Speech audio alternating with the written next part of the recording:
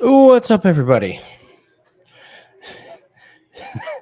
I see Jim's coming. Jim, whoever came up with the idea of a joint baby shower where the men have to go is an asshole. So you guys from the main card. Yeah, let's see as well. It's hilarious. Oh, of course, I get a phone call. Hold on. Hello, Zandy. Good.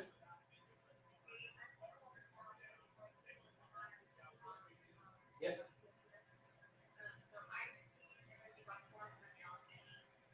Oh, okay. Sure. Okay, just send that to support. Oh, I'm sorry, dispatch. Yeah. Okay. All right. No problem. Bye. Alrighty. Get ready. England style fighting. So loaded card, lots of plays, lots of potential bets. Nathan is at his son's wrestling meet. He'll be here shortly. I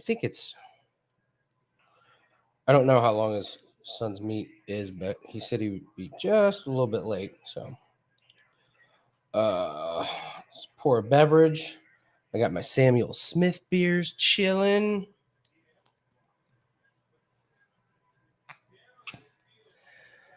And we'll start going through the card.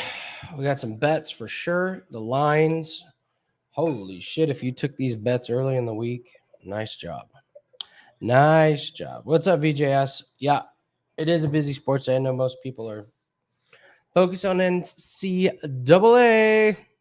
What's up, Bubbles? Betting on Phoenix. If y'all haven't noticed, am on a nice, slick, smooth 13-0 run. Part of that is due to Corbin. He had a soccer and a darts play. I believe he also had a tennis play that was part of it. So we've been crushing on Wager Talk. Absolutely crushing. So we're not going to have any NBA plays this weekend. Doing something sneaky with our NBA plays. So let's get into the fights and the bets that we will be making. Just by myself, do some music. Tell me what you guys like, what you're betting today. My belief is that this card is probably your best betting opportunity value-wise today. Way better than... Oops. Check 1, 2. There we go.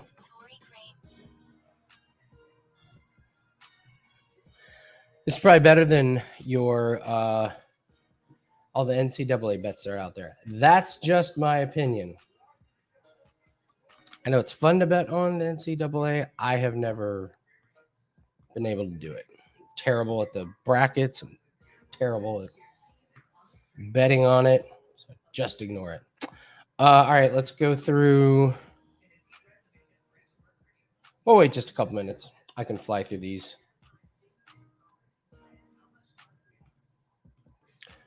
I can go through these bets. Oops. Underdog parlay ready to go. Go ahead, Bubbles. I'll make it. Give it to us. Here. Hold on.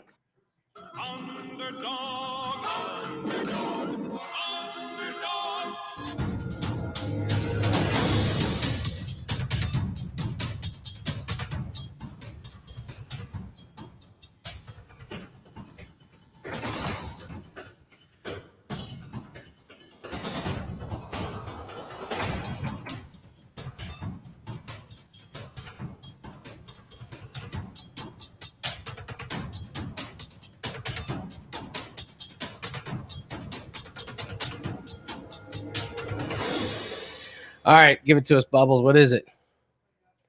Shore, Hooker, and Craig. All right. Underdog parlay.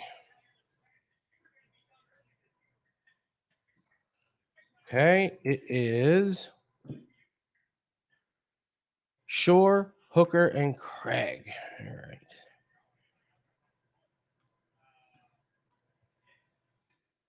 Shore, Hooker, Craig. How is that plus 15? Is it really that? Is it really that? Is it really 1560? Wow. Have fun, Corbin, by the way. Can't lose an part. Sure, I get it. That one's really, really close. Hooker, I lean Arnold Allen, but I can't say my opinion is very strong on that. Hooker's a live dog. And Paul Craig, yeah, this is probably his toughest fight, if not ever, just like in a long time. And yeah, with those submissions, yeah, he's always due for a due to get a submission. So I can absolutely see that one. So all right, let's just go ahead, jump right into it.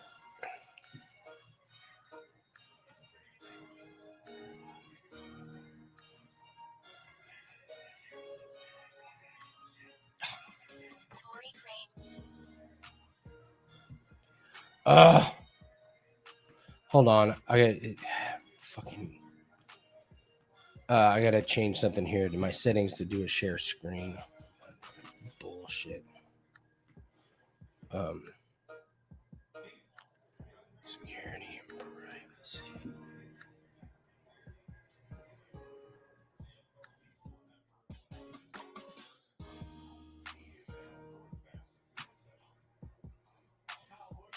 This is ridiculous. It turned off my screen share.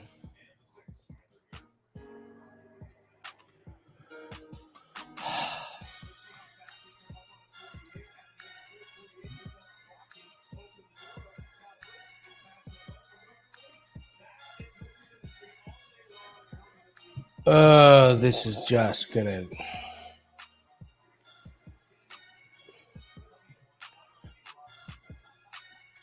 This is gonna drive me nuts. Privacy.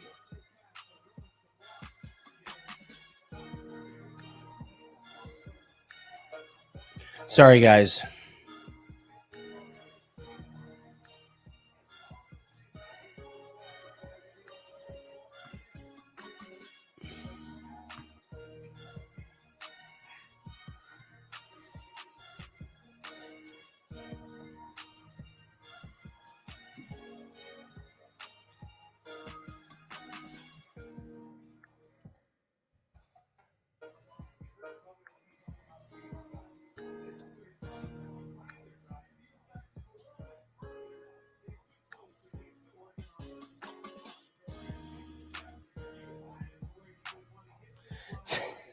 I can't believe this. I can't fucking believe this. Screen.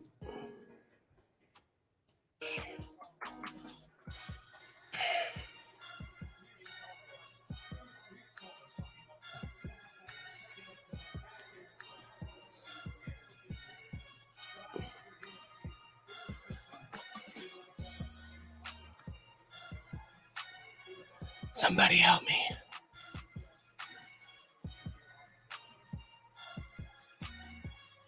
Okay, here we go. Screen recording.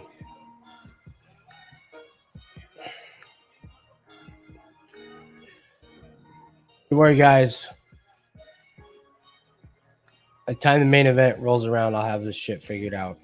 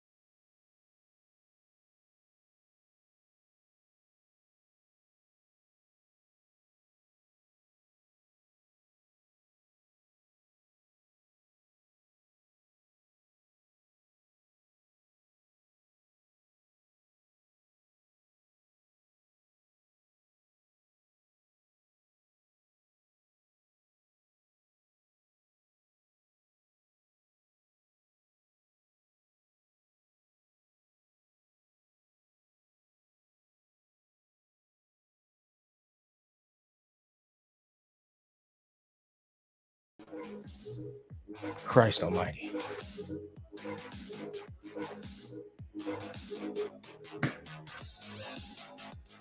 Still not working.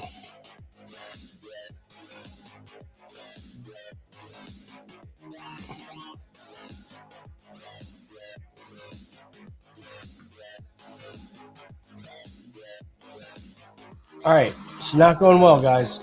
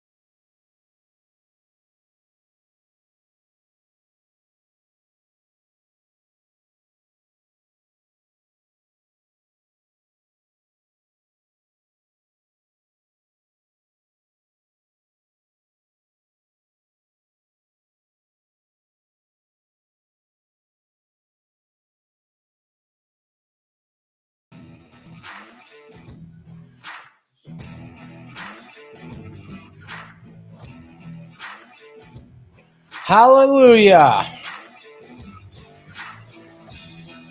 All righty. Let's try and get this show started a little bit better.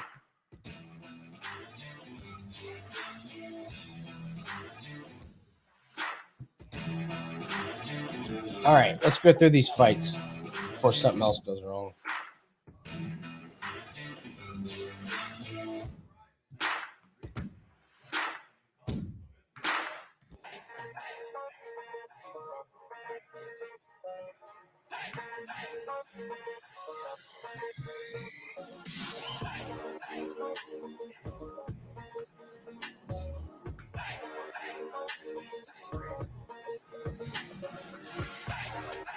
Jesus. Okay. I'm ready. I know y'all don't believe that, but I am ready.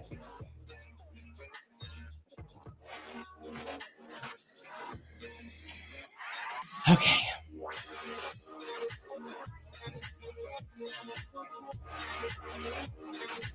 Okay, let's go through these fights here pretty quick.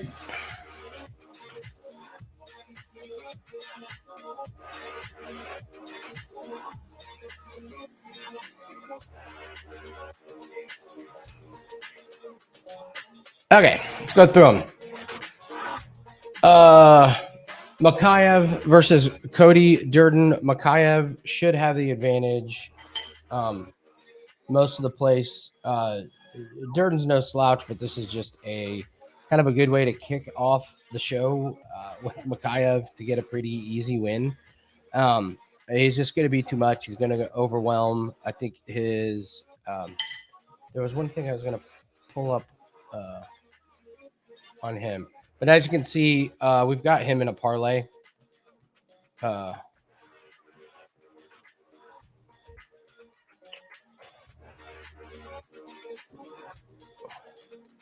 got him by decision. I think one of the biggest things, Cody Durden has just not been very impressive. 1-1 in the UFC, hasn't fought anybody really good.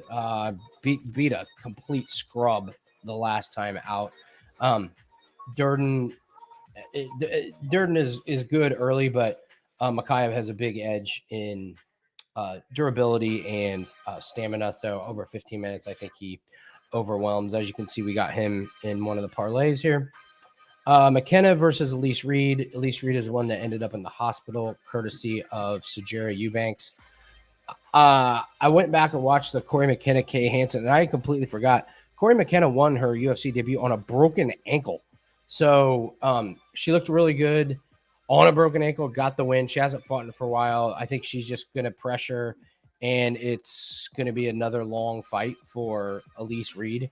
We got McKenna involved in a parlay. Jack Shore versus Timur is going to be a great fight. You got just two really good, evenly matched ones. Ever so slight. I ever so slight lean to Timur, but I'll just be a fan for this one. I don't have a strong opinion on this one. You just got a couple guys who do a little bit of everything good. So Nikita Krylov and Paul Craig. It wouldn't surprise me if Krylov got a knockout. Wouldn't surprise me if Craig got a submission. I think it could go in any direction. I do think if this goes to a decision, it's going to be Krylov's to win. But as we've seen, Paul Craig can just get a submission out of nowhere. I don't think Krylov is going to fall into that trap. But then again, Craig can get anybody to fall into a submission. He loves to pull guard. So VJS, I don't know where you're watching. There's only so much I can do. There. Grundy, Amirkhani. I like Grundy in this one, and I think Grundy's big advantage is his endurance. He is not going to be tired in the third round, where I think Amirkhani could be. I think Grundy is a little bit better on the ground. I think he's going to utilize that. And even if it stands on the feet, I think Grundy's going to have a little bit of advantage there. But I expect this fight to be pretty close, but I fully expect Grundy to win round 3 just with his endurance. So if he just wins one of the first 2 rounds, I look at Grundy for decision. Herbert, Topuria. Obviously, we're going with Topuria. This is the lead-off. Whoops. I believe this is a lead-off fight for the main card. Topuria should put on a show. His grappling is insane over Herbert. Herbert's got the huge reach advantage, but whatever. Oh, shit. Nathan's here already. Hey. Hey, we were just going over some of the fights. Fuck yeah, man. We're at McCann and Carolina. If you want to jump in. Or I guess if you have anything before these. I mean, like Makayev over Durden, yes? Hold on a second. ESPN, maybe. I don't even know. Sorry, it's been a day. No, I know you're good, man. Let's see, where are we? So Mohamed Makayev over Corey Durden. The value would have been insane if you were to pick him up at opening. He's such a big favorite. Maybe get him inside the distance because I think like he's able to go all the rounds, and his experiences, even though he's 22, he's got like 29, undefeated amateur fights, and then however many he's got at the pro. Yeah. So it's a pretty solid pick. I put him and Pavlovich in a parlay for us. Good. Pavlovich should knock the shit out of Shamil. Corey McKenna over Les Reed. I think with the wrestling, I think Corey McKenna can actually get the sub. I would not. The only thing that scares me about this fight is the fact that we haven't seen Elise Reed. Like her first UFC debut was against, a girl 2 weight classes above her, in which she just got absolutely correct beat the shit out of. So that's the only issue I have with this match, in the sense of it's not an absolute slam dunk, but it's 80% Corey McKenna. Okay. Jack Shore, Timur Valiev. I'm leaning Jack Shore. Timur's got the skill on the feet. Timur looked like shit at the weigh-ins, though. The weight cut was pretty bad. I mean, he almost fell off the scale. Like I didn't know that at all. So I do like Jack Shore. If he's able to implement, the wrestling game, Timur's got it on the feet. It is a close fight. It's a close fight, but I'm leaning Jack Shore. The value's gone because it's now just pretty much, he was plus money. Now he's a slight favorite. Krylov, Paul Craig. Bet inside the distance. Bet Paul Craig by sub if you want to get any sort, because that's all he's going to do. He's either going to. I think Paul Craig. If it goes outside of the first round, you could live bet Paul Craig, because Nikolai Krylov is going to try to KO Paul Craig. If he doesn't get it, he's going to implement the wrestling game, which is going to fall right into Paul Craig's wheelhouse, which is I'm going to sub the shit out of you. So that's a great one to watch live. Yeah, Sergei, I mean, yes. I mean, even though we haven't seen it in a while, he should, by all accounts. Shamil is it's a, you know. Well, Pavlovich is minus 125 to knock him out. Like, that's what they think of Shamil. Like, you got to lay minus 225 for the knockout. Not Shamil is just the knockout. So shit. All right. So yeah, he should definitely get that fight. Mike Grundy versus Makwan or Amirkhani, whatever. Both have sus gas tanks. I think Amirkhani's gas tank is worse. I like Grundy. I don't like Amara. I have never liked him as a fighter. I think he does have a slight advantage on the feet, but I think that Grundy's got the better wrestling. It is a close fight. It's a really close fight. I just lean Grundy because I'm just not a fan. Jai Herbert and Ilia Topuria. Ilia Topuria, even though it's up 2 weight classes, which is crazy, he's going to have a 6-inch reach disadvantage. I think that if Jai can't get the flash knockout, because he is the better, I mean, he is a strong and he does have good striking. That's the only way I see Jai really winning the fight, because I think Ilia is just going to implement the takedowns that, he's going to be Ilia. So it is a nice test for him. This is definitely sketchier than I thought. Him coming up 2 weight classes, that's the only thing that I am concerned about, but it's just the absolute size disadvantage that he has against Jai Herbert. But still, all the things that Jai Herbert does plays into Ilia Topuria's strengths. Yeah. We can come back to the rest of the fights. Okay, is it starting? I got it. Yeah. You can see our bets.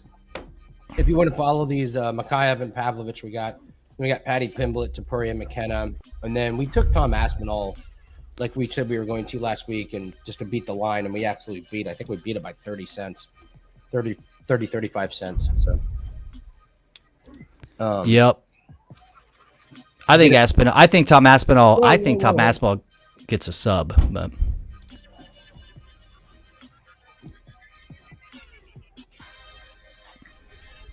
Ready?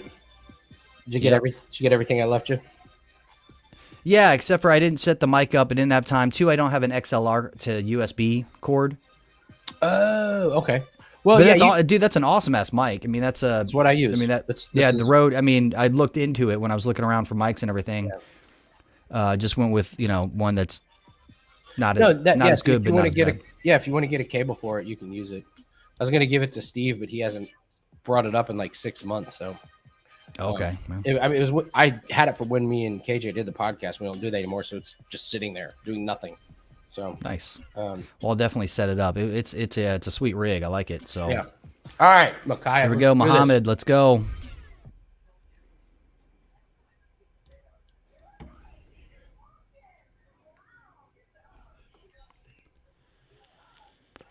And you got the sweet tea and the peach schnapps.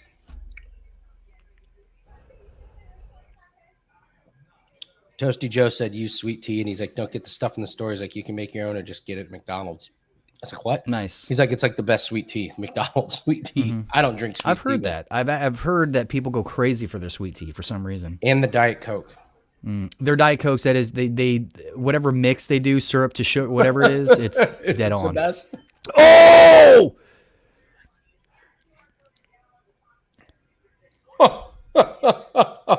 Dude, that was awesome.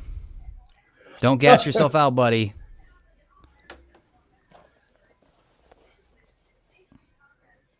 Oh, he's tapping. He tapped. It's over. Boom. Easy. Easy peasy, lemon squeezy, buddy. We are off to a good start. Yeah, we are. That was awesome. That was expected. That was, yeah. Dude, that knee was baller. Yeah.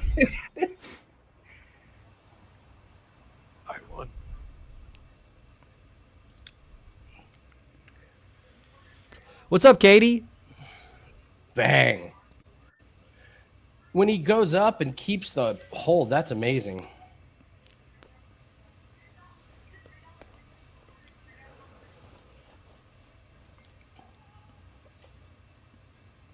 So I got a couple things to talk about. We got a lot of room to go over the rest of the card, though, so we can do that. Alrighty.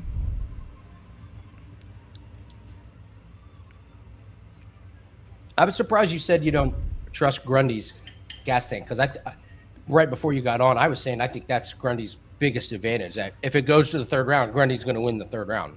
I think yes. I think that they both in the third round, if it's a wrestle heavy fight, which I mean, this could be a situation where they both cancel each other out. You know, they're both. I mean, one of those things where they're both heavy wrestlers and it stays on the feet, which would be interesting. But I've seen him in the past, like where he does not as bad as Amirkhani, but he does tend to slow down. Amirkhani will gas, like yeah. So I've never seen the hype behind. I've never really Amirkhani. Yeah, never really liked the guy or like his skill set anyway, based upon the hype behind him.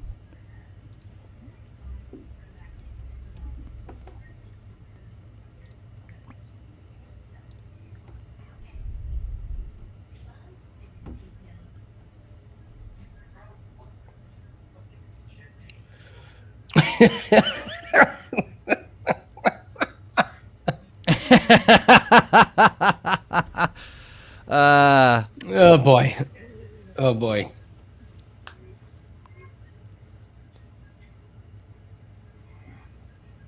I can't believe he's 22. That is bonkers. He's going to be around for a while.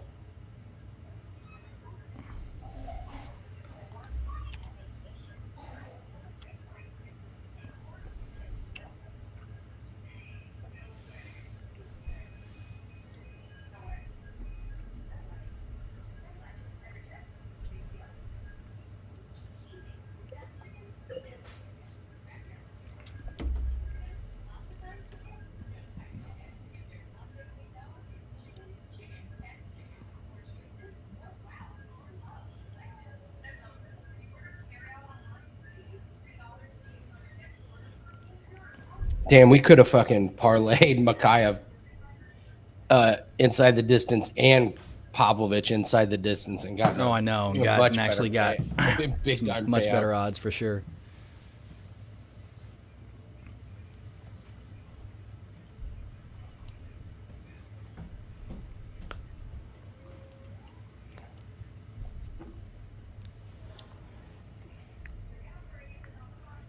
All right. Yeah, let's check it out. McCann, Carolina.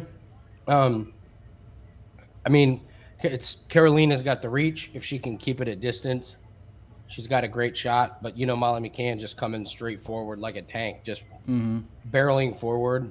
I think McCann is fine with eating a couple shots to get into the clinch and stuff. So I would lean McCann. I just don't think Carolina's got the skill set to keep her away for all 3 rounds. You? Yeah, I'm the same. I do like Luana Carolina as a fighter. Like, I do think that she is a prospect. The last fight that she had, I mean, I can't remember if she won or lose that. I think she lost it, but she did show. I think she might be on our. She was good. I think we put her on our like good not great list or like somebody to watch out for. Oh yeah, I think you're right about that. So I do like her. I do think that, I mean, just Molly McCann and the gym that she's been training at and her skill set. I know it's been a while, but she had what injury? Molly McCann? Yeah, was it Molly McCann that hasn't fought in a minute? Corey McKenna was the one that hasn't fought. Corey McKenna. Sorry, I was getting too mixed up. Yep. But, yeah, I do have Molly McCann winning the fight. I do think it's a close fight. I think Luana, I think she is somebody to watch out for. It's just I think it's a bad matchup for her. All right. Gunnar Nelson, this is a layup. This is, I mean, it's literally Gunnar Nelson, do it. Like, pull the trigger on Gunnar. I mean, what are the odds on him right now? It's got to be bonkers. Yeah, it's like minus 500. Minus 500, yeah. Paddy Pimblett. I mean, they're just putting this on a Pimblett platter, right? Yeah, I think it'll be. I think the thing is, people are like, "Oh, Paddy, you saw his debut. He get rocked. He gets kind of checked." One, I think he's got a solid head. I mean, he came from backstreet fighting, like literal like the old UK. Yeah. What do you call them? Yeah, just the backyard brawling. Not pick me. What are they called? Pikes. Yeah, the Pikes. Mm-hmm. The kind of like the gypsies of the UK, where they just do a lot of the pikeys. Yeah, pikeys. I think it's his hair. I mean, honestly, I think it's his hair that makes it look like he gets rocked harder than he does. Because he's got that, fluffy. Absolutely. So when his head moves, it literally makes it look like he gets cracked. When he gets touched, it's like boom. And people think it's more. I was like, he didn't really get. I mean, he got hit, but I don't think he got rocked as much as the announcers were claiming that he did. Yeah, it's a really good point, man. Yeah, so I think he's definitely. They're going to showcase him. He's got the skill set to beat the shit out of Vargas. Arnold Allen, Dan Hooker. What a great matchup this is. This is the one that has me sketched out about it. Like Arnold Allen, undefeated record, but it's been a minute. Dan Hooker is going to be massive, and he made weight, and he looked good. So this is the one that has me a little. Like, I would not, like, if anybody put Arnold Allen in a parlay, I'd be like, yeah, I mean, fuck, hedge it with Dan Hooker, because, yeah, yep. I mean, just he's been way more active. The level of competition has been there. It could go, it's more of, for me, honestly, I think it's more of a 50-50 fight. Well, the odds say that. I mean, it is like 50-50. Yeah, but I mean, you'd think, but I think when it started out, everyone was like on Arnold Allen, and then slowly but surely over the week, like, people have been putting more and more money on Dan. Thanks, buddy. Oh. You the man. Son won his first match, pinned the dude with a cradle. Nice. It was awesome. Lost his second. But, it is what it is. That's good, though. Yeah. Get a win in. And then we like Aspinall, obviously, because we bet. Yes. So. I think that, I mean, a lot of the talking heads or whatever are picking Volkov. I mean, just because they're like, Volkov, he's been working on it, and he has, working on his takedown defense. He's been, put on all that muscle. He's got the height. He's a solid striker. I just think that what we've seen improvement-wise from Aspinall, from where he started, which was like grappling, jiu-jitsu, subbing guys into like the striking phenom that he is now, because he's working with what's his name, Andy, the British heavyweight champion boxer. Is it Canelo? Canelo. What the hell's his name? Yeah, I mean, I just see his speed and his stance, or the way he's in and out. I think not Canelo. Hold on. Yeah, what is his name? Yes, all the English guys named Alvarez. Who's he working with?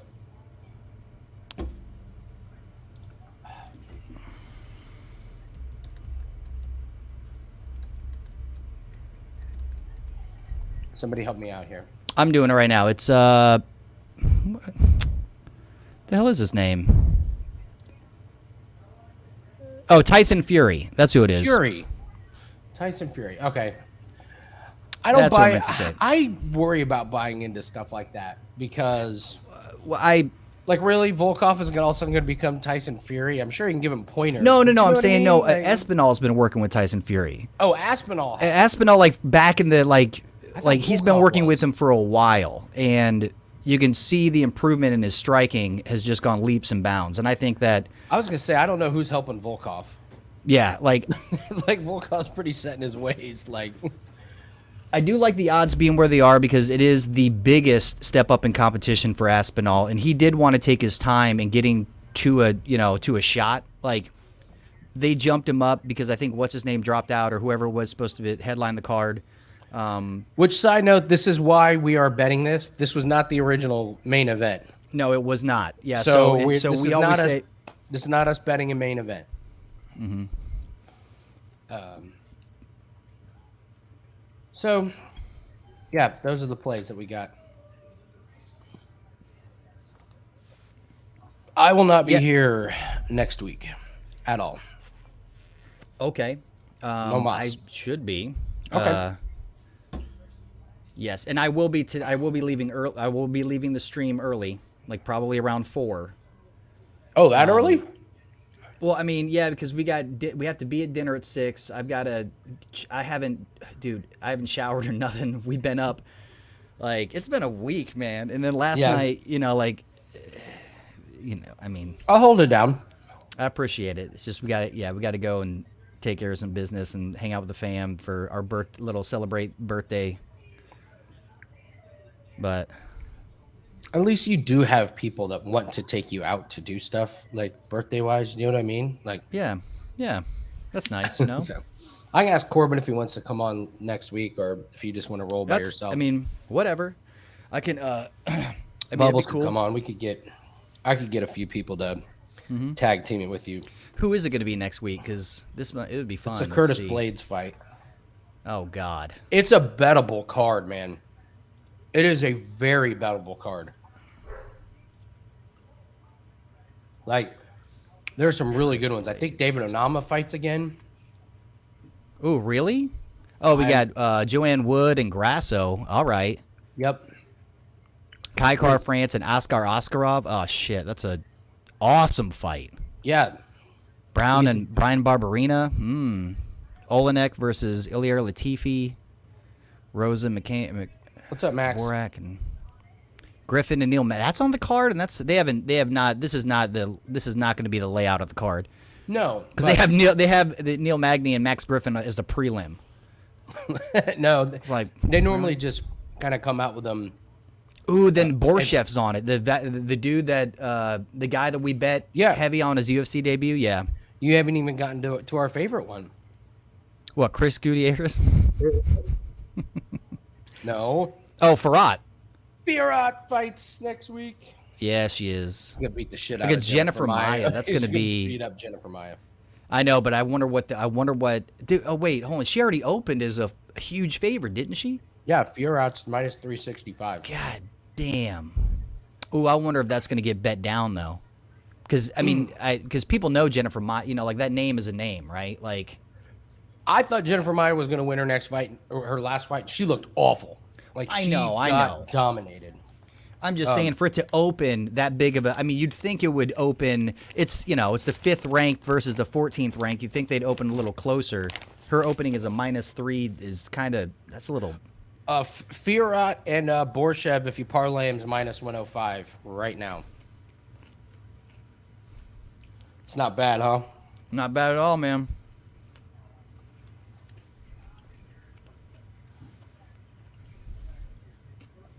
No, here we go, Andy.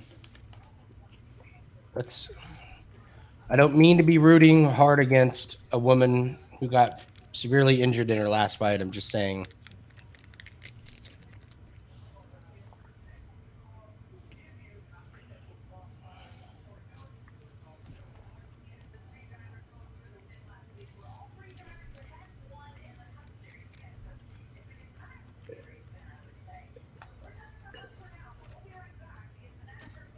I don't think Elise Reed should be in the UFC, but we'll see. I think she got called up with a short notice replacement.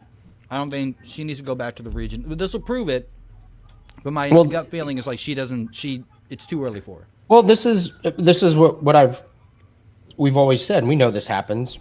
We saw it with the guy from the Ultimate Fighter. If someone steps in to save the day, which Elise Reed did, she saved that Eubanks fight. Yeah, you know that they're going to get more than one fight. Like, they're just going to... What happened with, what's his name, Chris, whatever, that everyone bet as a favorite last week against, like, the 42-year-old vet? Like, they're like, all right, you did us a solid. You saved, Sean, you went up against O'Malley. We're going to give you a layup in a 42-year-old to see if you deserve to be in the UFC, and you don't. And that's the thing. If you don't, there is no, like, you're out of there. You're done. She should be working at AMC, not UFC. Yeah. I hope it's as lopsided as I think it could get. Boy, Nathan, Farhat and Shlava right now, minus 105. Is that the bet of the card next week? Could be.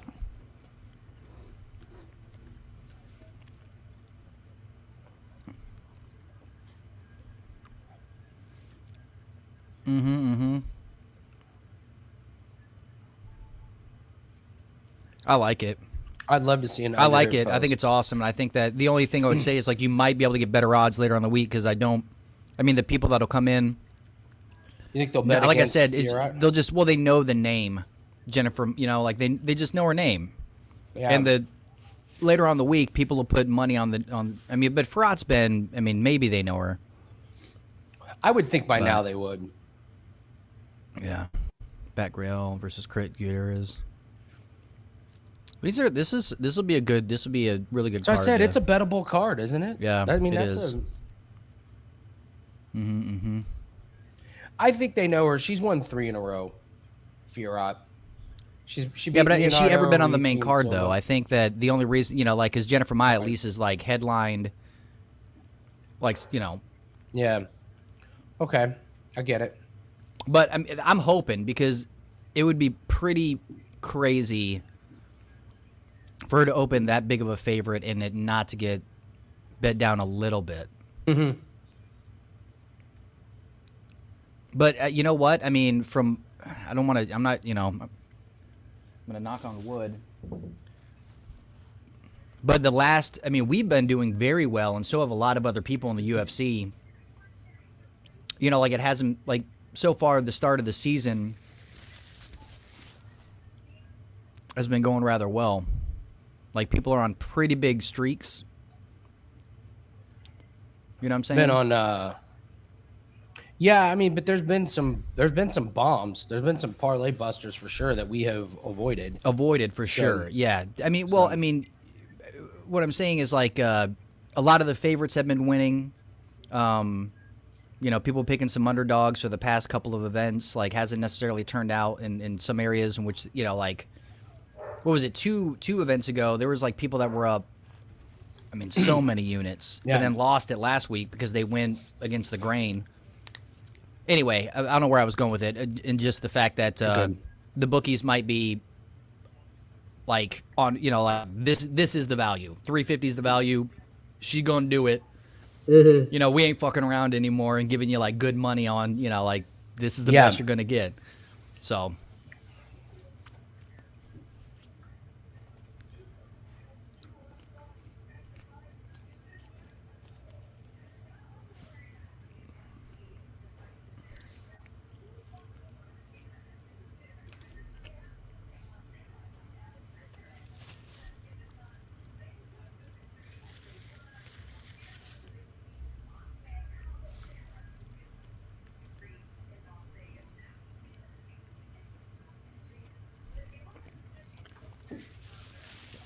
Yeah, Kaikar France is a plus 250, 245. That's interesting. Yeah. Askar Afro is... It'll be interesting to see how that... they're two juxtaposed styles, and I think that's why it is what it is, but... Yeah.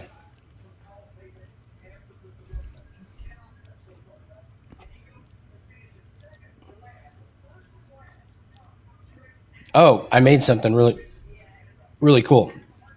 Can't wait to show you. All right. All right, McKenna, let's take care of business here. Mm-hmm. Real quick.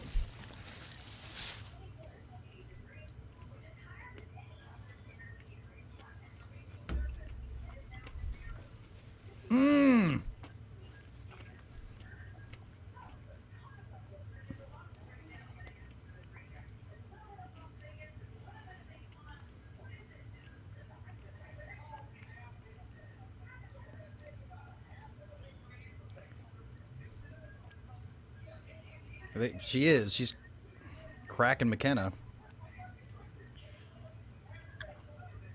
There you go. Move forward.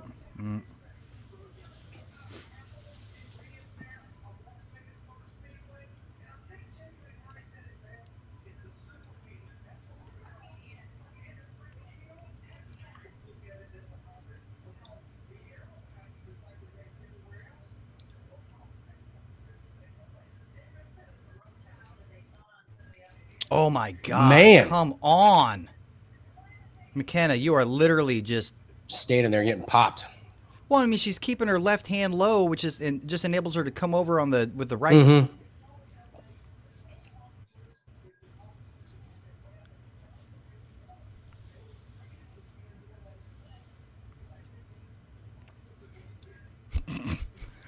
Mr. Bubble's on fire.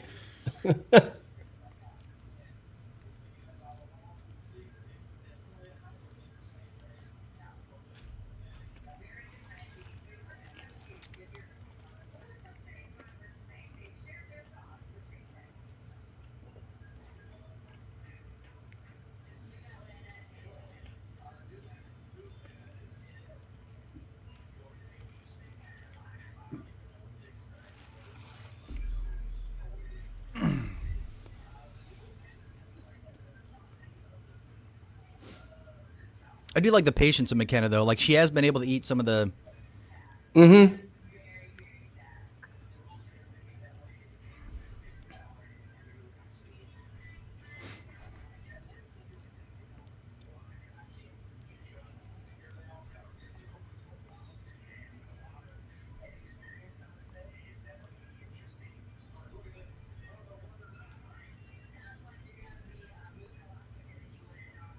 Oh, nice. It was... Oh, she cracked Reed.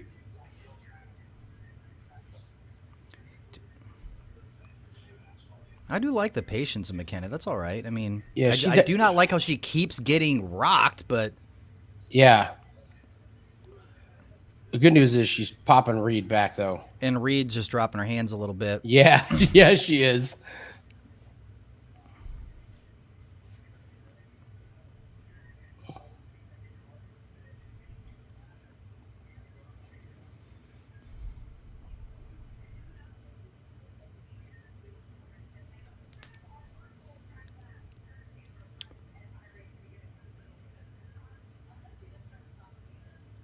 Oh, nice. There There you go. it is.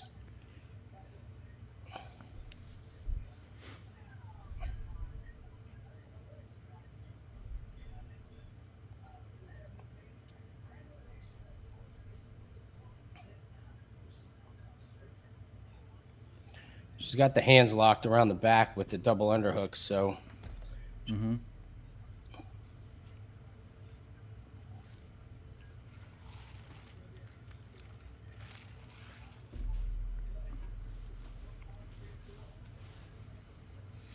It's actually pretty decent defense by Reed. Well, I think it's just... But it's also, I think, it's going to be sapping her tank as well. I mean, it's only... Yep. Here you go. Get that... Nice. That's a great takedown. Dude, with a minute left, because I was like, Reed's got the round.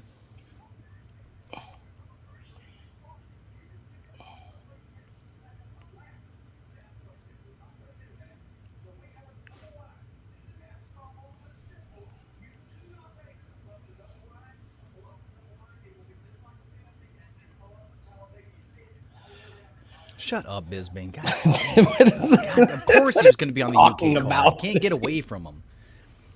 Oh, good elbows. This is a huge finish to the round, man. Mm-hmm. Oh! Cracked Reed. Cracked Reed. She could try and play it off. She got blasted.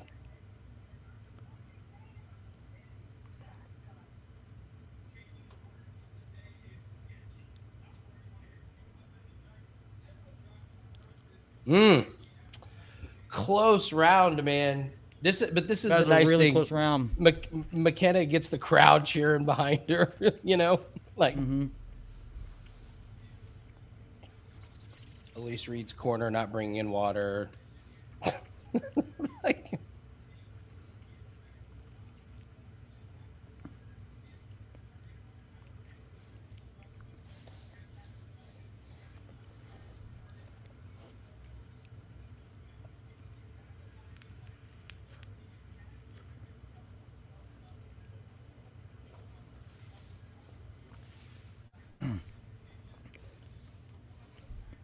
was able to take Phoenix to his first basketball game. We got tickets to the UK on Thursday for St. Paddy's Day. yeah. It was. I mean, even though they lost, it was a lot of fun. It's a good experience.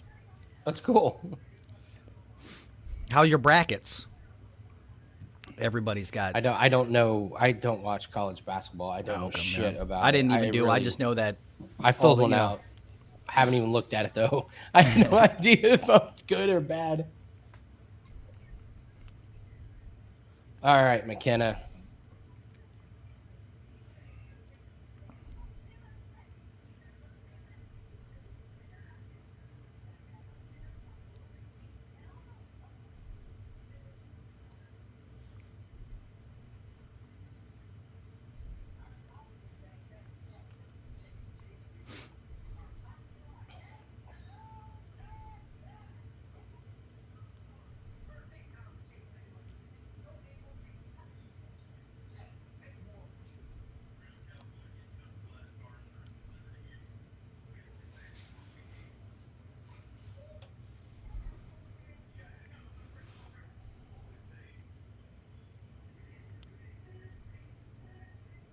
Nice. All right. I love the adjustment. Yeah, they called it. Mm-hmm.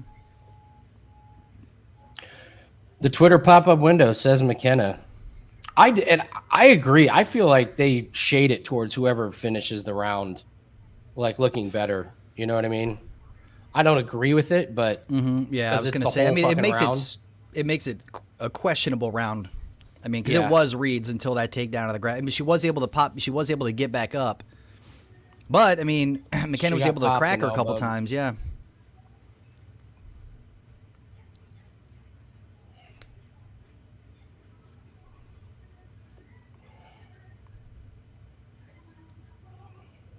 There's that adjustment that they were talking about right there. Yeah, this is a much more even striking round, which is not good for Reed. No. You know?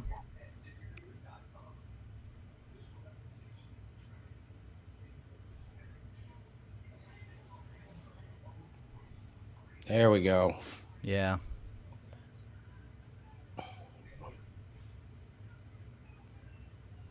Oh, I don't know. I mean, look at her. Reed is starting to get tired quick, it looks like.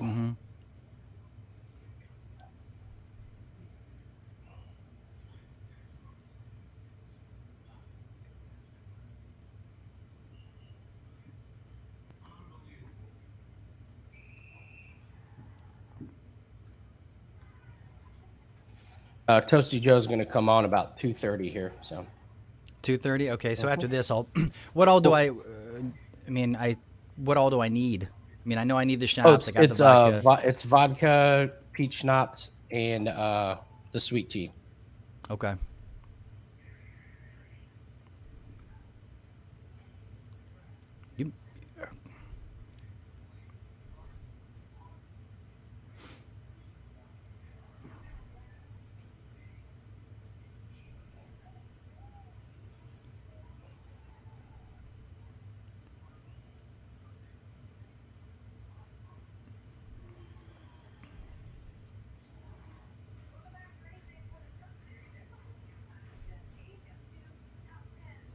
All right, 1:30. This is where you go for it. This is about time where you go for the takedown and the clinch. Oh, that's a big breath from Reed. Come on.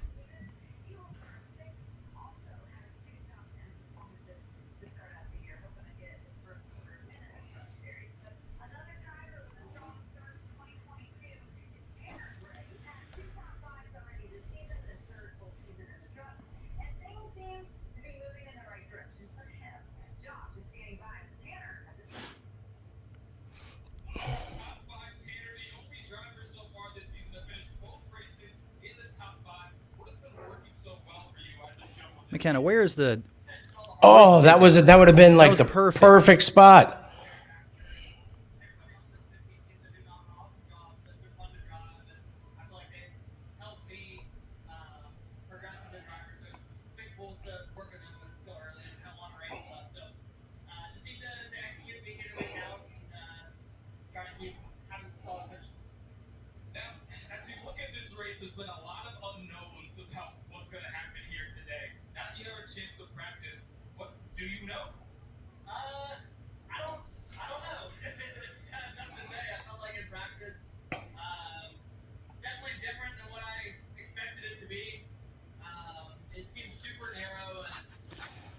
Bisbing.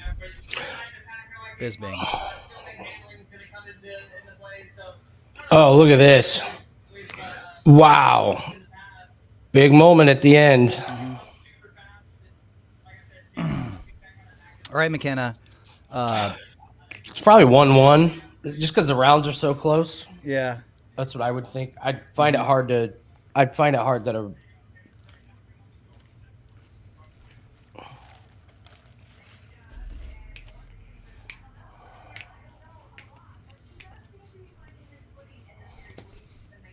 I haven't had anything to eat all day until now, so I get not doing well.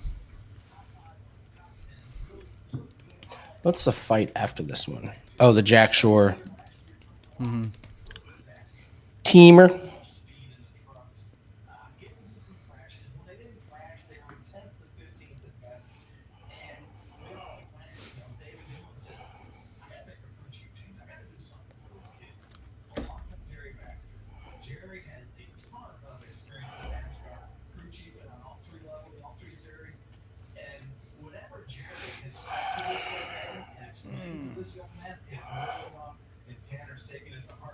2 great runs, staying out of trouble. When you stay out of trouble with fast shots, finish in the top 5. That's right. Good crew chief can just turn everything around, right? So let's talk about pitching that. All right. All right, McKenna. Come on. Come on, sweetie. Even keel in terms of starts. What have you seen out of him? Yeah, interesting start for Christian. He finished third at Daytona, late race accident, Las Vegas, finished 28. And his journey's been interesting. Full season for accomplished over reports in 2020. It just wasn't what anybody was looking for. He took a step back. He shared that ride last year with Granite and Bigger Thorsport. He got that win at Las Vegas. Yeah. And he also has a third place finish in Atlanta a couple of weeks ago. When you look at a big snapshot of his start, Elise Reed's 2-1. Elise Reed's plus 200. Yes, he certainly has been. So keep an eye on Christian Eckes for sure. And keep an eye on Pat Kraftek because he has started all 20 truck races at Atlanta, and he is a past winner there from 2015. There he is. He will start third today, so keep an eye out for that 88 truck to get to the front. Now, Fox Corporation has donated $1 million to the American Red Cross to support their mission of providing aid, resources, including food, water, and medicine. Whose corner was sending the message? I think they're saying McKenna. Oh, then that's terrible if they were sending the message of like, oh, well, The Red Cross relief efforts. there you go. This was big. There you go with 3.5. Let's go. Come on. There you go. Crawl up those legs. There it is. There it is. In that guard.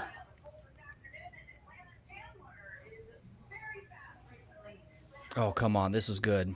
Nope. Let's come on. Oh, come on. There we go. We'll take it in the guard. Take it in the guard. Let's go. Sit back and No, pound. I don't like this, but you have to be active because Reed is throwing those elbows off her back, man. That is not, I know. I don't want McKenna to get into a situation where she can let Reed pop back up. Just kind of work the body position, and you're draining a ton of energy from Reed. We saw Reed with her.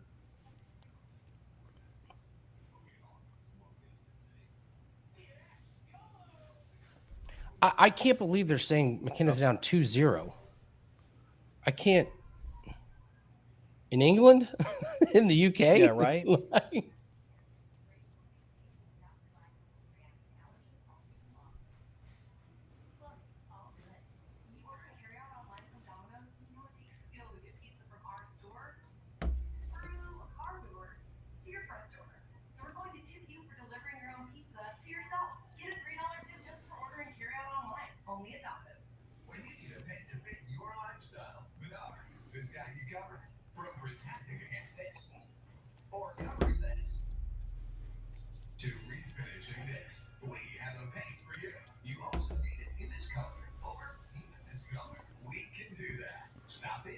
There you go. Oh, good elbow there.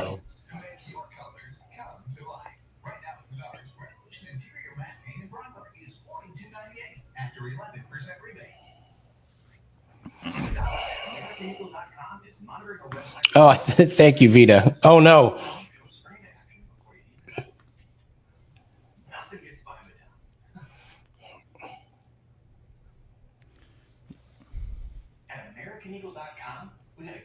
I'd do it again. Go right back. Like, come on.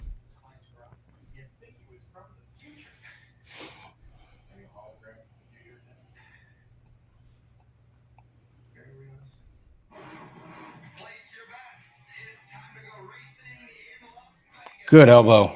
Mm-hmm. Wait, how do they have 4 significant strikes in round 3? 4?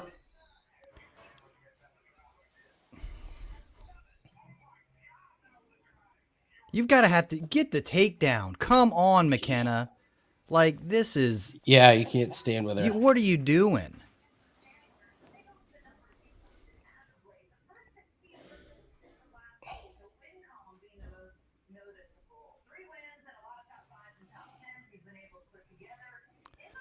So you're just going to go up against the cage, let her pummel you.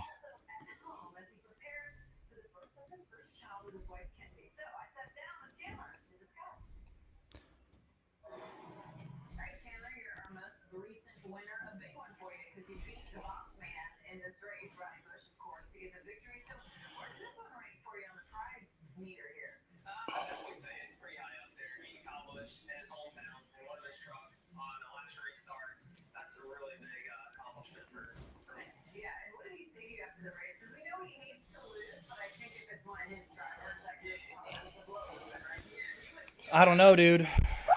I think I think round 3 is pretty easy, McKenna, because she controlled and got the takedown and did all that. I think it's just how the judges were scoring the rounds 1 and round 2. I mean, we can cross our fingers that it's in the UK and that so it's going to be a little bias. Mm-hmm. Also, remember she had the takedown at the end of round 1. Mm-hmm. I mean, before then she was getting pieced up on the feet. Round 2 she looked a lot better, but then but in the first half, and then I don't. The thing that frustrates me about McKenna's performance is she had the obvious advantage, and she didn't, and she just wanted to stand and bang. She had a reach disadvantage. The takedowns weren't even that difficult for her, really. If you look back the fight at it, IQ is concerning. Mm-hmm. Unless also like her corner is just telling her, like they were saying, you won the first 2 rounds, and so she's just trying to. Oh no, her corner didn't say that. Oh, okay. I thought her corner did say that. No. Her corner said it's even. Her corner said it's even. It's probably 1-1. The announcer that pops up twice the night was like, McKenna's she's down 2-0. Like, I don't know about that. Oh, don't do that. Come on. Don't do that.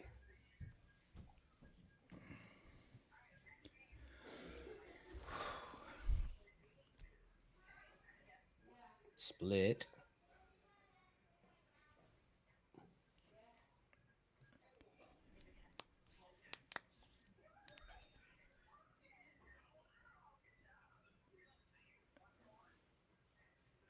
Oh my God. I don't think I agree with it. I don't know what 2 rounds. 30-27 and then 29-20 and then 29-28.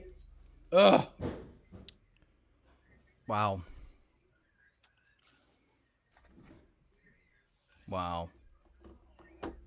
How do you have 30-27 then 29-28 twice? God damn it.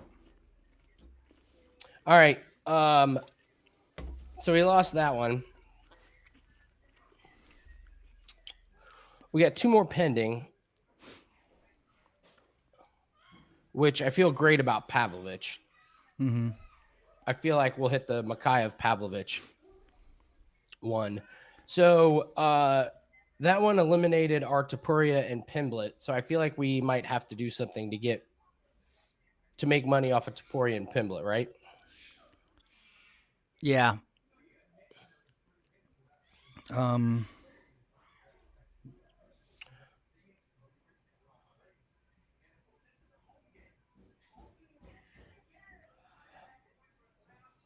We can do Topuria.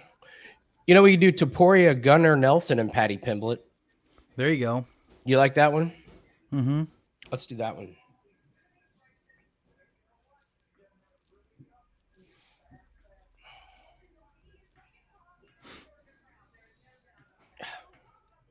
I'm gonna go grab my ingredients. Oh yeah, here. Well, you can do that. All right, I'll be right back. Hold on. All right, you can go do yours.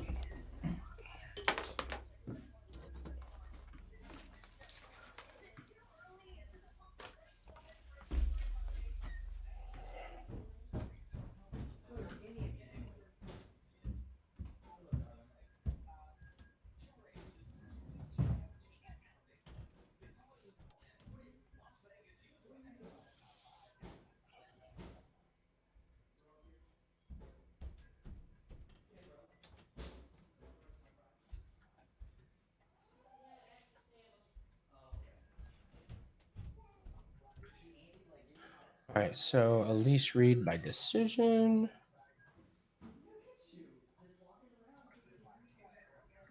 Should have live bet Reed. That was a missed opportunity.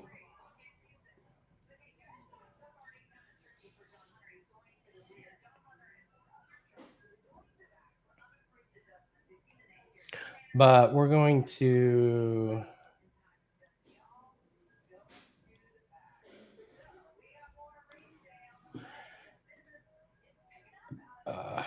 So McKenna loses us one parlay.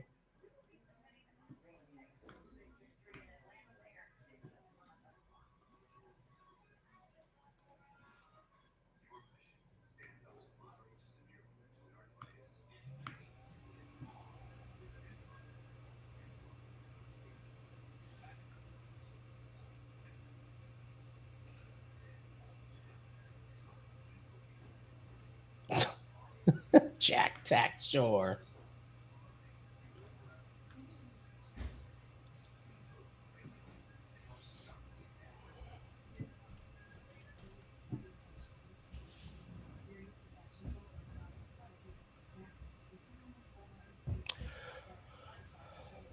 Yeah, Lonely, it was close.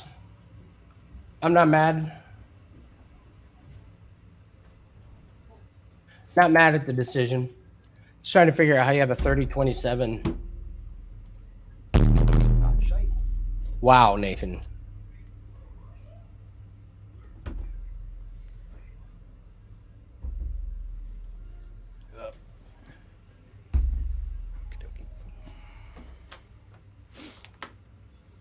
All right. I'm going to go grab mine. All right, buddy.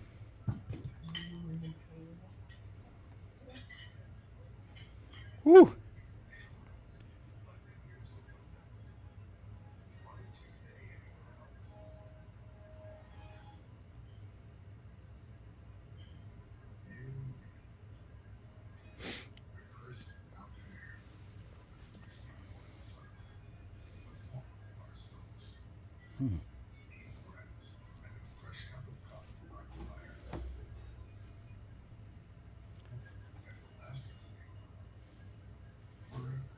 Yeah, Lonely. Reed did win. Like, she did. It's unbelievable how Molly McCann just, like, basically gave that fight away to her.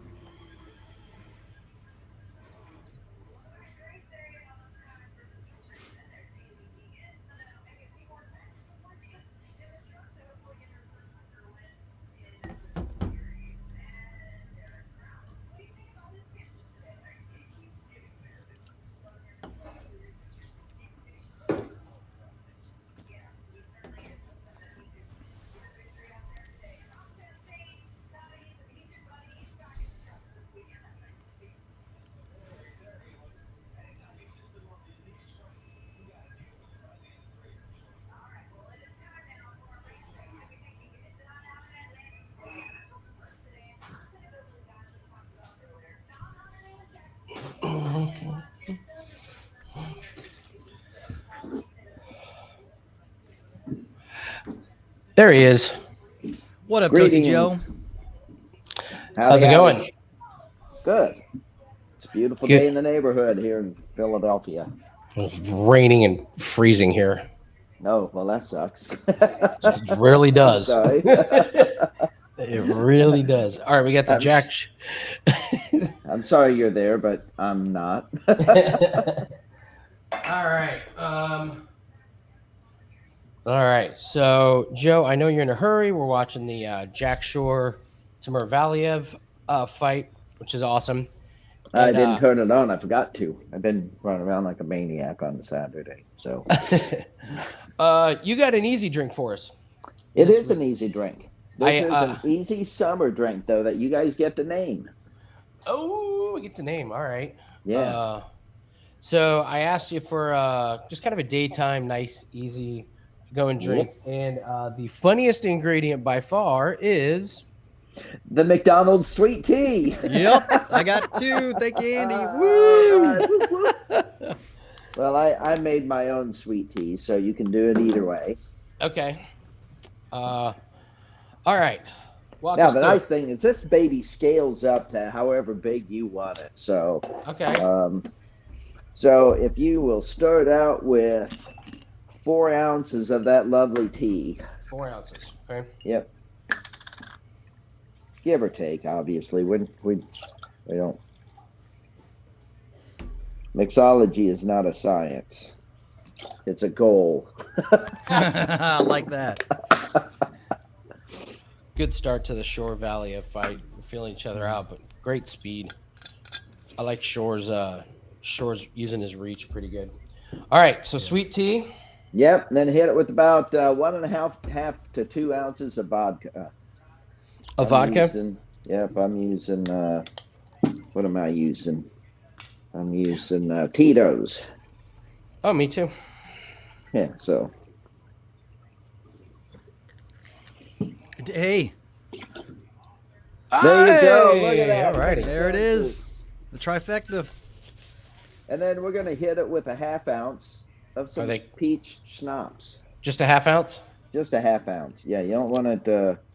Schnapps can overpower it, but it gets a nice little touch of. Okay. Oh, we had a low blow. This is perfect. Nice. Perfect. These nuts. That's what I do. I drink and I know things. All right. All right. Throw some ice in your shaker and shake that baby up to get nice and cold.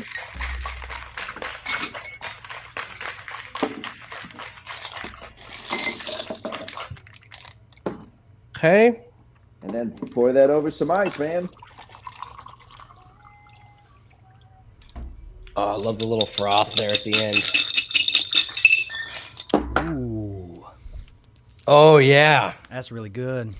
Ooh, Valiev with the takedown. Oh, yeah. It's sweet, but, man, if you like sweet tea, this is your jam. This is awesome. If you like sweet tea, and I'll tell you what, we're getting that time of year, sitting out on the deck. Nothing that's too complex, just a nice little sweet kick in the pants to kick the weekend off. This is good. Love it. Now, there is a drink, and I forget what it's called, but it's mostly peach schnapps with a little bit of gin or vodka. So I kind of flipped them around. Another thing, if you want to add a touch of spice to it, one little smack of some bitters on it, and it adds just a little spicy touch to it too, and that's pretty good too. So I like it. It's something you can toss around. It actually almost adds like a cinnamon flair to it, man. It's pretty darn good. I like it with the bitters in it. It's really good. All right. That's delicious. Thank you, It's Toasty dope. Joe. Yeah. So there you go. Now I got to come up with a name, though. Well, we made it while Jack Shore is fighting. So is it called the low blow? The low blow? Or the short thing? The short thing. Shore is a lot easier to name a drink after than Timur Valiev. Yeah. Cup has a purpose. Mr. Bubbles calls it I Pity the Fool for Mr. Sweet Tea. I pity the fool.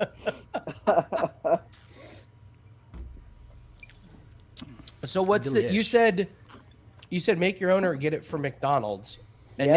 Nathan and I were just talking that people love the sweet tea from McDonald's. Yes. So what's the difference? I have no idea. It's just when I make it, you just add a lot of sugar. I mean, you add a shitload of sugar to your regular tea. That's what sweet tea is. So one thing, don't use artificial sweeteners on this drink because the alcohol and artificial sweeteners just do not go together. It makes a bitter, nasty experience. So, That's good and to how know. do I know this? How do Experience. I know this? Experience. We were sitting down here concocting last night to come up with what we were going to do for today, and I started out with that. Well, I usually do sweet and low with it, so that's usually what's in my tea. So I went, I'll just up the sweet and low, and it was really sweet. And then I made this drink, and it was like, ugh. So the artificial sweetener does not cut the mustard on this one. So awesome. What do you got going on today, Joe? we are going to head out here in a little while, meeting some friends for dinner tonight up in Allentown. So nice. Oh, and then we're waiting for you to send the ring that you're getting to us, because that's coming. Right? That's how it works. Yep. Yeah, that's how we go. So other than that, so whatever you want to name it, but this is one that's going to go in the book, because probably when I get home Friday, I'm going to make one of these and go sit out on the deck when I get home. Nice. The Sweet Timur, that's pretty good. That is, if he ends up winning, that actually is a very... that's a really good one, the Sweet Timur. The Sweet Timur. Yeah, that is a good one. Wow, Shore got the takedown. All of a sudden, Valley is right there on top. I think this was the closest one to odds. Oh, no, the Dan Hooker, Arnold Allen is the closest one. But this one is right on it for sure. This is all in England this weekend, isn't it? Yeah, they're at the UK. Corbin, if you remember, he's there, actually. Oh, that's awesome. Yeah, he's there. You didn't see? Oh, you don't follow him on Twitter. He got his picture taken with Brandon Royval. He met, or not? Was it Royval? No, Moreno. He met Moreno. He's like, guy's just like has so much energy. He's like jumping around and carrying on, and big smile on his face. Well, that's awesome. So yeah, that was cool. Damn, Shore gets to his feet. He might be going down again though.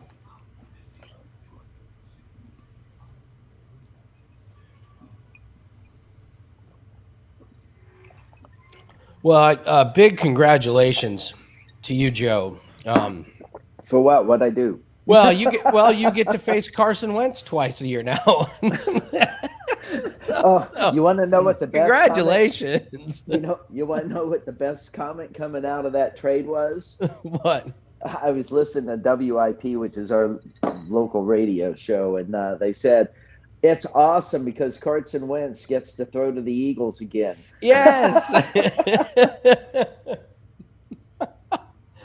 Oh my God. So it looks like, but it sounds like you may get Baker Mayfield if he gets his choice. Yippee. And then there was a rumor a couple weeks ago that the Colts were putting together a package to get Gardner Minshew from us. I would so much rather have Gardner Minshew rather than any of these guys. But haven't you learned anything about getting a quarterback from Philadelphia yet? I mean, I like Minshew. He's got a really good touchdown to interception ratio. He's mobile. I love him. I like him too, and I'll tell you what. I mean, he's great having up for a backup, but I really do think he should be a starter someplace. He's the couple times he's played, man. I think he's done really, really well. So, and look at some of the guys who are starters. Yeah. Oh, you're telling me he's not better than Goff? Man, that one's kind of ugly. And then shut your mouth, Bubbles. Bubbles suggested Cam Newton to the Colts. Shut your mouth. Don't you curse us. Don't you put that out there in the universe. Don't you dare put that out Don't you make that happen. All right, that's it. We're calling this Slam Newton. Yeah. Yeah. No, Cam Newton doesn't have it anymore, man. He's a shot fighter. He's a cancer when you bring him on the team. So Max wants to know who's your team, Joe.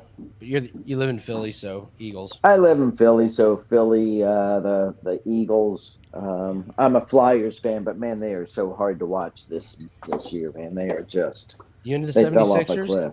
At all? No, I've never been much of an NBA person. You're not a basketball. But getting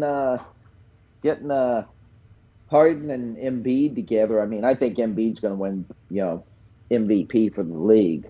He is just a monster. Your team's so much fun to watch, though. I enjoy watching them. I know some people don't like all the free throws. Your team's a free throw machine. I don't know. I enjoy it. So we were last year. It's just we had Ben Simmons missing. Yeah. Free throws.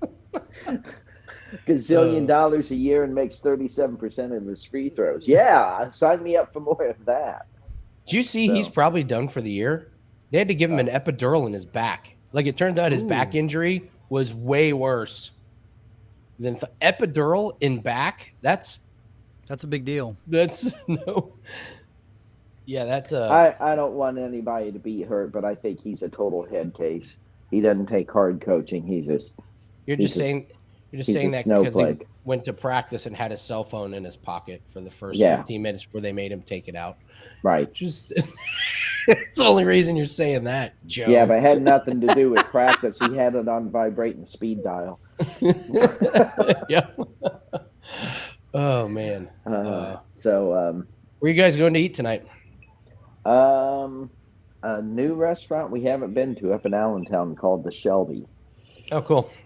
So we're like going out and finding new places. So Shelby. Now, you look at the menu before you go. I'm always it's my weird thing that I'm always fascinated with. Do people look at the menu before they go, walking into the restaurant, know what they're going to get, or do you wait till they get to the restaurant? Well, that depends. Diane looks at the menu. I don't. I figure I'll find something that I can eat. Okay. And if not, there's probably a Wendy's on the way home. Yeah, right? Oh, is he going to get the finish? Oh, Jack Shore just pummeled him. He's going to... No, he can't get the sub.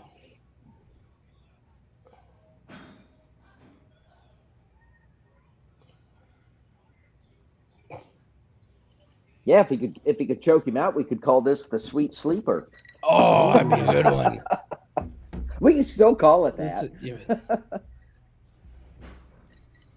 Because it will put you to sleep if you... Yeah, this will. It will. Wow, look at Valiev, man. Dude's I think tough. Mr. Bubbles would weigh in on what we're going to call this thing.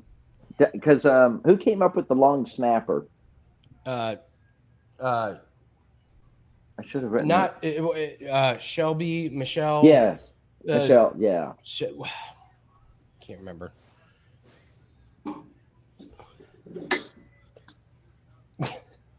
What'd you think? Oh.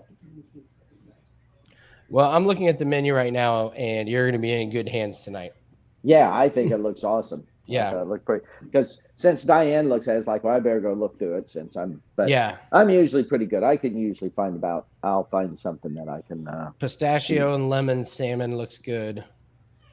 Paella Del Mar. That one. Oh, the paella looked awesome. Yeah. That picture of it just looks awesome. This might be a sub. No, he's got his head up. Okay. Yeah, you're right. Shore's perfect. Shore's okay. I would Do you say have any people from the UK on the broadcast today? That was good. What's that? Mm-hmm. Do we have any people from the UK on the broadcast today? I don't think McCormick is here. McCormick sometimes joins us. I don't see him here. It's a weird weekend for us because like we're doing UFC, but it's NCAA tournament. Like that's where most people are.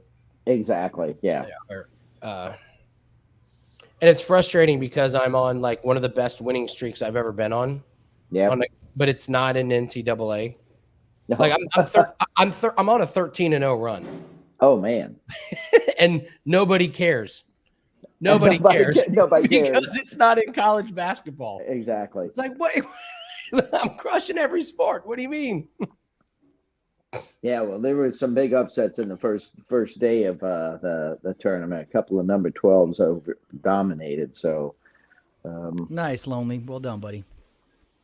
And I'm not big on it, but I'm in a couple of brackets just because we run them at work and on my call center. So yeah, I've got I got Villanova going into the Final Four. Nice. I don't have Purdue because I just think they can be just unbelievable, and then they have these bad losses against just bad teams. Lob a stink bomb out onto the court. I know it's like. So anyway, I have no idea how to judge this fight, Nathan. Oh no, it's Shore. Shore had. You think it's Shore all day? Yeah, okay. I've been watching it, and Shore, especially with his last round with the. I mean, he might have, like Shore with the most, like a couple of takedowns, was able to escape the the submission, land some ground and pound. It's been pretty even on the feet. Well, we could name it Decision T. Oh, again. Let's go. Or we could name it Timur Valiev gets knocked into next week T. What a great fight, though. Holy crap. No, that one would have to be called What T. What T? Yeah. What T? What happened, D? Yeah, what T? What happened to you? What happened to you? What happened to you? I like that. What happened to you? Oh, good takedown by Shore. Yeah, Shore's definitely pulling away. Mm-hmm.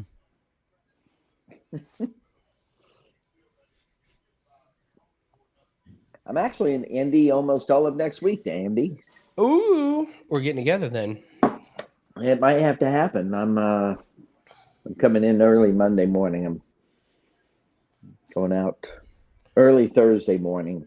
Free in the evenings? Yeah, I've got at least one free evening. So most likely is Monday. I could see if you and your dad want to get together for a glass of wine somewhere. You want to try it? Okay. I'll text you. Okay. Let's see. Let me look because I ref a lacrosse game on Monday, but it'll be over early, and I can just meet you guys wherever. So, all right. So definitely Shore by decision now. Can't believe he didn't get the finish on that, but. All right, so now we got to call it Shore T. Oh, Shorty. That's good. Yeah, Shorty. Put that one down. That's it. Okay. Shoretea. Yes, Shorty. There we go. The Shorty.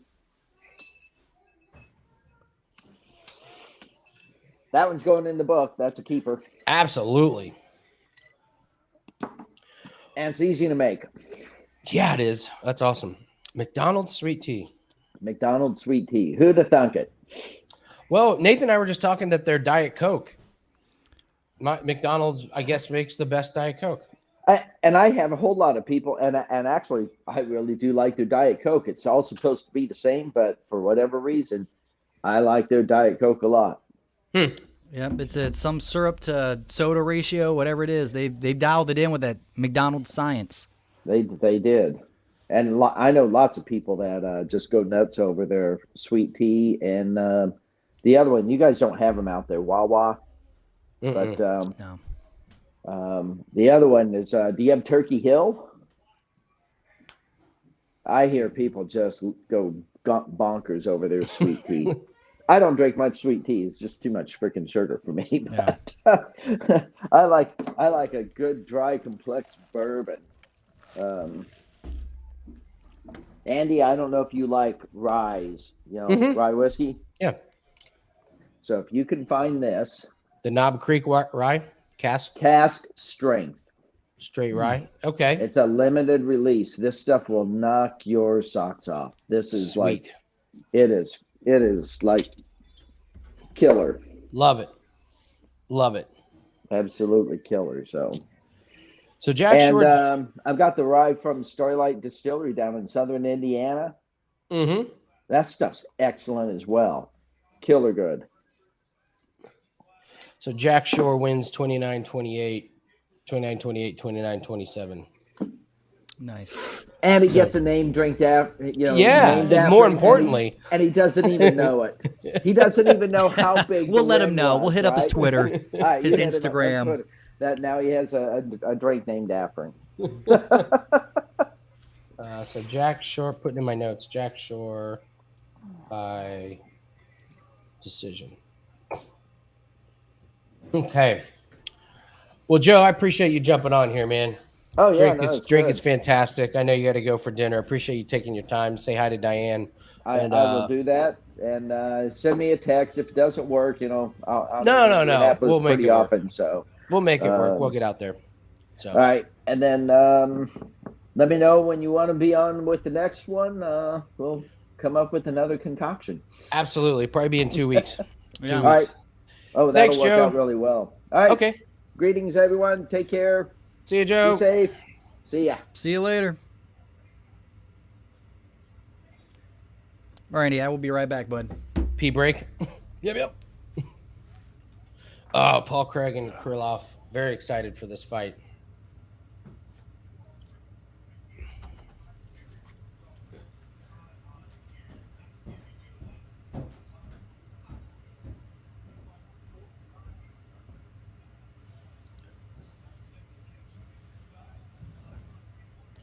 Oh, sorry, Bubbles.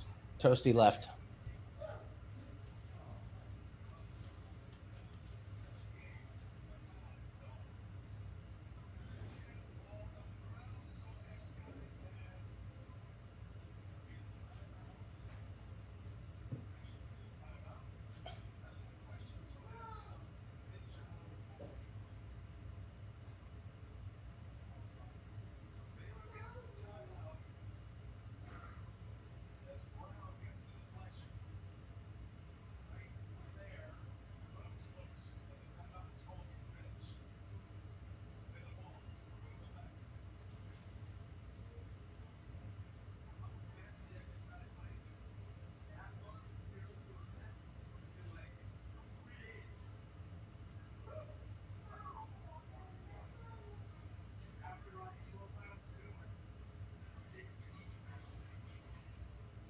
I love Paul Craig. I really do. Stop, Bubbles.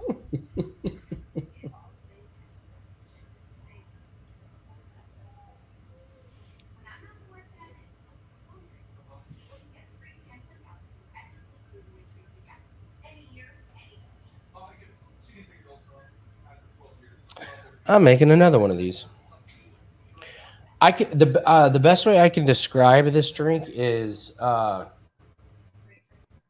it's like a really high end, like deluxe, kind of like the Twisted Tea.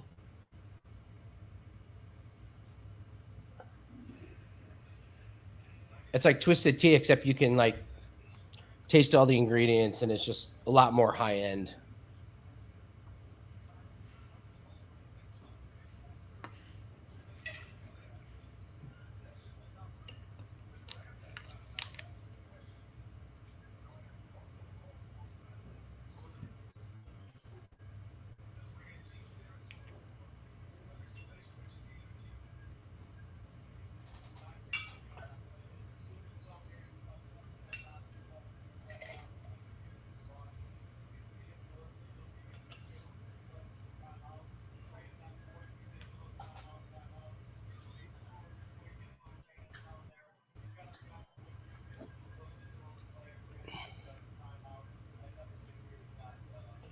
Oh, baby. This is one of the fights I was most excited for.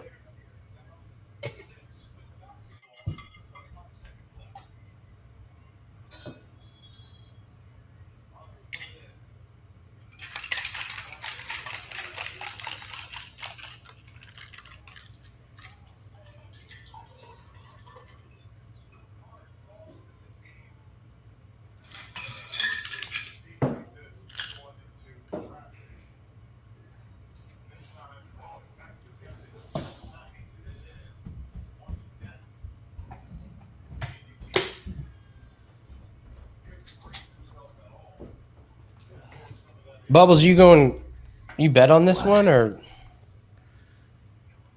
All right. I'll be right back. Just 1 second. All right. Craig by submission. If you're going to bet Craig.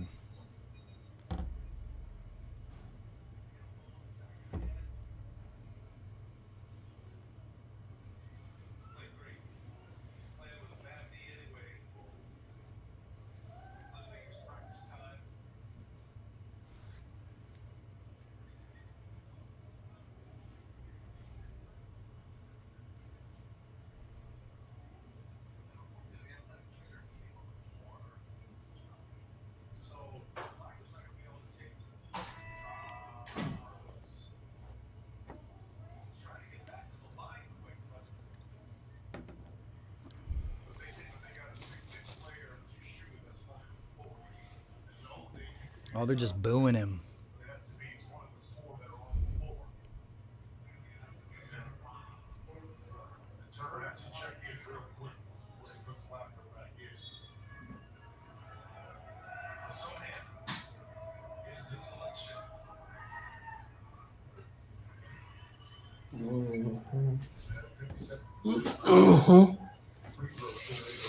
Alrighty. I had these last time in the UK show, the Sam Smith Nut Those Browns. Dude, they are so good. They're expensive, but they are. I didn't know they were doing it in cans now. Like, I've only seen them in the bottles. Yeah, I found them at the LQ down the street. Nice. Oh, they have a couple of little ice, things at the top.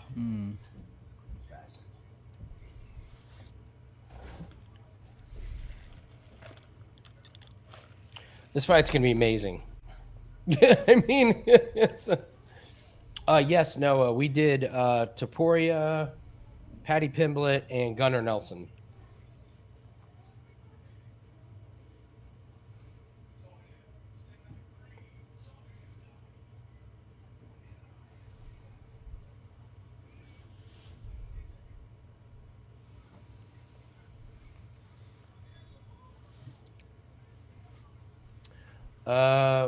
I don't know what possibly to, like you were saying, if there's a live line, like maybe if we see Krylov if it gets past the first round. Yeah, if he gets past the first round and Krylov falls back on his wrestling, like that's just going to. Oh, okay. I mean, then you just bet Paul Craig. For sure.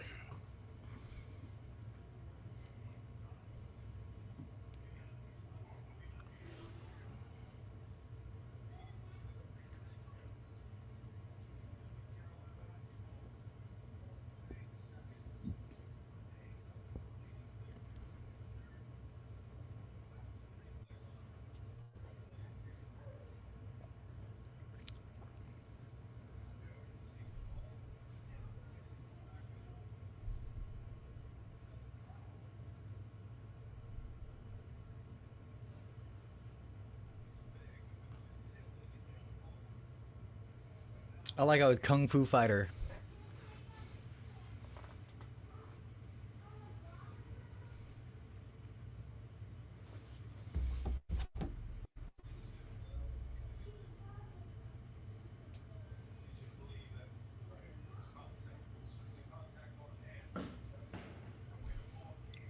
Jesus, these guys are fucking monsters.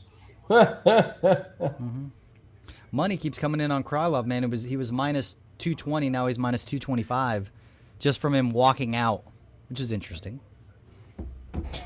Yes, that is interesting. That walkout, bro.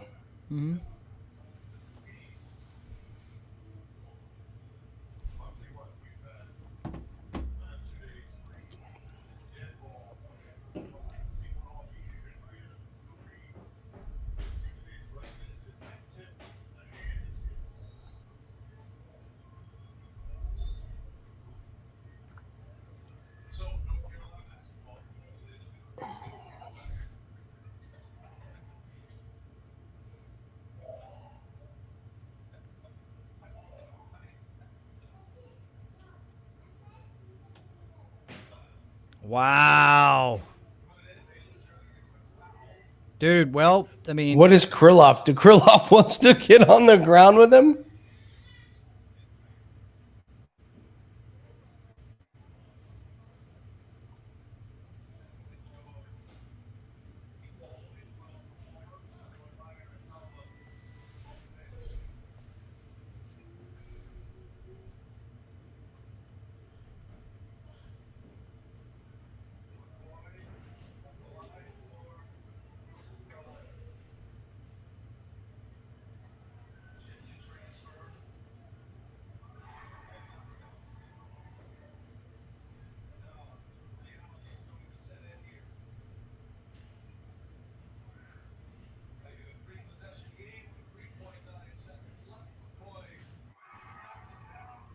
What'd you say Krylov was by closing? He was he went again to minus 225, or he was walking out. He was a minus 220. By the time they announced the fight, it was minus 225. Okay.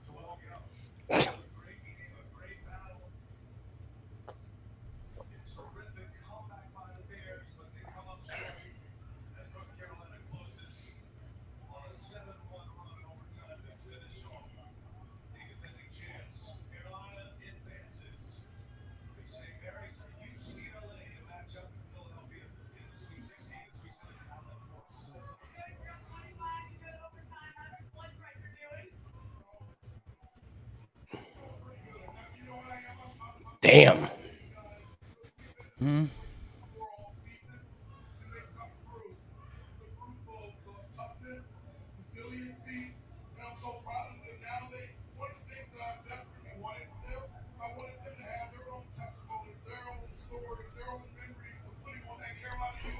Oh, it was close. Yeah, it was. Oh, this is bad for Craig, man. Oh, wow. Good move by Craig to get him in there.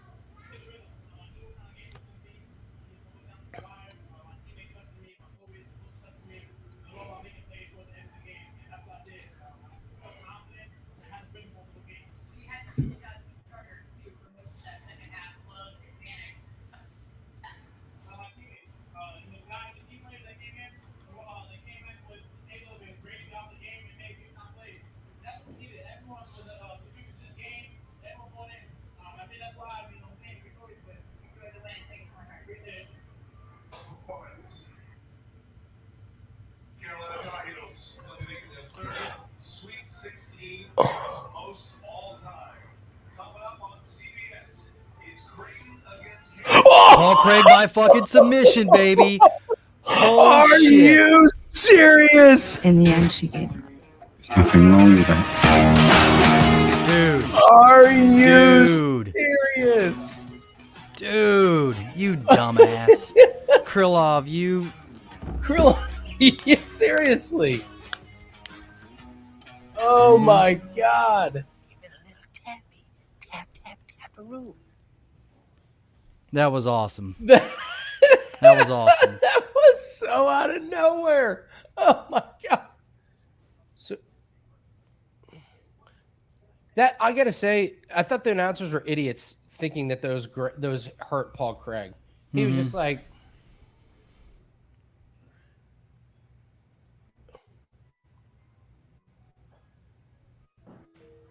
I mean, that is just, dude, how strong are those legs, dude, of Paul Craig to just like, I'm stunned. That's crazy.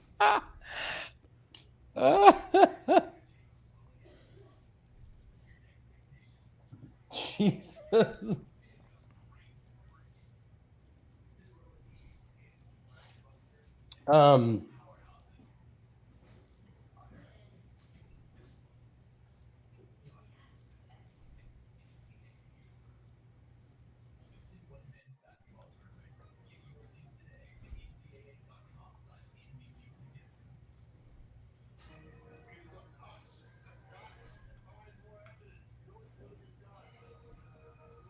Dude, Krylov is not going to be able to sleep for a week. I mean, it's...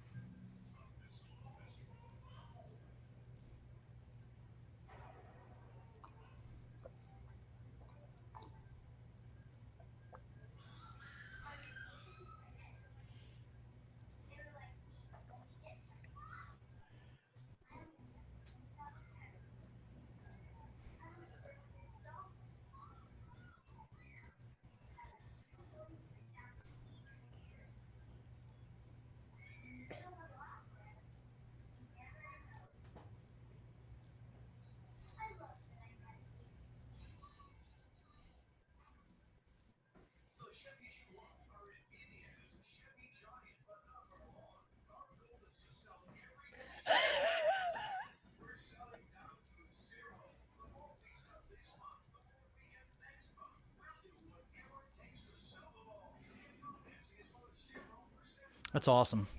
Yeah. Hey, check your connection thing. Oh, is it? That happens.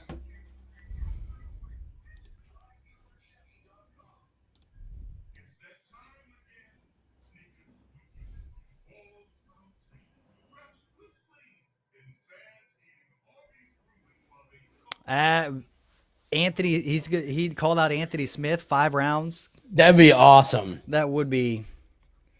You wouldn't need 5 rounds. Anthony you Smith wouldn't need. the shit You wouldn't need. You wouldn't need 5 rounds for that fight, though. No, I'm saying like Anthony. He's just too smart to play. He won't go to the ground. He'll be like, all right, just let's stand up and I'll leg kick you to death. Can I?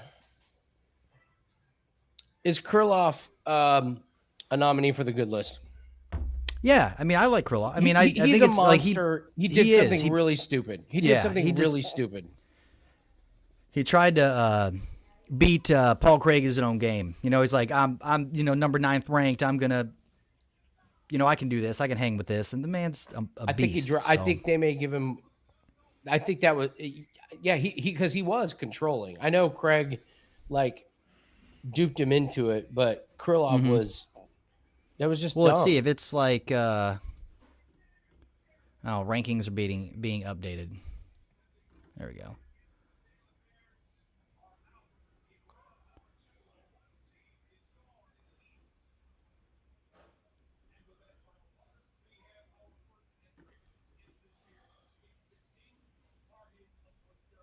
Dude, Pavlovich is going to kill this guy. Did you see what a fat piece of shit Shamil looked like? Mm-hmm. Like, Krylov's next fight is probably going to be at someone that Krylov's going to beat the shit. Yeah, I mean, if it's somebody lower, I mean, it could be Santo. Well, I mean, but it could be Reyes, and if it's Reyes, that's scary. Yeah, that's true. I guess I didn't because he was number was number 7, number 9. He was 9 and Paul Craig was 11. Dude, what if they give him Johnny Walker? Can we take Krylov in our mortgages all day? Oh, that would be awesome. Well, but Johnny Walker lost. Who would it be? Corey Anderson, Jamal Hill. Well, no, Jamal could be a. No, Jamal he Hill's lost gonna his have last 2. Jamal Hill's going to have a higher up fight than Krylov, my guess. Yeah, I'm just trying to think of. That's a big jump. I was going to say Dustin Jacoby.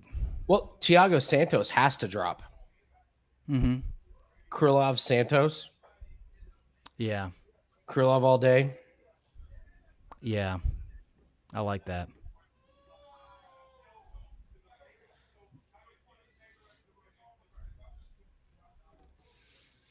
Here, let me show you real quick. I made this, Nathan. Yep. And I can send this to you. And we can do this every week. What's that?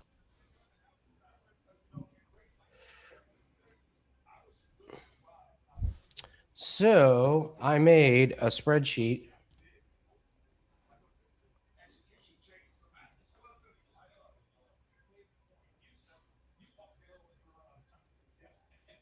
That shows our weekly goals. Mm-hmm. So I broke it down by week. Okay. So February, 1st week, 2nd week, 3rd week, 4th week, March, 1st week, 2nd week, 3rd, and then we have our goals all laid out per week. It's pretty awesome. Until we get to $27 million in week 299. Yeah. So we're ahead of schedule, bro. We're doing good. Awesome. We're very excited. Having a good golf week too. Yeah. So, all right. Next one is this the Pavlovich fight? I believe it is. It is. Yeah. All right, Pavlovich, close out this parlay, baby. Bubbles, if Dan Hooker wins.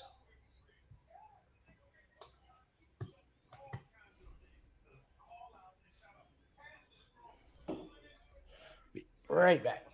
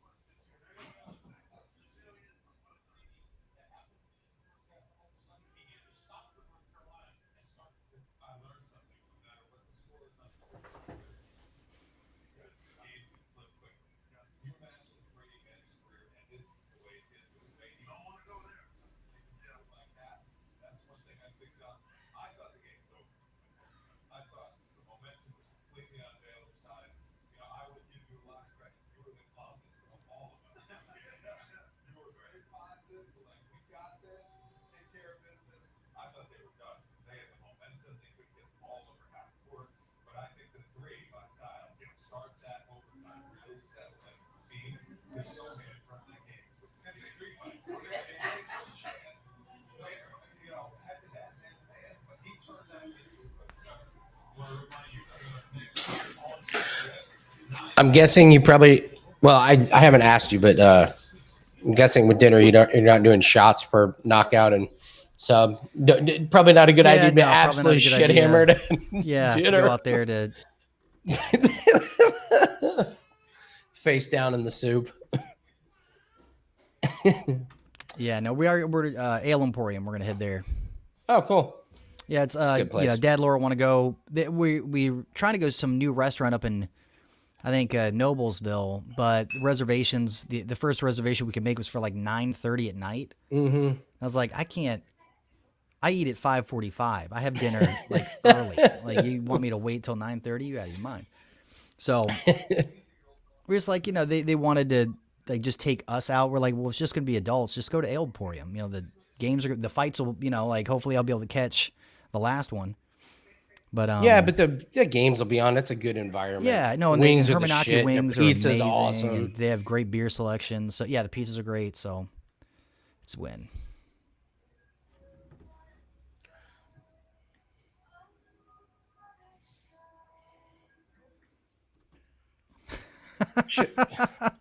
Yeah, he was. I thought he was going to retire with that.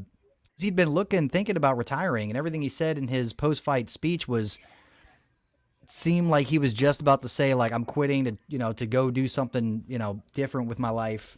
He looked great though. That's the thing. Like that's probably why he didn't say it. He was expecting. He was like, "Oh, I felt fucking awesome. Yeah, I could kick the shit out of a couple more guys." So.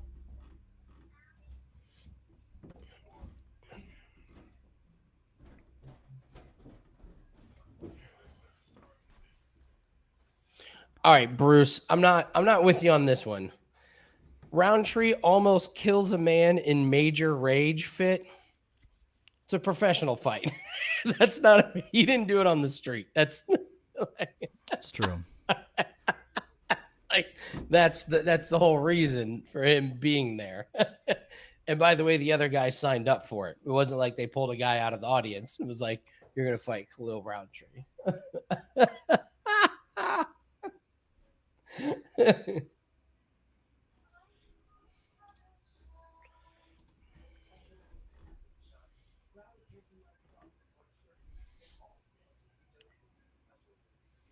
Shamil's going down, isn't he? I feel like he's going down. Hi, Jim. How are you? That's great. Right before you got here, Jim announced that he had to be at a what was it, Jim? A baby shower where the men have to go too.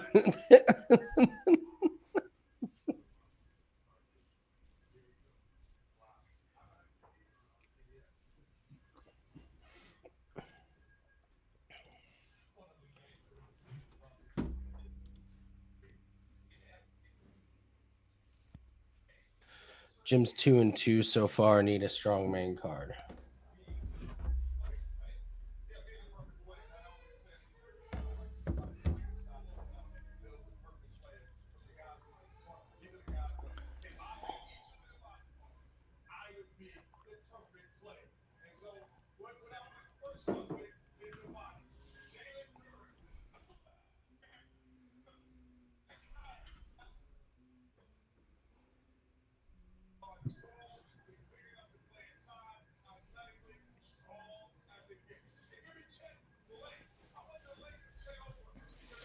I was watching a thing where they were ranking like some of the top European like athletes in the fighting game, and they were talking about Alistair Overeem. I wish I would have like been able to see him in the prime in the kickboxing. People were saying like when he was in his prime in kickboxing, it was insane. It was just like there was nothing you could do about it. Like he was just you saw fucking animal. And then that's where he got into role. I mean, he allegedly or whatever. There is no. Okay, it's not alleged. Yes, he was pretty badass when he was like normal size, like as a K1, like in the K1 kickboxing, and then when he came back and went up a weight, I mean, looking like Brock Lesnar type, like, dude. I mean, he looked like a lightweight, and then he just blew the fuck up. You're like, what the hell? And was just killing fools. Yeah. It would have been awesome if he would have got into MMA sooner, or like I think like if Fedor would have came over to the UFC sooner. Yes, that would have been. That was awesome. like wrong. That was like he was just too old. Like there's a lot of guys like that. Mm-hmm. Like Uriah Faber. Like if he would have been, like he was just a little bit too old. He missed the rise of UFC. He would have been a fucking rock star. Yeah. In like, if he was 10, 15 years younger. I mean, he was a rock star in WEC. Like, imagine like if he would have just been able to have that charisma and that fighting style, like 10 years sooner, later. Yeah. All right, let's see what happens here.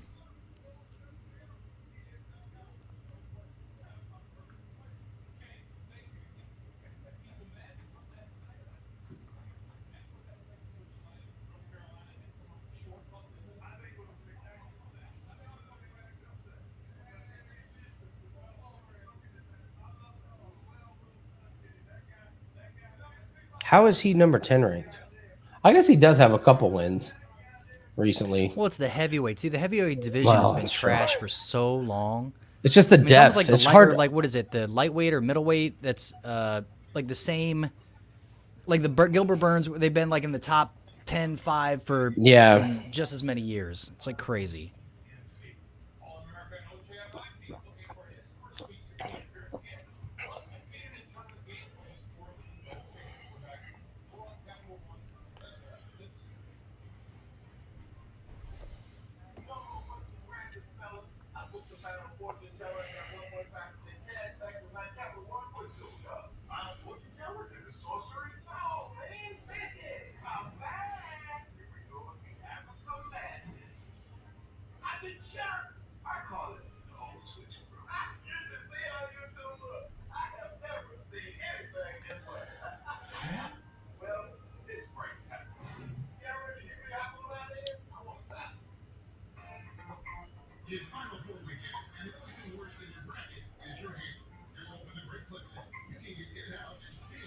I could write a letter faster than Shamil throws that leg kick. Mm-hmm. Dear Sergei, right leg kick coming in 3, 2.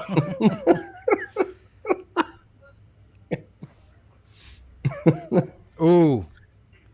Oh, there he goes.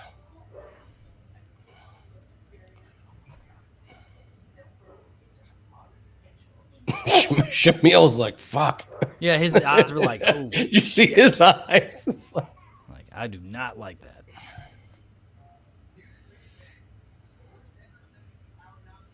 It's good work by Sergei not to blow his gas tank there. Mm-hmm. He could have tried to jump in, but I think he realized he's got the strength and speed advantage.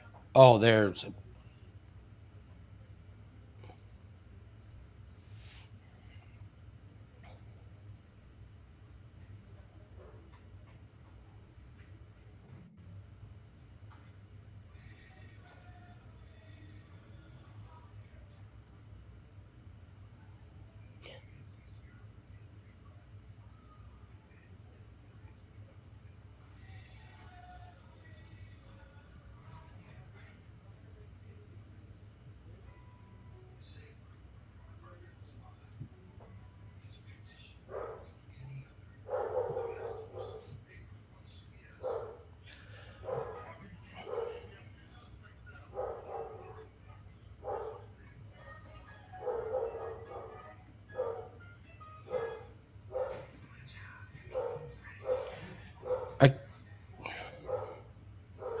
Boy, if Shamil has supposedly been working on his wrestling or grappling, mm-hmm.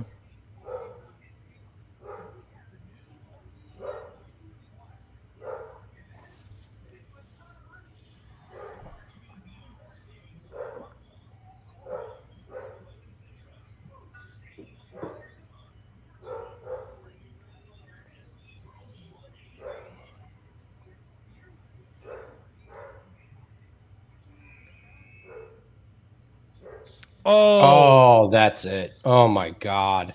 Yeah, he covered up. Stop the fight, ref. Jesus, that's it. Stop the fight. God. Finish him. Flawless victory. Wow. There you go, baby. Andy. Oh, no. I am going to do a shot for that because right before the fight, I sprinkled by TKO as well. Nice. I was just like, I can't. I'm going to be so mad if we don't make money on KO. Mm-hmm. So well done. That's a winner.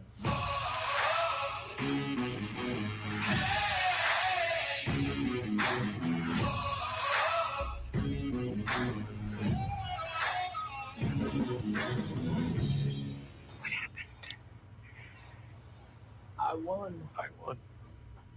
All right, so that cashes the Mikhaev Pavlovich. So doing good there. Doing good there. Dude, that uppercut was just bang. I just snapped his head back. Hey, what's up, Zach Z? Haven't seen you. Easy as What fuck. up, Zach? How you doing, man? Parlayed the under with money line. Yeah, that's a good one. That's a good one.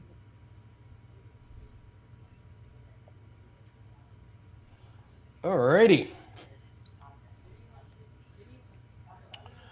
Let's take a look. Let's update our board here. Mm-hmm. I'm so disappointed in McKenna? Her not our bet, her fight IQ. Dude, her fight was because the takedown was just there. It wasn't like she couldn't get the takedown or was struggling with it. It was like literally every time she went for it, she got it. And for whatever reason, let Elise Reed sneak two rounds out. It was just, I don't know. It was terrible. Because she was, in the UK and wanted to put on it, wanted to stand up. And I have no idea, man, but that is terrible, terrible fight IQ.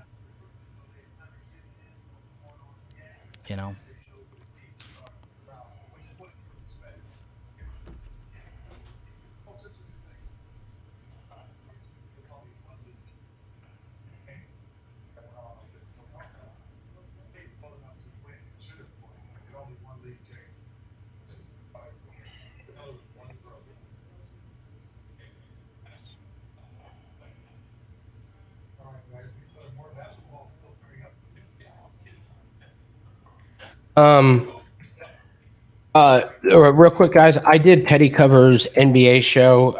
It's on the Teddy Covers podcast and Sports Grid XM Radio. We did 3 segments on the NBA, and I was really happy with it. It came out so good. You're always kind of, when you're talking with guys like Rob Vino and Teddy Covers and even Tony Finn, like you kind of feel like you're a little behind with the knowledge, but I was able to keep up with Teddy this time. And really, really good information, actionable info. We gave out some bets.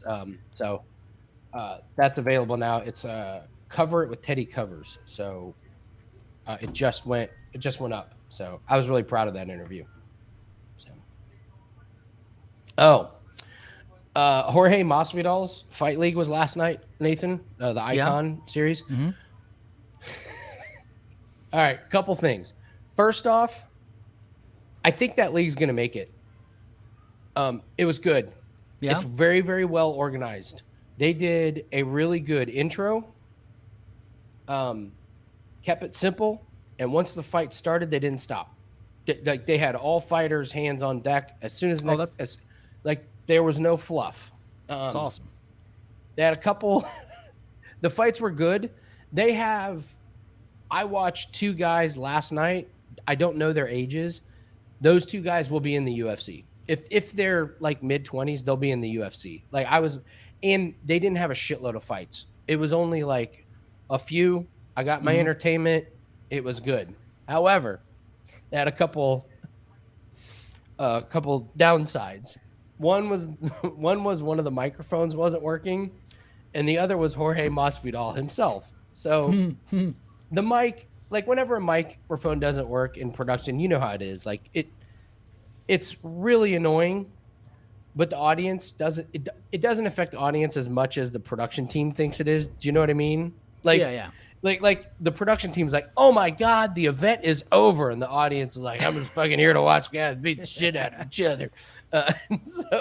So one of the mics was like kind of going in and out, and so apparently Masvidal was going to come into the announcer's booth for the last fight, and that was the mic that wasn't working.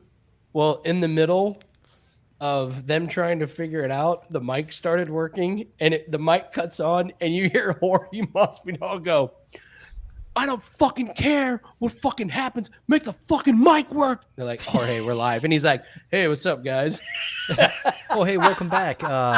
Sorry, technical difficulties. Apologize. But you could just hear him going ballistic on the production truck, which, by the way, if you think Jorge Masvidal is the only one to yell at the production truck like that, no, it had like Al Michaels has done that. Like any announcer has done that to the production truck when the mic isn't working. So then the main event fight starts, and they had a woman. I didn't catch her name, doing announcing along with another guy, and they were pretty good. You know how hard it is at that level. They were good. They kept the flow going and everything. She got a little too excited a couple times, but they bring in Jorge Masvidal. Nathan, I've not heard worse than Jorge Masvidal in the booth at a fight. It was awful. And like, talk about being intimidated. Like Jorge Masvidal is in the booth with you, and it's his league, and and so like his announcement would be like, wow. Oh, hey, got him down there. Look at that shot. and the other two announcers, they're trying to like do their thing. And so the guy's like, and Dumas gets the double leg takedown, works against the fence and gets it. And the woman is like, Jorge, if that was you in there, what would you be doing if you had him against a cage like that? And he's like, I'd be trying to finish it. I need to hear that. I love it. Dude, I've been trying to finish it. And just finish. I had so much respect for the man and the woman, because they were like trying to get him involved, and it just wasn't happening. And he sounded like a complete fucking schmuck. And then finally, like towards the end of the fight, he started to make, complete sentences. But it was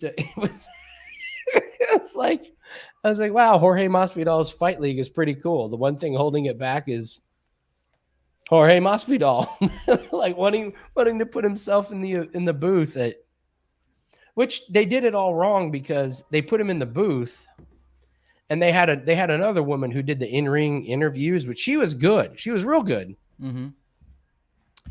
And if you have someone like Masvidal, don't put him in the booth.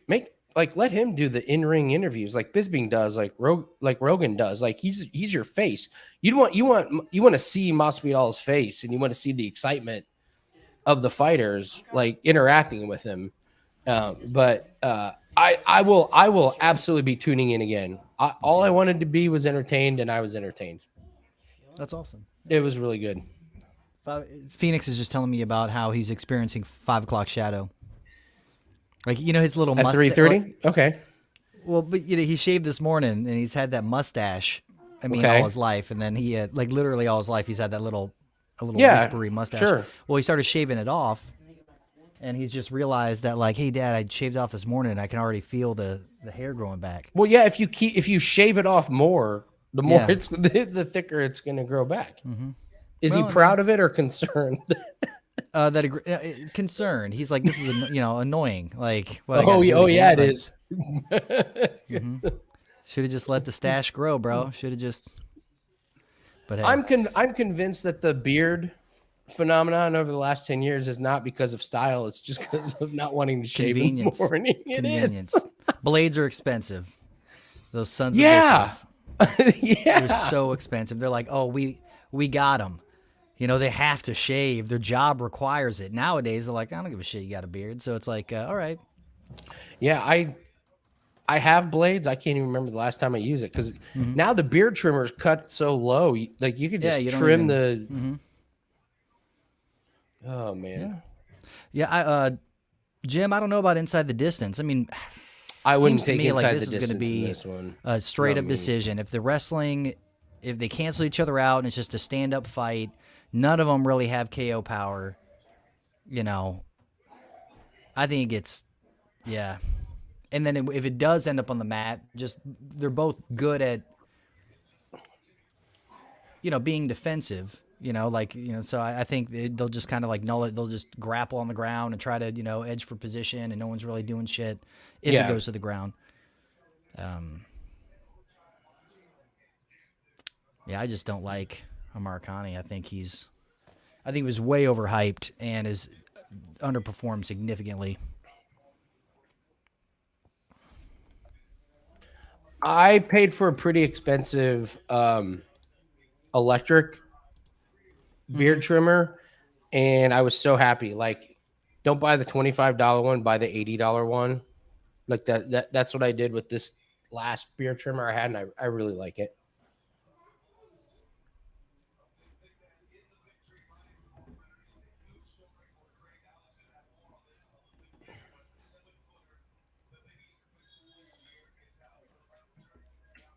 You're right. Well, actually, oh wow, yeah, Owen Hart from WWE. Hart. He is like the spitting image. Thompson and I were watching live when Owen Hart got killed. Dude, that fight, I missed it. Yeah, when he fell or whatever on the. Yeah. They didn't show it. They didn't have a camera on him. They had a wide angle, so you saw a little bit of it. And I remember that they went on with the show. That it was like this big decision. Do we go on with the show or do we stop it? Wasn't it a pay-per-view? It was a pay-per-view. Yeah. And I remember they tried to go on with the show, and the wrestlers who was Steve McMichael's ex-wife that left to go with Jarrett. Not Saber? No, Deborah. Okay. Deborah. I mean, she was just bawling and a mess, and I can imagine. They tried to do the fight, and the wrestlers were crying, like it was. It was. That's yeah, especially if word got to the back about what had happened, not that he he's injured, we got to take him, he's going to the hospital. Like if he it was obvious he was dead on the scene. Yeah, that's really hard to. I mean, but I don't fault him. I don't fault them for going on because it's a split-second decision. I mean, it's literally like we're doing it or we're not doing it, and the wrestlers, they're performers and they're pros, and I hindsight 2020, I bet they would, if they had to do it again, I bet they wouldn't. But in the moment, I didn't think it was a. And also, Owen Hart was kind of one of those guys where if you asked him, like, hey, if something bad happened to you, would you want the show to go on or stop? He would be like, the fucking show goes on. Like, oh, no, for sure. Well, back then, it wasn't like a bunch of social media. People weren't like tweeting or live streaming. Oh, you're right. So it's like you could have, the show could have gone on because the crowd isn't the why, you know what I'm saying? Like they don't necessarily know what's going on. Was there an announcement made? They could have just kept it hush. Until it's over and then been like, yeah, he died. Yeah, you're right. Now there's 10 podcasters and YouTubers at ringside that are like, Owen Hart died. Yeah, what's going on? How dare they? Yeah, knows. Yeah. Yeah. All right, here we go. We like Grundy in this one. I like Grundy too. I mean, none are that impressive.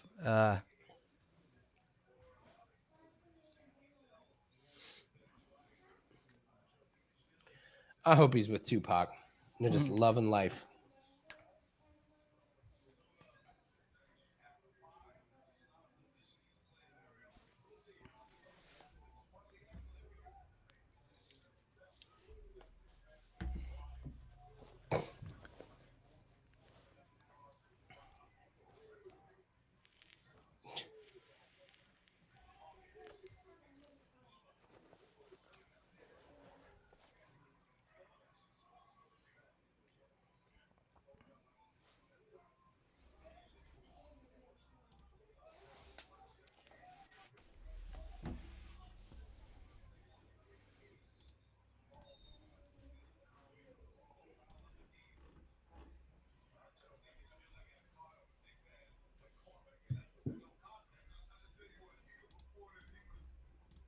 Boo Grundy. I'm rooting for Grundy. Yeah, I don't know how he's not gonna like. You hear that? Like, his father recently was just diagnosed with terminal lung cancer. Who's at ringside with him, and so it's probably gonna be his last, fight that his dad's able to see him perform in. That's gonna put something. I'm on Grundy. That's gonna put some stink on it. I think Grundy wins. So.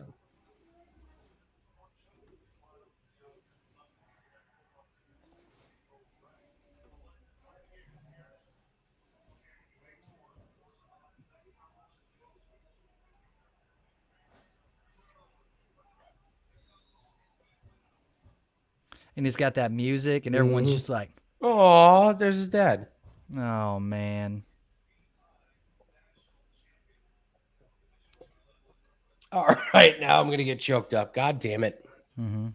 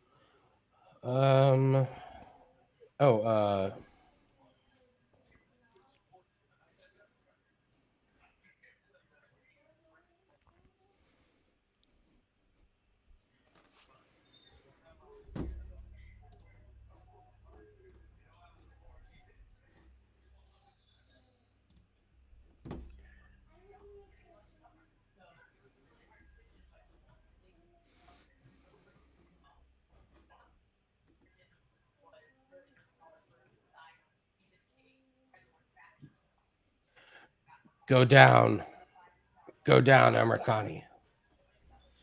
Mm-hmm.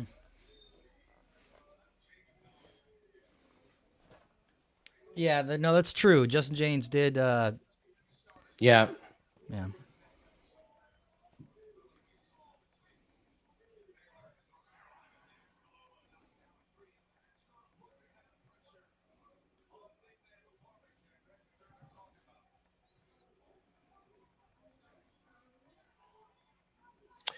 I know Justin James said that, but Mike Grundy is in a much better matchup than Justin James exactly. was. That's what I was just about to say. I was like, it's a little different.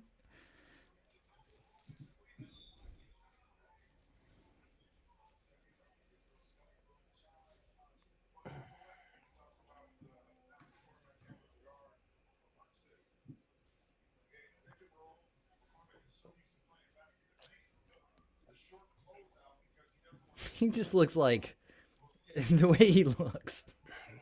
He like just he just rolled off the out of couch. bed, just kind of like, yeah, like let's go.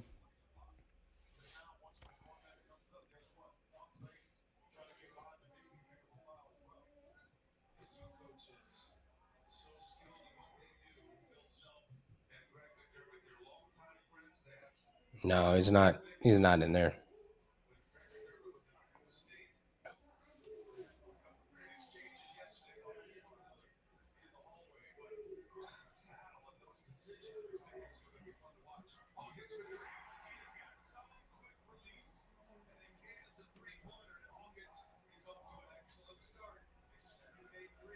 Oh, there you go. Yeah, that was. Mm-hmm.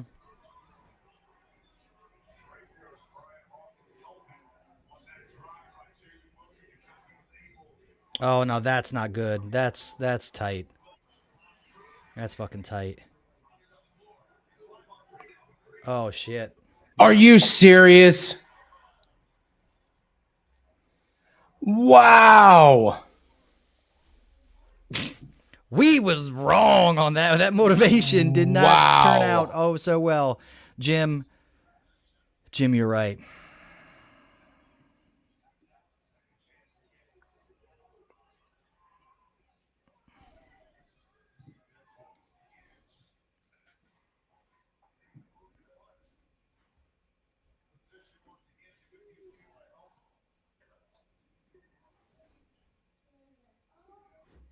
Dude, I don't know what to say about that. It's just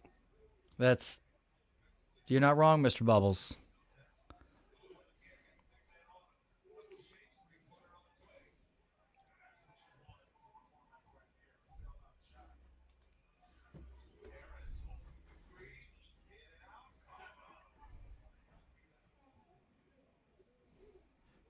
Now, do you think they start the card, or are they just going to wait?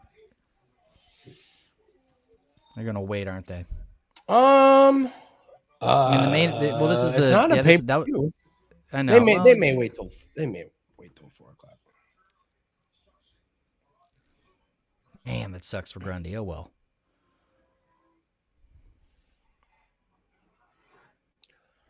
Dude, Amirkhani could fill in later on this card. He could fight Nathaniel Wood. Yeah. Get up here, Nathaniel. Let's go.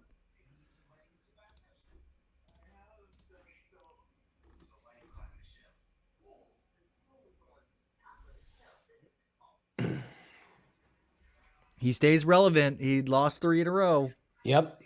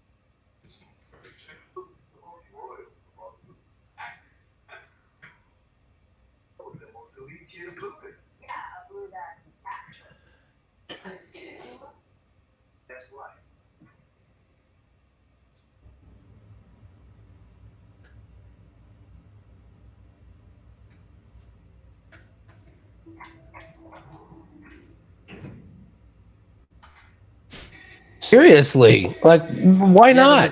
Grundy could fight again. Yeah.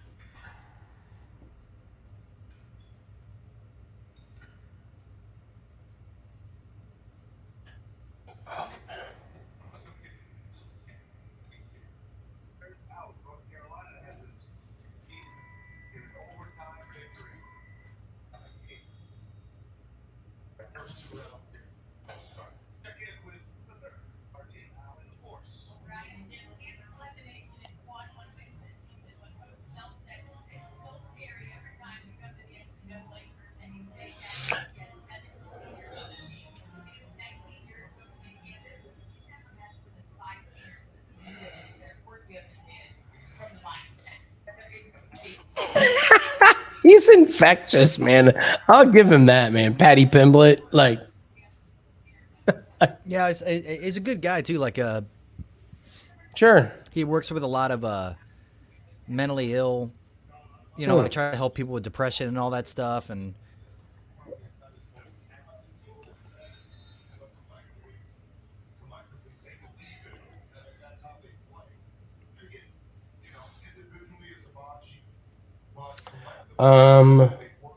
where are you go? Oh, you're going to Ale Emporium, Nathan. Mm-hmm.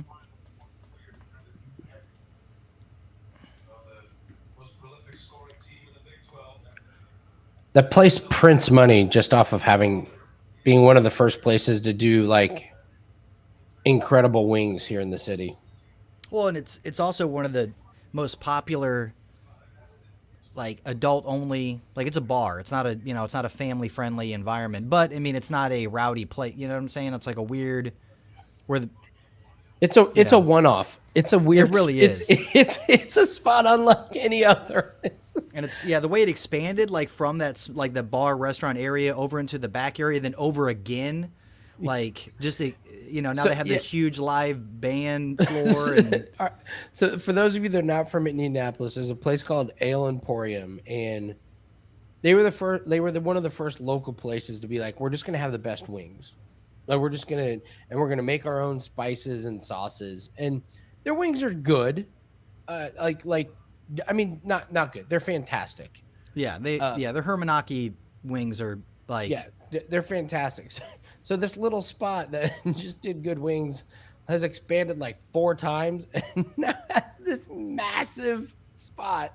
It's adults only, and they went from this little teeny thing in a strip mall to now that they basically run that strip mall. Yeah, they keep like expanding, like they buy up whatever's next to it. We're gonna buy the furniture store. Like we're gonna go and doubt why? Because we need more live band spots. I mean, they added like first it was like the old school, the outdoor seating where it's like wire frame chairs and metal wire tables. Yep. Now it's like they got fire pits and it just keeps. It is in the middle of a mini strip mall. Like it's like you shouldn't be able to have that stuff in there, but just like no, we rent half this bitch, so we're doing whatever we want. It's surprisingly you go in and you're just like holy shit! Like it's almost like what's it what's it called, the phone booth from Doctor Who, whatever it is. Oh fucking A! Come on, Brits! Come on. Is it Doctor Who? Strangelove? No, the British show. The guy with the scarf and am I right in saying Doctor Who? Yes, I am Doctor Who because it's Doctor Strange is the Marvel. Oh, Doctor Who Time Machine. So yeah, the time machine is the phone booth, but you walk inside and it's like a lot bigger. It looks like so you look at the outside, you're like, oh, it looks all right. You go in and it's like massive. Oh, it's crazy. It's crazy. And it's packed, and it's just every time it's just packed, and and a lot of the tables are like 8 to 10 tops, and they're just, yeah, it's a fun place. TVs everywhere. The beer selection's incredible. It's a lot of fun. It is. It's next to a furniture place, isn't it? Mm-hmm. Yeah, it's like it used to be this tiny little thing, and now it's just like this whole thing, and then like of course the landlords have just got to be like, we're so smart. The way that we meanwhile like you were the luckiest motherfuckers. Like it's like not that great of a location of a mall. Nobody really wants to be there except Ale Emporium's there, so the landlords have just like think they're awesome. Like we nailed it. Like we knew Ale Emporium would buy all of our abandoned. Yeah, they got it for cheap. There's like it's like the only thing in Castleton really worth. I don't know. Like Castleton's pretty. It's like, well, what do I got? An Applebee's and that area is shit, man. Yeah, it's gone. There's an Arby's in front of it, and then the other hilarious thing is right across the street is what? A Buffalo Wild Wings that's empty the whole time. Yep. That closes at like weird hours because they can't staff it. They're like, yeah, we're just closing at 8. All right. The fights are on. They're like, yeah. Yep. They aren't here. It's a pay-per-view, right? McGregor's fight. Yep. Yeah, 8 o'clock. We're shutting down at 8. Okay. Oh, man. All right. So let's update our things here. Talk about them. Let's talk about things. Yeah, we've been so far. So we were leaning Grundy. We were wrong there. Yeah, but we didn't bet it though. No. But I'm just saying, going back to like what our picks were, what our leans. So I think McCann and Grundy. All right, so Amir. Yeah, we had Connie, Jack Shore. We had Paul Craig. We had Sergei. Grundy lost. So we hit. McKenna. Stop it.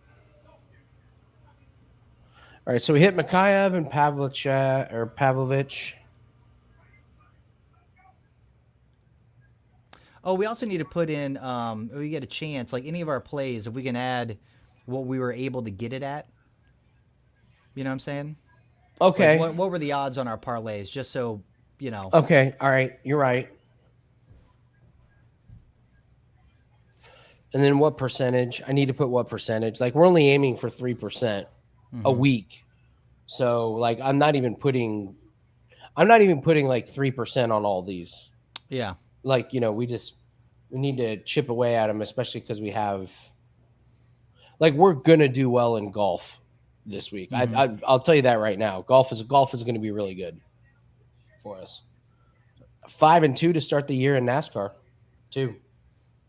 So we're just chipping away at that. And then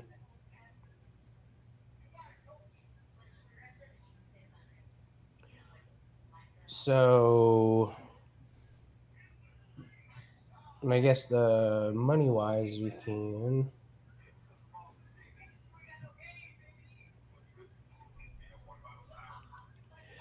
All right, so according to this, what are we at? The third week of March?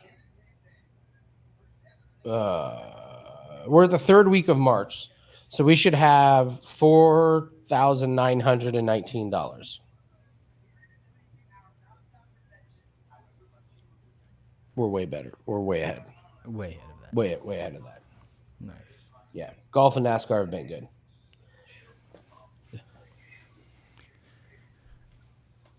Oh. Yeah, I like, if you guys, one thing I've learned about this is there's nobody that's going to follow this strategy exactly like there's nobody going to be like, I'm only going to bet what these guys are. Like everyone is going to bet like what they want. Yeah. What they want, which is fine. You guys should do that. But I am going to figure out a way to, I think I'm going to put all the bets that you and I agree on, like early in the week, in Wager Talk, and obviously the golf and NASCAR are going to be in there, and I'll put little notes in there about what bets are like part of this series. Noah, how do I feel about Victor's top 20 chances? I feel good. I'm optimistic about it. This is one bet.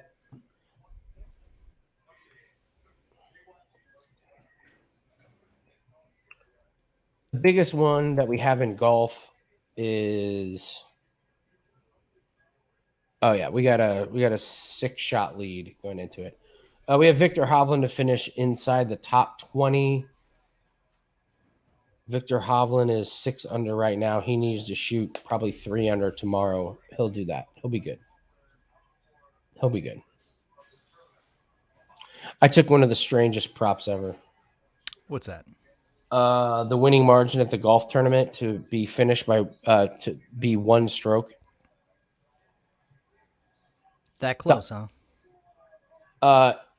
It's finished this tournament. It's been 1 stroke every year since 2014.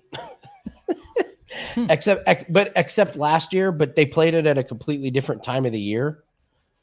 So like the tournament was a little bit jacked up, and now they're back to their normal thing and all that. I mean, you can't, Well, but it was just a couple months, but the difference was huge because they're in Florida. So like 2 months away from now, the weather is completely different. The grass is different and everything. Yeah.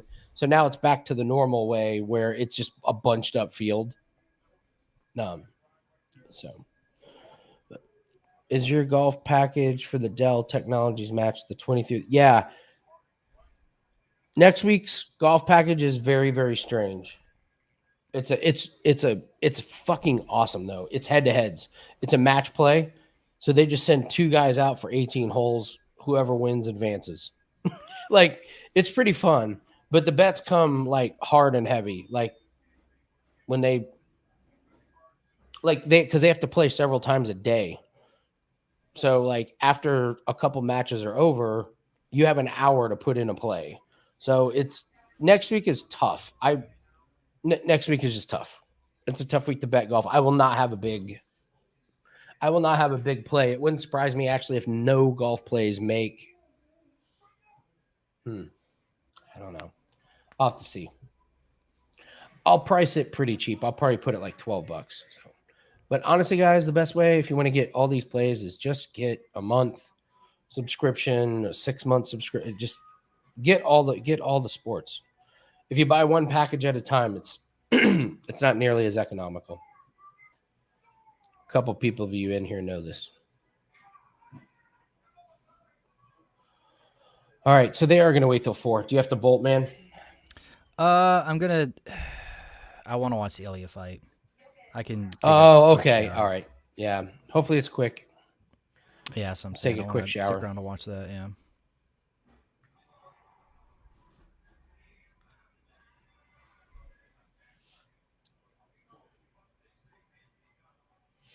We'll bring it home after this one, Nathan.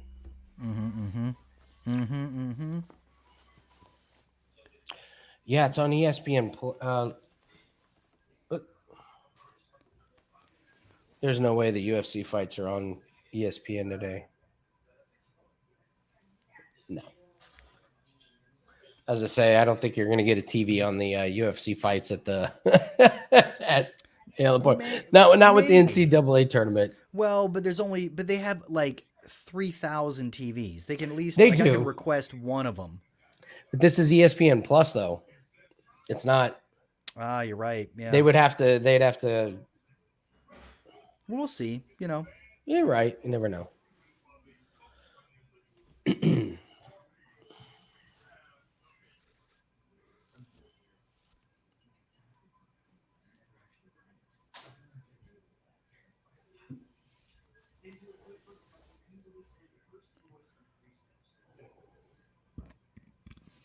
Do you notice he climbed out of that pool with his hair completely dry?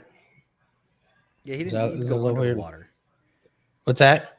I said he didn't go under the water. Completely dry. Just completely dry. He managed to make it from one side to the other with no water? All right. 0. I can't even walk in and out of the kitchen without something landing in my head. Yeah, no, DeRozan's under has been good. The play we cashed last night was the Suns over their team total because we've just been fading the Chicago. Their defense is trash.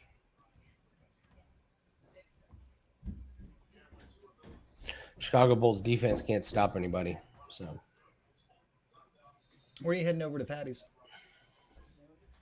Okay. Are they coming to pick you up, or do I need to take you, or what's the deal?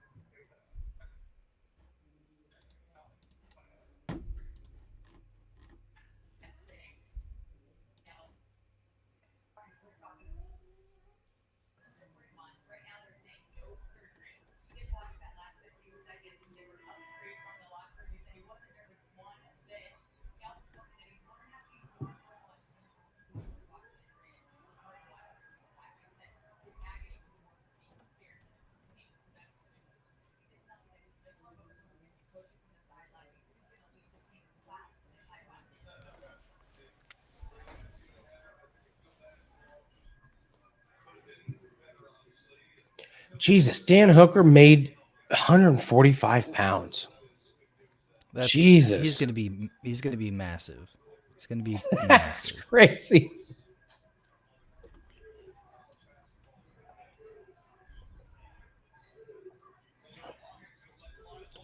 So Volkov's last 3 wins have been against Topuria, on a decision. Got his ass kicked by Gunn. And knocked out Overeem and Harris, who are just walking knockouts. Mm-hmm. And then lost to Blades. He doesn't have one legit win. Or not legit. I mean, like, impressive, like, oh, wow. Well, I think it's going to be interesting. Well, because he hasn't gone up against, well, I want to say like a striker in a while. Because like the whole thing about Volkov is like he was on a win streak, but then as soon as he would go up against anybody that had a ground game, Gon had the clinch that like you know, so then he worked on it and got a lot better at it. But it's been a while since he's because what was his last was that was he fought Topuria in October 21 and Gon in June of 21. So yeah, that Gon fight was just. It was terrible, and even the one against Topuria was terrible. So bad, yeah. Like,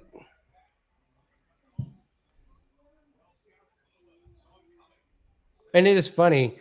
Topuria's beat Walt Harris by knockouts. Like everyone's just beating Walt Harris and Overeem by knockouts, and then so he knocked out Harris and Greg Hardy. That's what I was looking at. I was like, oh, Greg Hardy. Okay. Oh, man.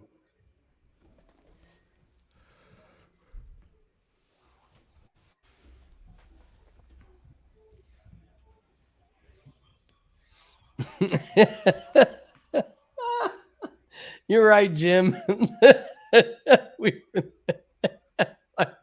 Volkov over Topuria. Volkov over Topuria. Goes out there and looks like exhausted. Mm-hmm.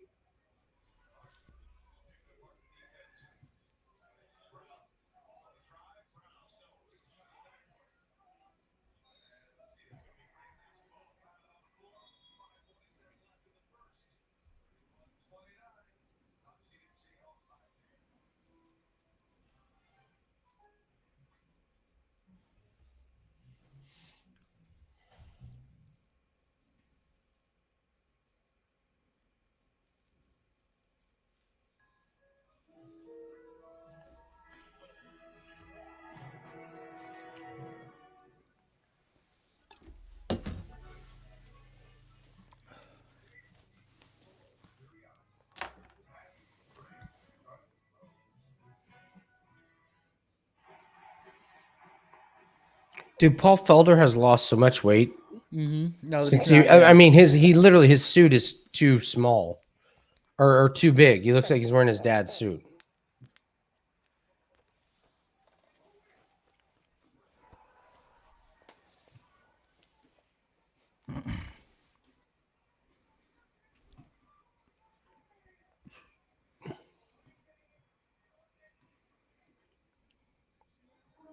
Dude, I hope that, well, no, it wouldn't be that because Curtis Blades is next. I was going to say, if Aspinall wins this, I love the Curtis Blades matchup. Mm-hmm. Everything else kind of becomes iffy because it's like KO, you know, it's like everybody else is. Yeah. Like, who's he get? I mean.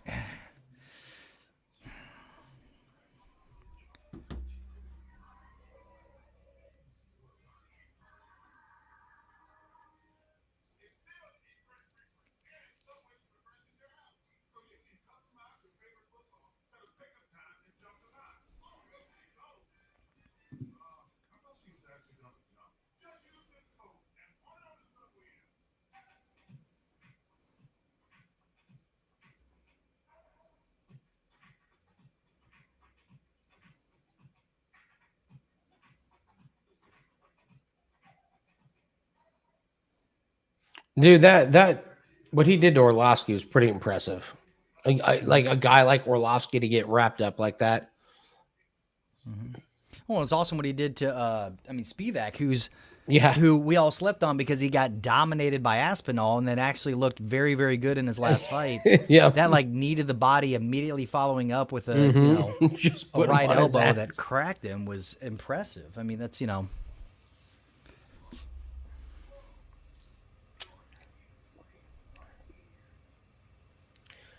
I don't drink a ton of beer.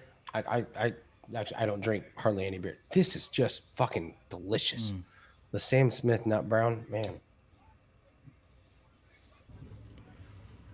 I can drink wine all day long, but I may not have another.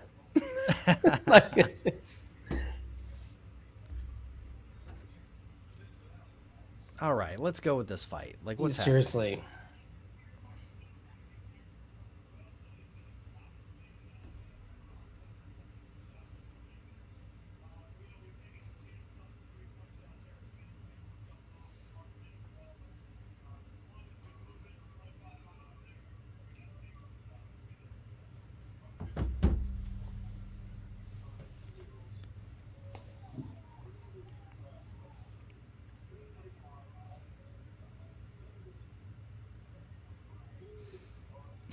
I like Paddy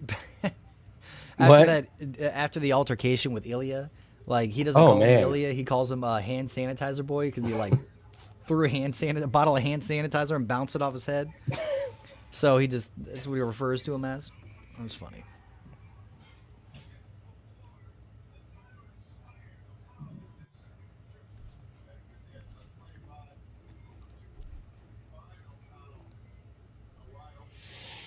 All right, here we go.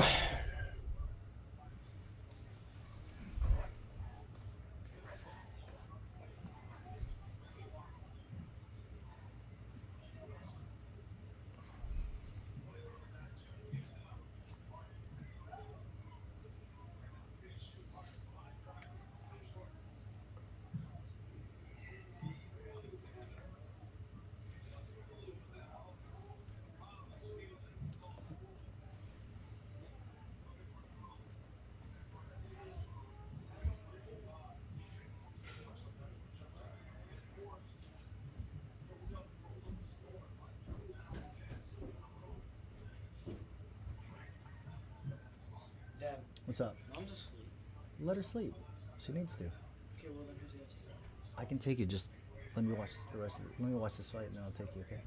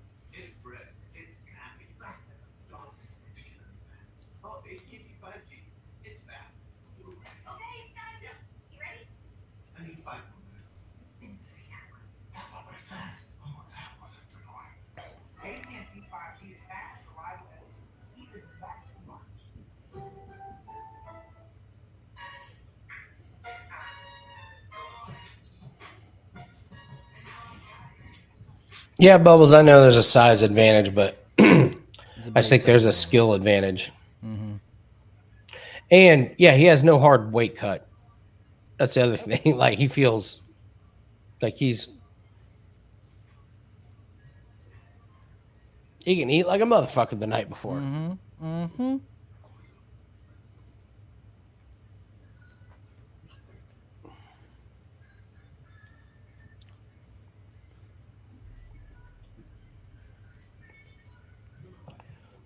By the way, Nathan.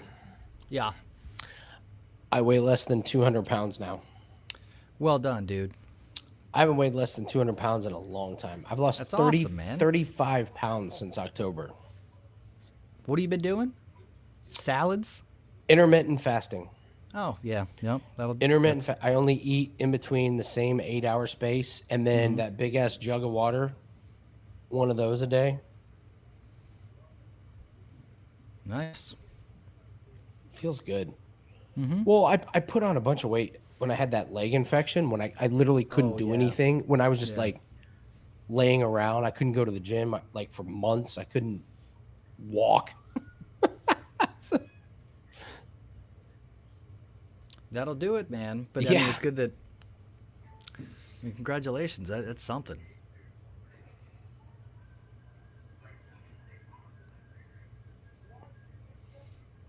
Stress is the best diet. Yeah. It's starvation.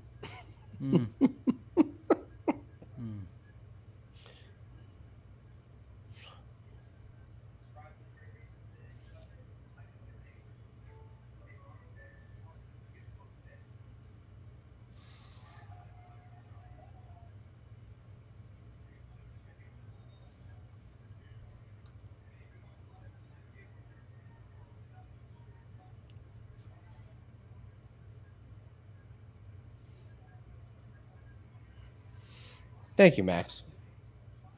It feels weird because I have my two 25-pound dumbbells, and so I just like hold one. It's like, wow, I lost this. You know what I mean? Like, you hold something really heavy, and you're like, oh wow, I was walking around with this.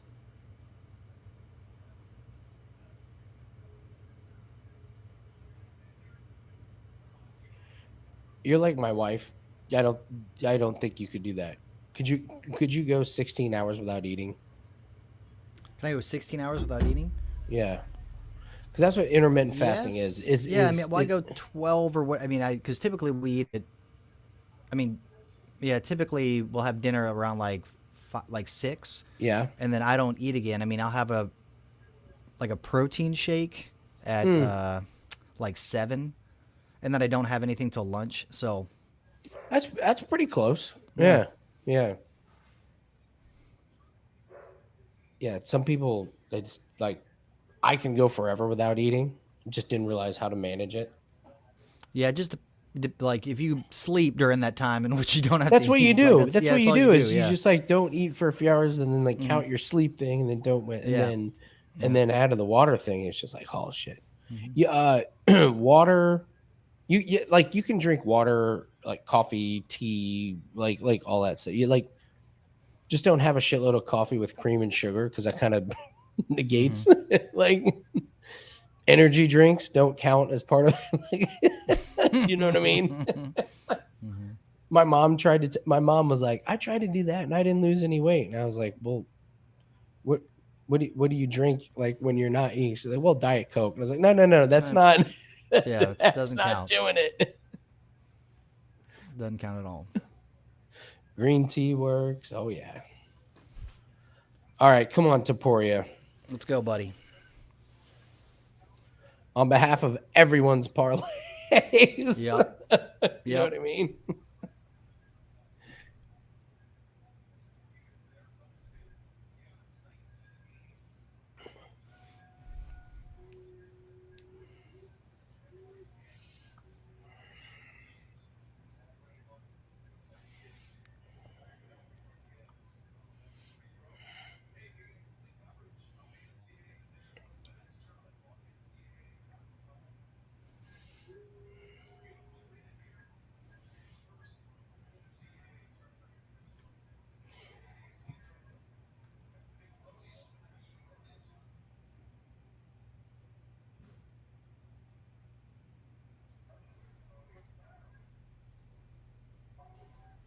Oh, he is so tiny. Oh my God.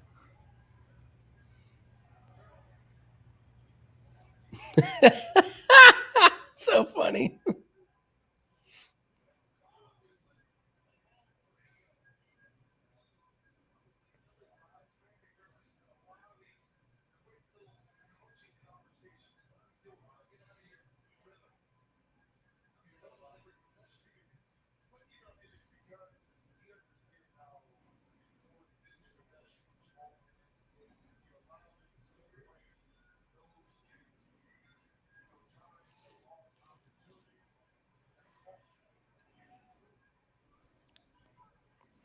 Oh my God. Oh, Lord. Yeah, he's got to get it on the ground. Mm-hmm.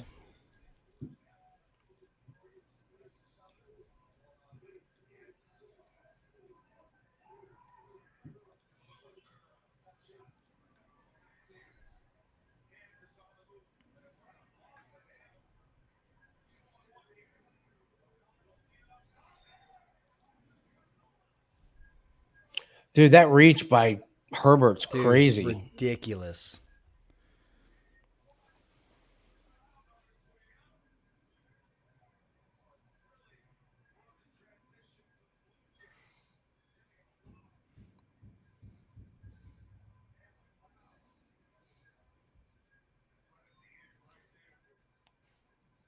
Oh my God. Dude, a huge fence grab, and Topuria is like, I don't give a fuck.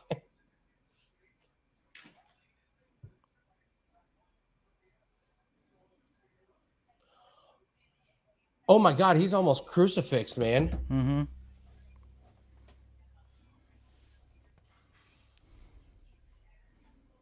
If you were live bet, you could have got Topuria like minus 200 instead of the minus 400, for.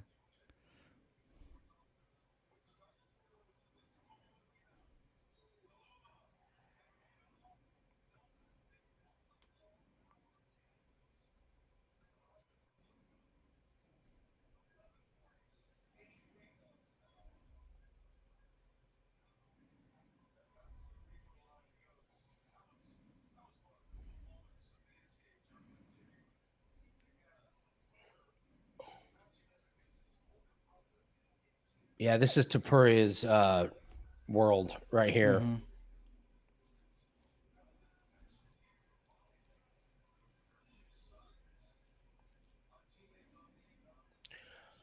I gotta say, man, Herbert's got some damage on his face. Yeah. Like I know he landed that big leg kick, but this is where Topuria wants to be, and this is where Herbert does not want to be. And I wonder how much this takes like momentum and energy out of Herbert. I mean, Topuria's having to work pretty hard, but that's just what he does.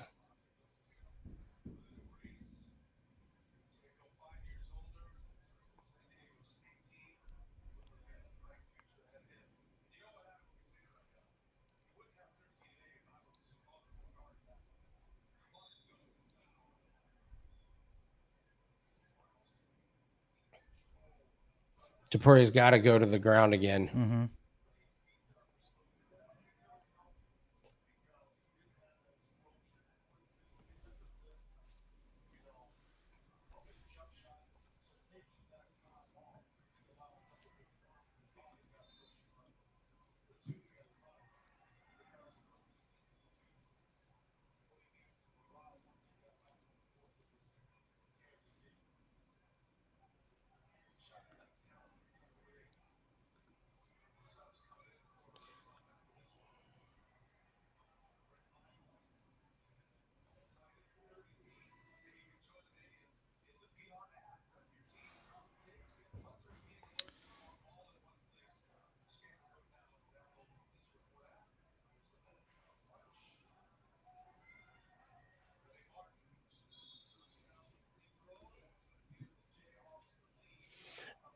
I don't know. What do you think, Nathan? Should we take Herbert live after this round, or is Herbert like? I mean, here's the thing: did Herbert just give everything he's got? His hands are on his hips. Yeah, his hands are on his hips. It's a matter of like, can Ilia do enough recovery to? I mean, if you can guarantee something, I mean, that's like, then I would, I mean, yeah, if you can guarantee, then do Jai, but, man, that's crazy. If Herbert tired himself, if Herbert just tired himself and Topuria sees it, he's going to get it on the ground and beat him. I'm going to sprinkle a little bit on Jai at plus money right now, Nathan, as kind of a little hedge. Nothing too major. Well, I mean, it's also you can get Ilia for minus 145 now. You know, Yeah, like that's what the live line. It's like. Well, we have Topuria. We have Topuria, but I want to protect some of our parlays. Yes, yeah. So I sprinkled Jai a little bit. So it'll eat away some of our profits if we win, but it'll protect us. So. And then Herbert, like an idiot, jumps on him. If he would have just.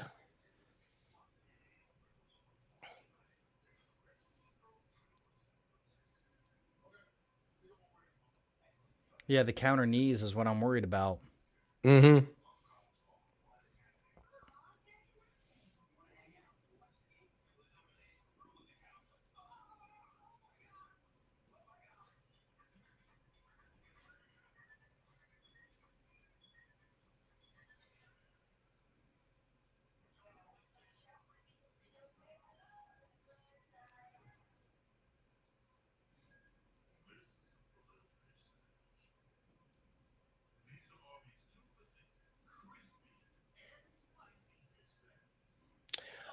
I would look for Topuria to wait until maybe 3:30 or 3 minutes to look for another takedown. Mm-hmm.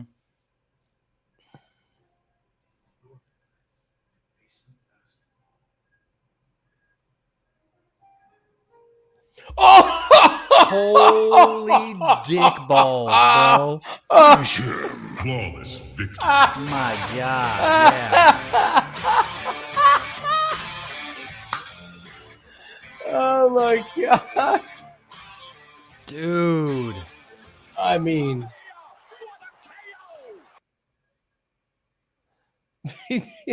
I didn't see a knockout coming.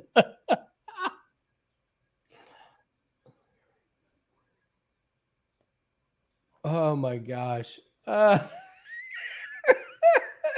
Just put him on his ass. Oh, just slept him too. Jeez. He was over. Look. Oh, that body shot. And then, oh my God. I mean, that's unbelievable.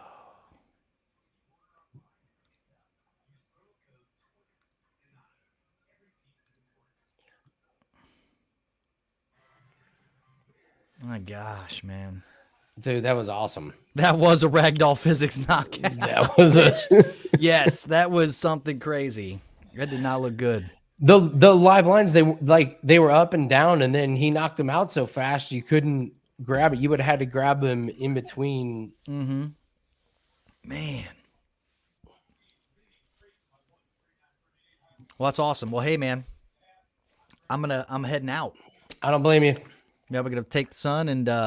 Okay, hold on. Let me go to the bathroom real quick. Oh, okay, yeah.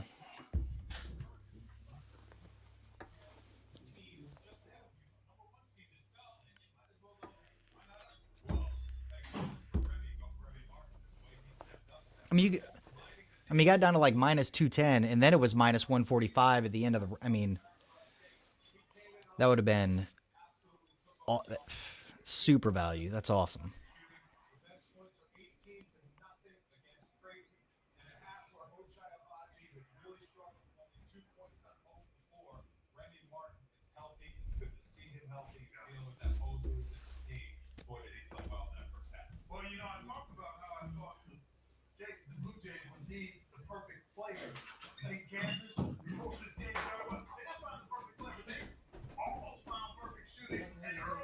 Yeah, I'm just waiting for Andy to get back. Just.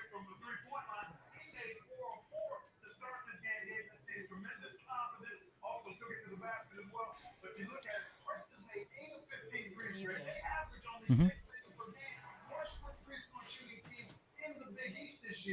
But again, I go back to this other point I like to make. When you lose a key player, Brian Paul perimeter's out. You can do that. To make bets. Other guys really elevate and play well, and that's what's happening in the first 20 minutes for the Blue Jays. Yeah, I look at Kansas and because Ilia Topuria is the real deal. But he almost got finished in the first round. Some having offensive. Defensively, I thought they let Creighton very well. And so all of a sudden, when you're playing against these in 3 out of the 5 positions, you should outmatch. You go, well, we got to make sure these things right. So Nathan, we need. You just missed it. Ilia just called out Paddy. He's like, win or lose, I want to fight you next. You blah, blah, blah. F you. Oh, I can watch it.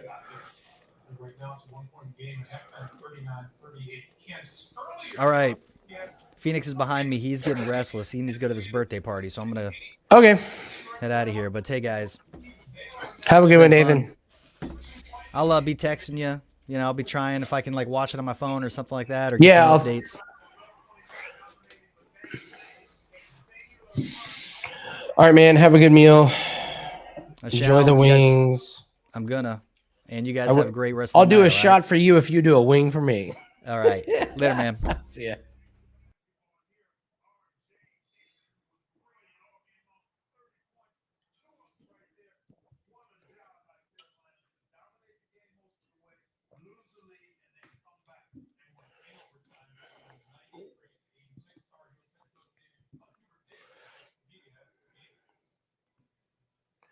All righty. So, next fight. Let's see.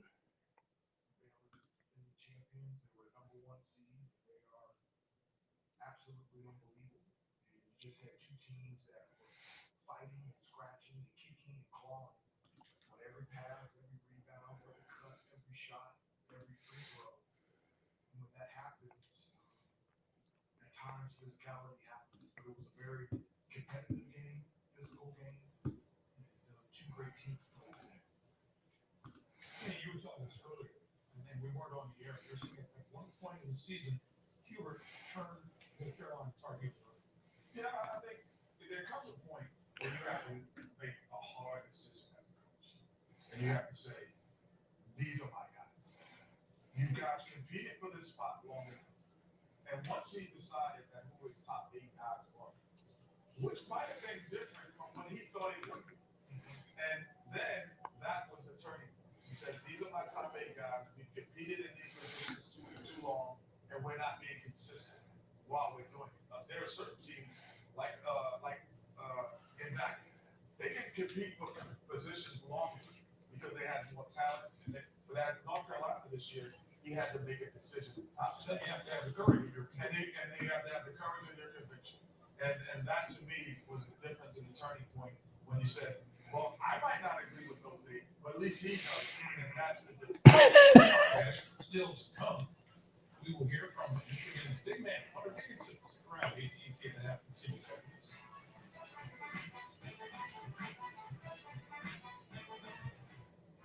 Listen carefully enough. The hospital whispers to you. I was young. No rumors about power and money.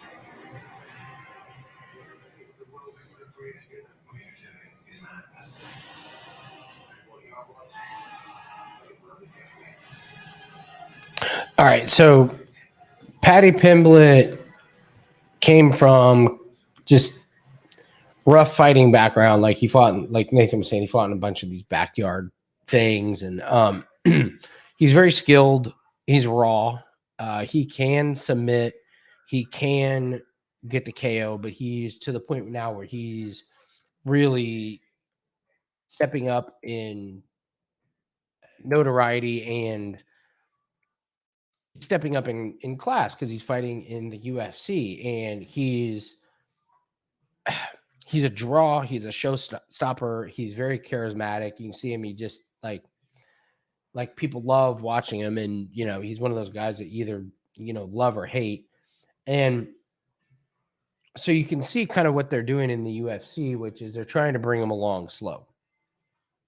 So they gave him Vendramini, which honestly, Vendramini was landing shots on Paddy, but Paddy's got a really, really tough chin right now. He takes shots. He probably takes too many shots because he's okay with taking shots to get to where he can knock you out. And that's what he did against Vendramini. So he gets the KO, but the fact is he did take shots. And there is this thing with his hair when he gets just hit a little bit, his hair goes everywhere. It looks like a bomb went off. So he looks like he's getting hit a lot harder than he really is. And the other thing is, like you just saw with Topuria, he's a big target. He's a really, really big target. And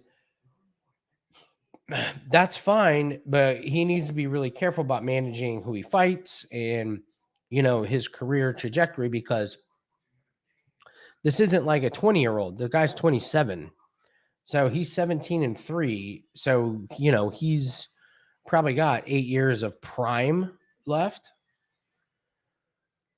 But he can't, like, it would be silly for him to beat this guy tonight and then try and fight Topuria. Topuria, I think, would take his head off. I think Topuria would dominate him. But he's like when you look at his, okay, here's how he finished fight. Vendramini KO. And then you go to Cage Warriors, submission and TKO, decision, submission, decision. But, he didn't fight in 2019. He fought one time in 2020, and then he comes out in 2021 and fights twice, gets 2 wins. So he really hasn't fought a whole lot since 2017. So he's going to probably get a lot of opportunities to fight, but I would be worried about who he fights. To take on the Topuria call out would be ridiculous. So, he is powerful. He's got lots of power in his punches. There's no doubt about that. I don't know what his submission game is going to look like as he moves forward and moves up against some of these guys in the UFC. I think it would be actually pretty lacking. So,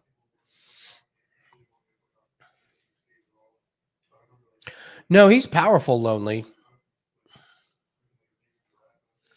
He's powerful. He's got rock hands. I mean, he'll put some real power behind it. But the one thing he can't make a habit out of trying to take punches to get to his punches. He's got to figure out how to get to his.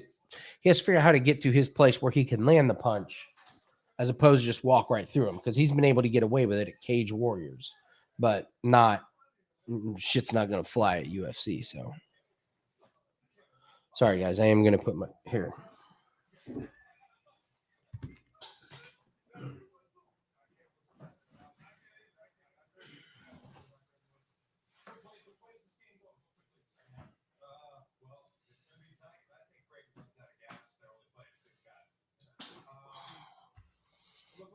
Okay.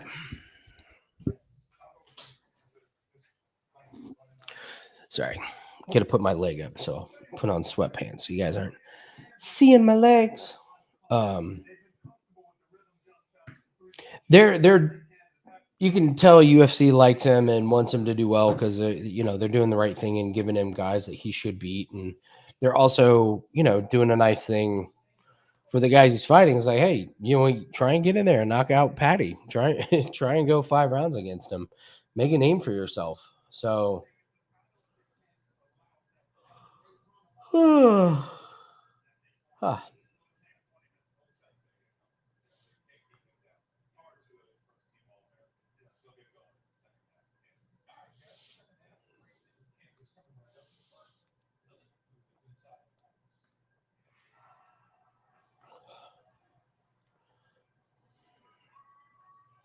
There you go, Jim.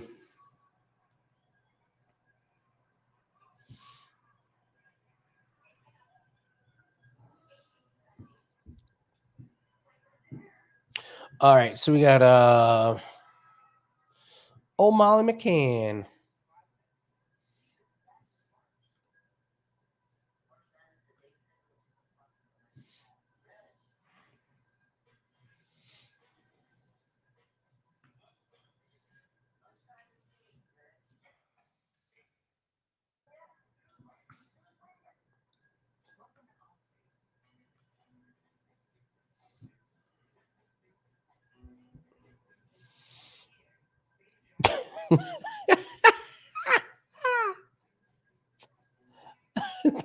Need a cosigner.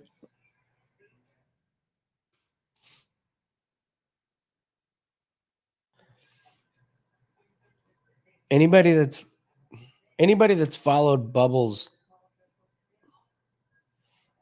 bets knows not to cosign. No, I'm just kidding.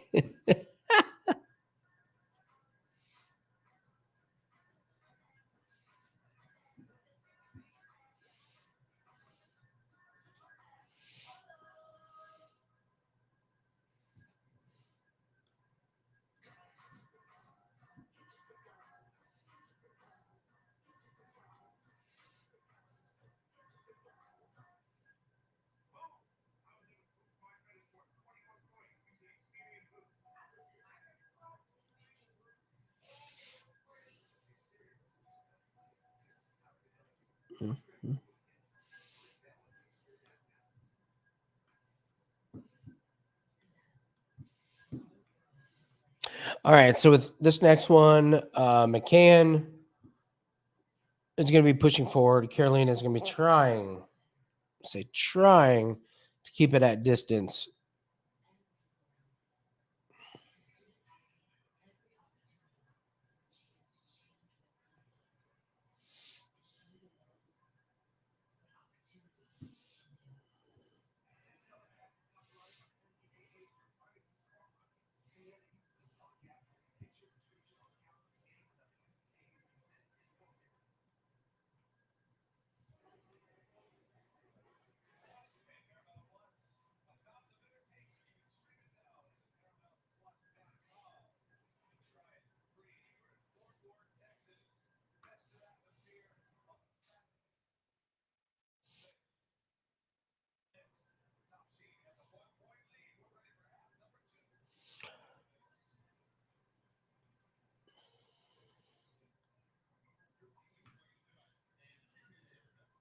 Little tennis bet, Noah. I've been following tennis a little bit more just because Corbin's been doing it and doing well, and I don't know enough to I know enough to be dangerous if that's possible, but I know Rublev's the shit.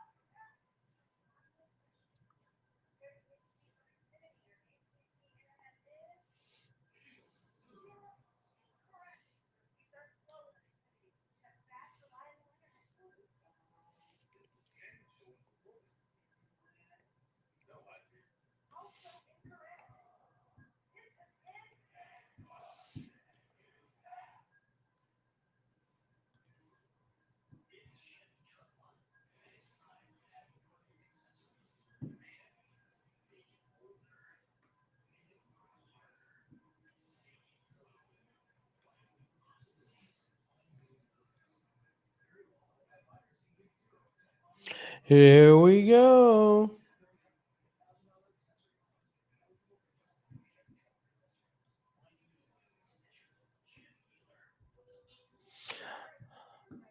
All right. Hoping this one goes the distance.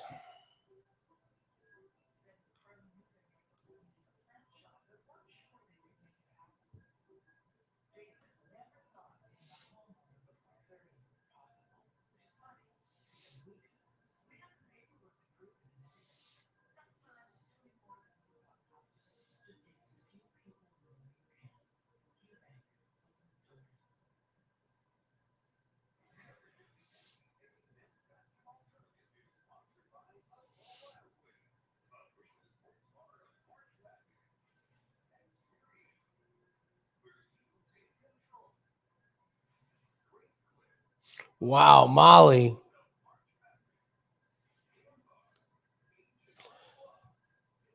Caroline is hurt, but I would not want to see Molly use too much energy here. Like,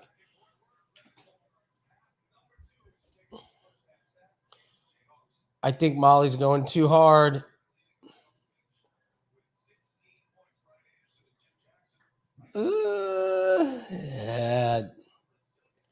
Way too much energy and adrenaline. I know she's got a lot of stamina, but man.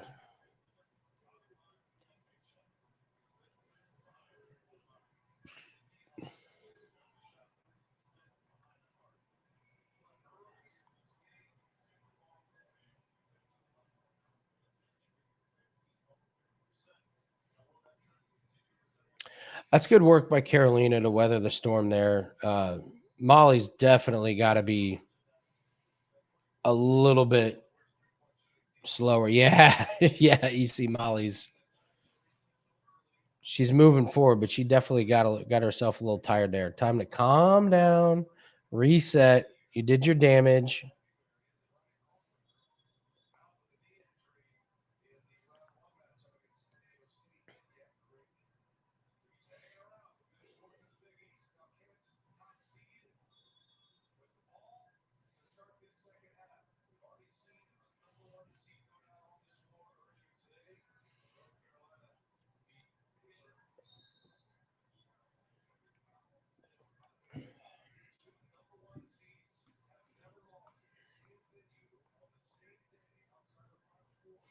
Live lines, here we come. Yeah, right.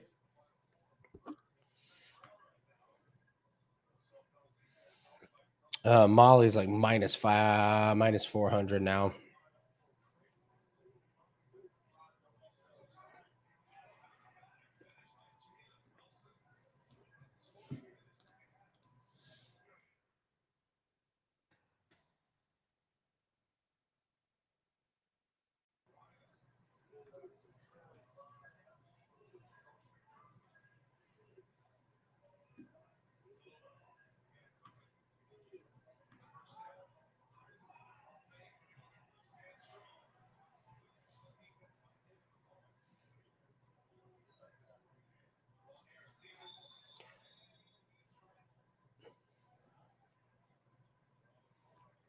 Carolina's wearing some damage on her face. McCann seems to have recovered a little bit from her energy. I still think she's being a little reckless and going a little too hard.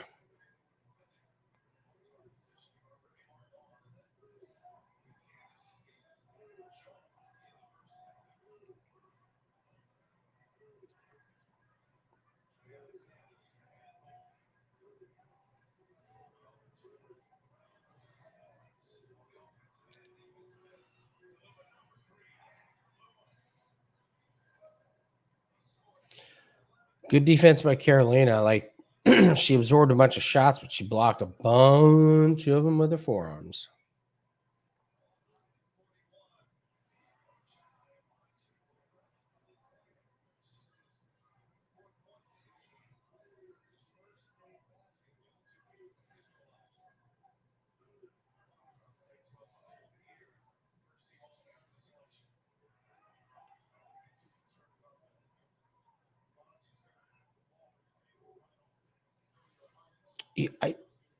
Let me see her. McCann's already breathing through her mouth, like already. It's just, that's so much energy in round one.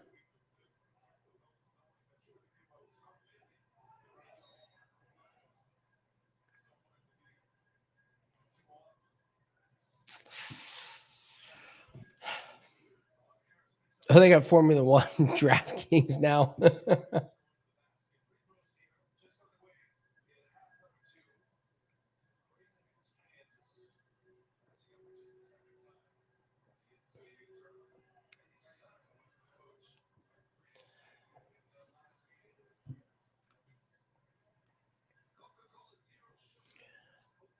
Yeah, spinning back legs. That I'm sure her corner is going to tell her to calm down. Like, you will gas and you will get popped in the third round.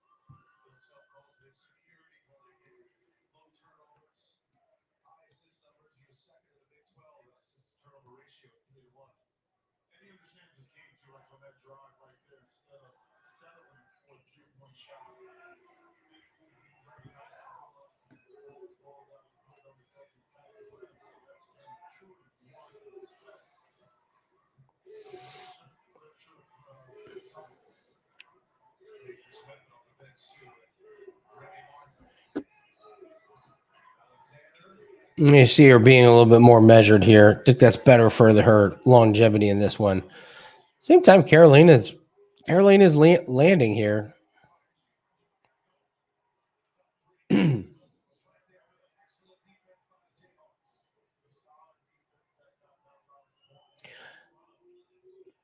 This is more of Molly. Gets the takedown. This is more of Molly's style.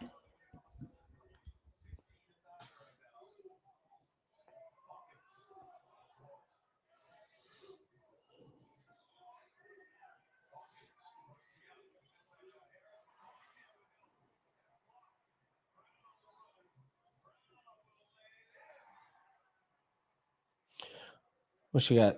She's got side control. Carolina's rolling over, and she's got Molly's left arm locked in.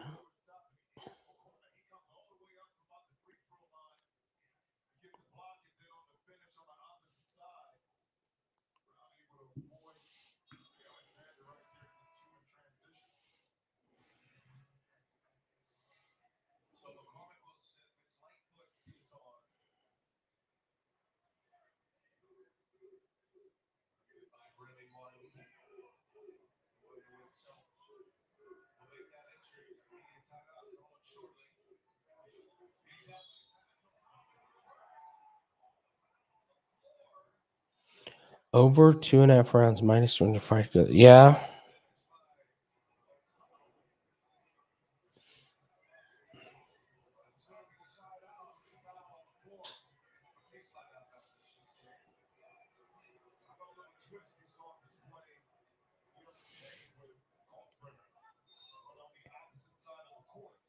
But Molly's done shit with this takedown, like nothing.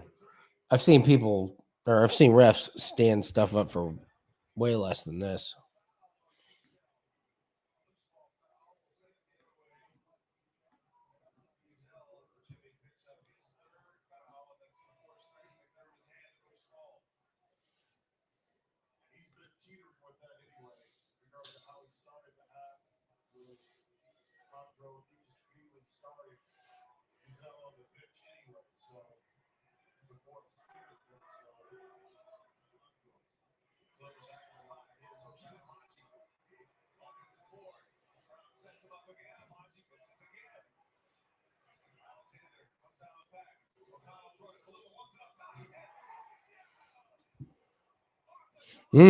Carolina came out of that looking good. The announcers were getting on Carolina. I don't know. I thought she did pretty good defense. She absorbed no damage. She got the ref to stand it up. I thought Carolina did pretty good. I don't think it's enough to win this round by any stretch, but didn't she do exactly what she was supposed to do? Avoid damage, get the ref to stand it up?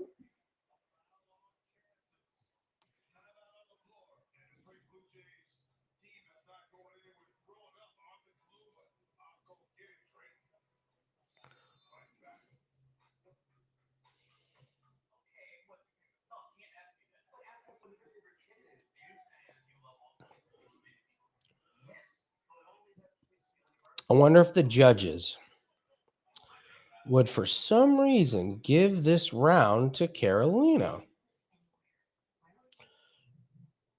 Not after that takedown.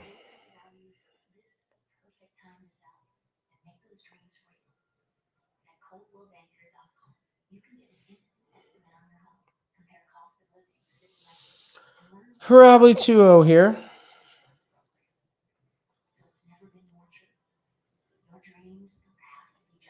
Probably 2-0 McCann.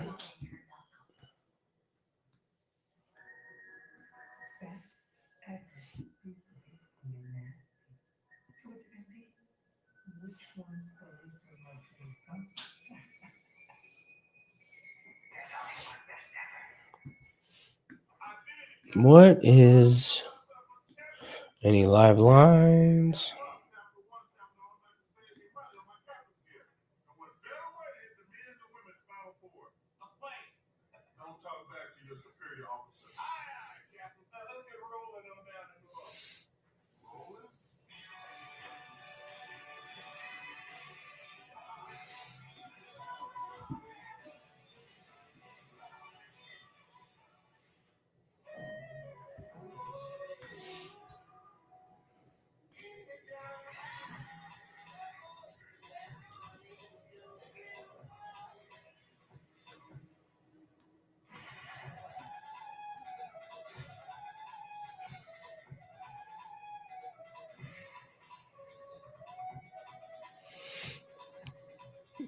Carolina's got some energy.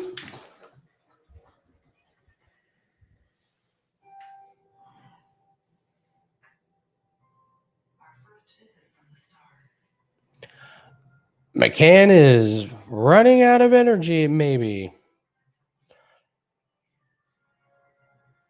That second round was way closer. I think they would give it to Molly.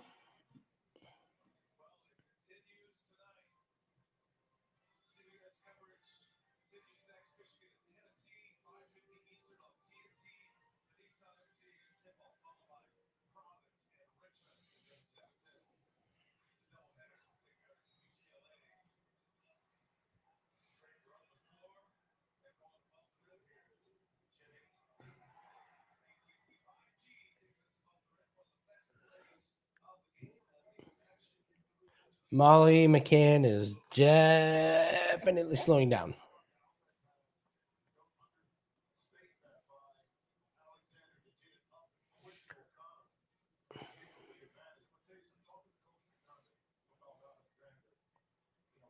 If I was Molly, I would want this on the ground ASAP. Because Molly has nothing on these punches.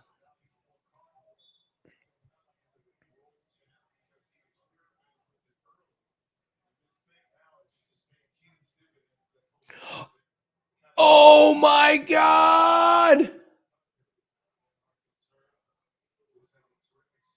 Holy shit. Finish him. Flawless victory.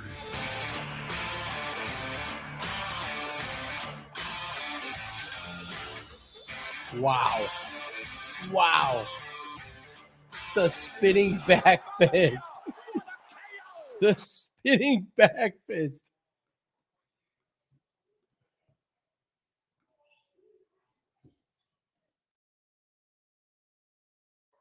I did jinx it. I said her punches don't have anything on it, and then she just sends a spinning back fist that sends Carolina into the other world.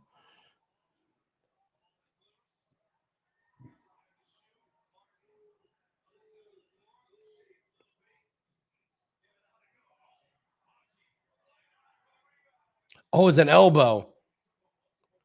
Elbow. Oh, man. Yeah, that was an elbow.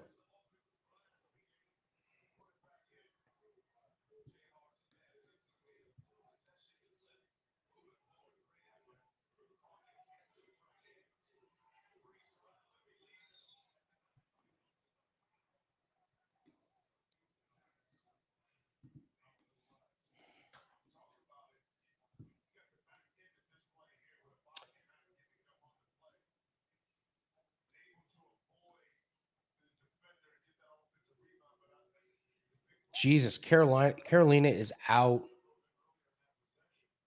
cold.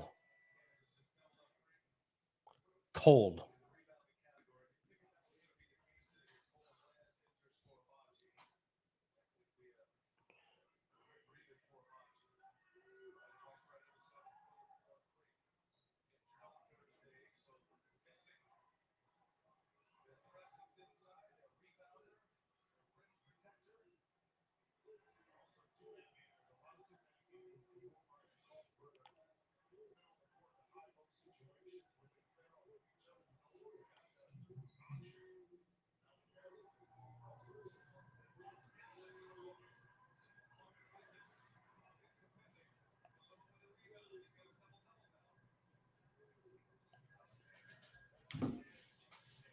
I know. I feel so bad.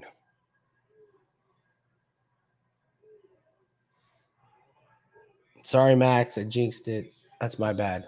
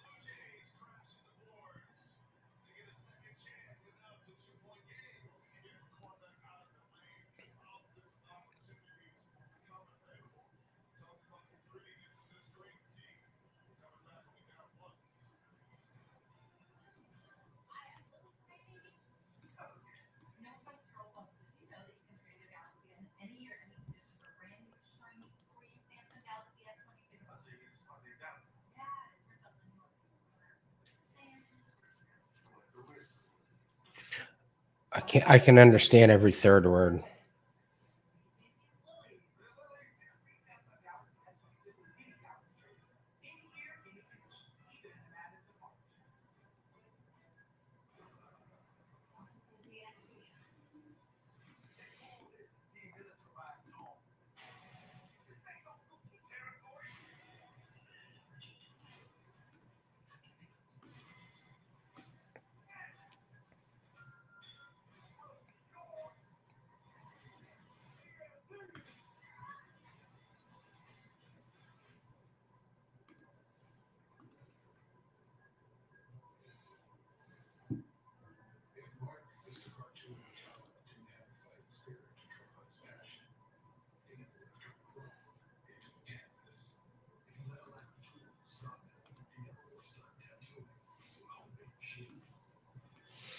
She's a performer. I'll give her that. My God.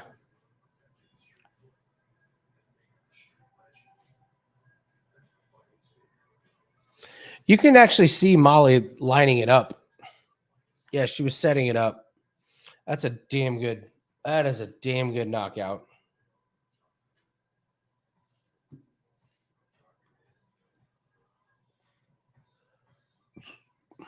Amazing. Good for her.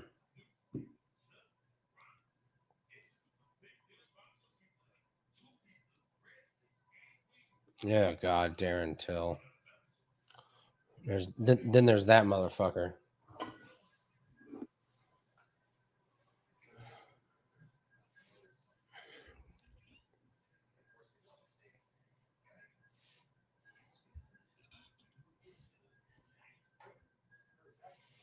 Oh my God, we have to watch another Alexei Oleinik fight against Ilir Latifi. Yikes.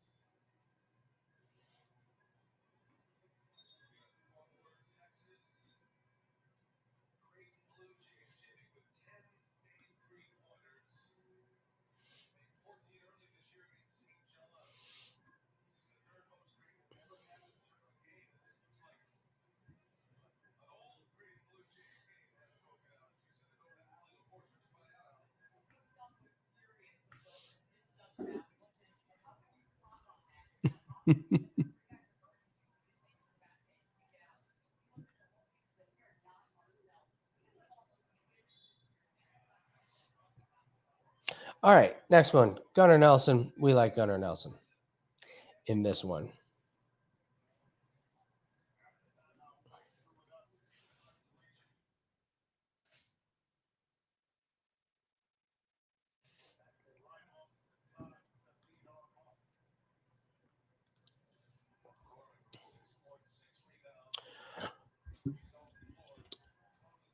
If you're going to bet on Sato, I think you'd bet on him to knock out Nelson. Kind of feel like.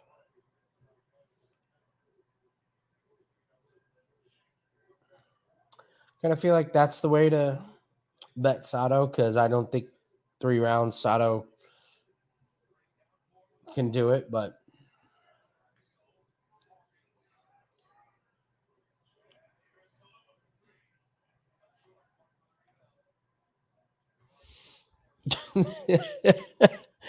they always do that. Maybe they do Asian fighters dirty with decisions.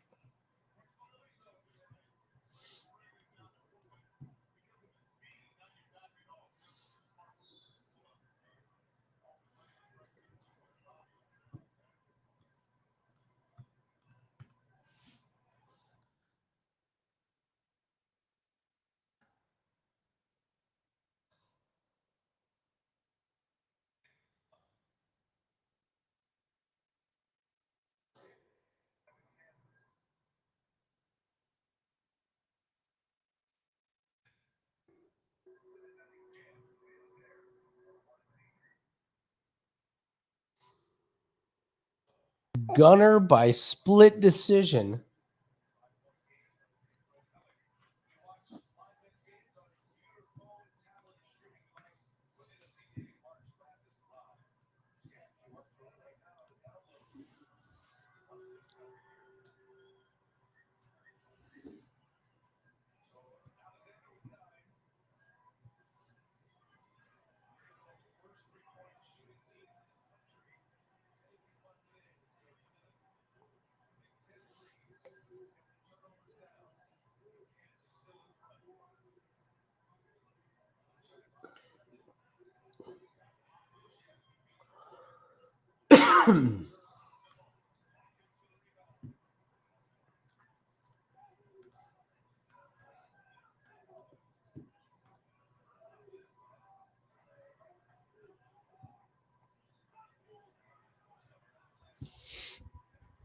I like Gunnar, as they call him.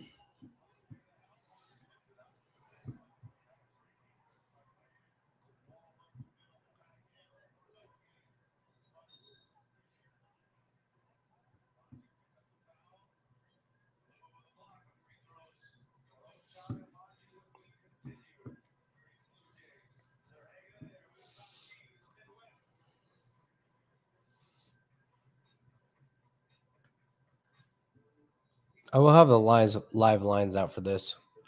The Sato could come out hard and completely tire himself.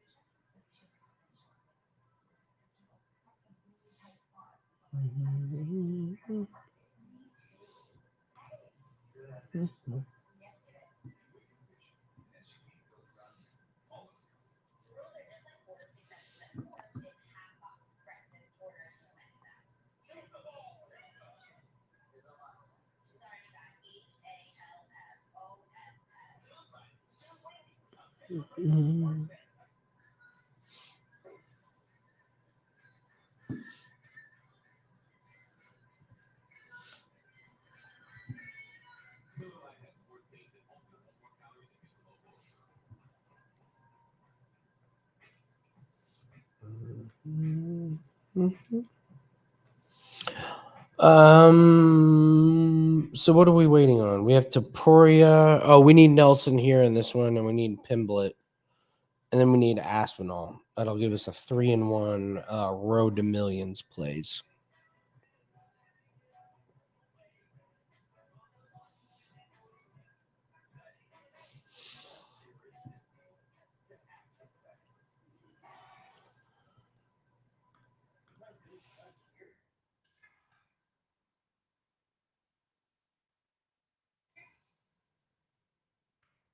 I have not been watching college basketball. Is anything exciting happening?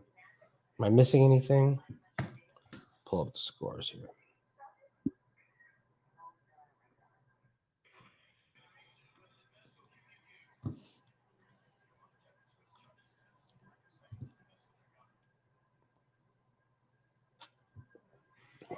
Let me be the judge of what's Kansas Creighton.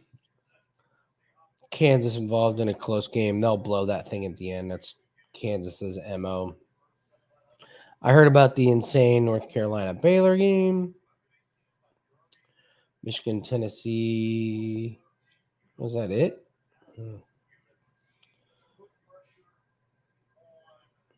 Let's see. I had Michigan winning yesterday. Don't know why, but I did. I like Richmond just because I like their name, the Spiders. I think that's pretty dope. St. Mary's beat the shit out of my Indiana Hoosiers, and I was very impressed with them. They're really good. I knew they were good, but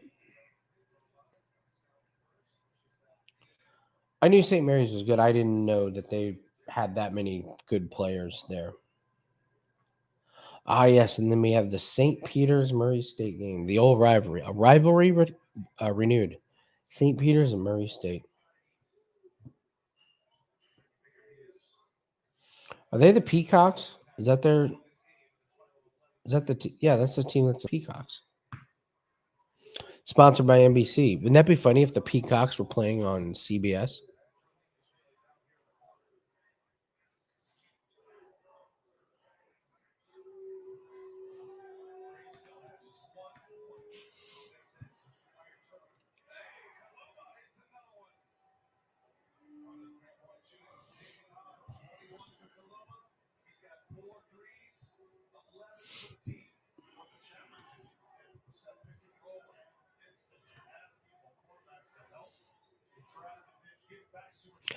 Gunnar Nelson looks shockingly calm.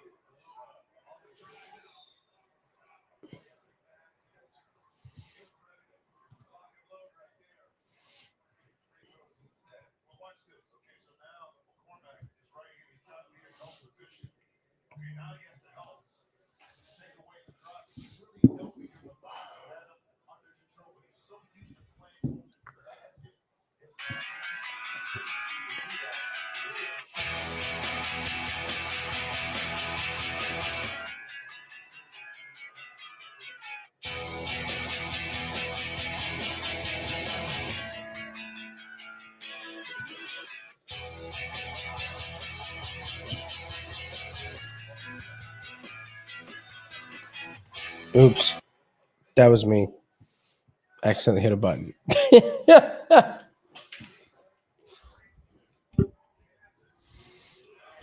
What's up, Tiago?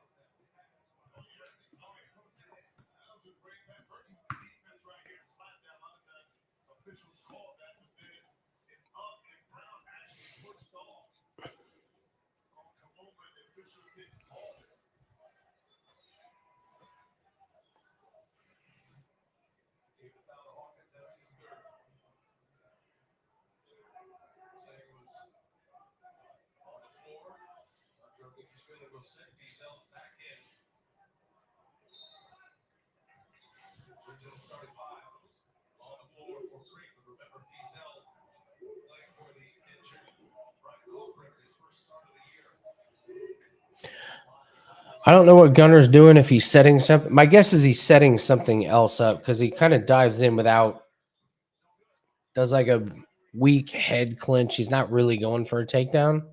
I hope he's not going for a takedown because that, if that's his takedown attempt, that's terrible. But I'm guessing he's setting it up, wanting to work the clinch.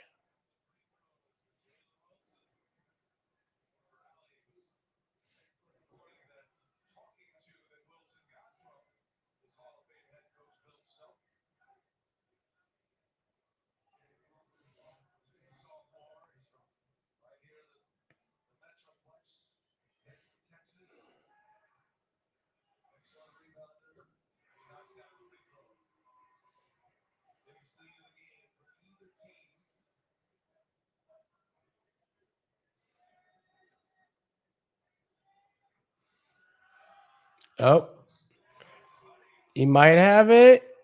Okay, so he was setting that up. Wow. Okay. So I was right. He was setting something up. He's got a half triangle, body triangle. He doesn't have this back taken completely clean. He may lose guard here. Okay, he did move it over to the back. Oh, that's a terrible move by Sato. So now he does have the full body triangle. That was just stupid. I mean, Sato could have keep turning and probably ended up in full guard. Now he's just gonna get his head mashed in from the bottom. Yeah, that body triangle is locked in, and Sato doesn't look like he has any idea how to get out of it.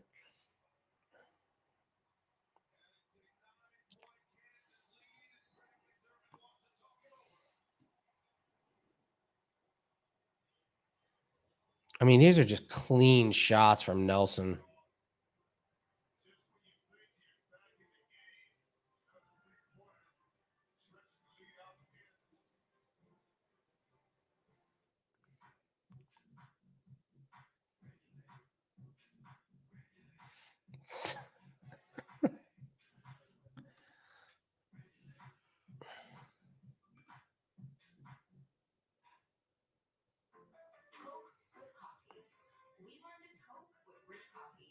He's just teeing off on the head on Sato.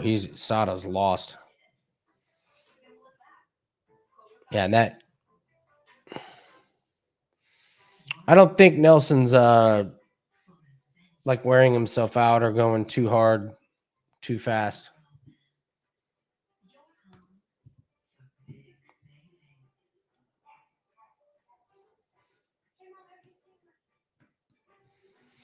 Big round from Gunnar.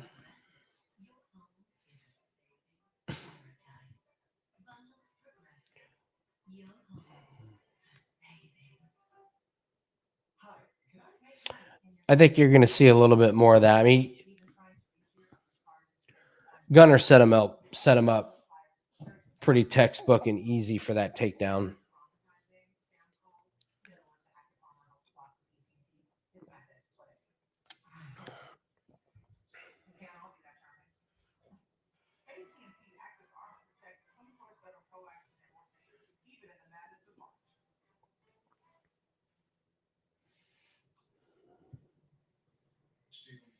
Did you know a TurboTax Live expert can do your simple tax return for you?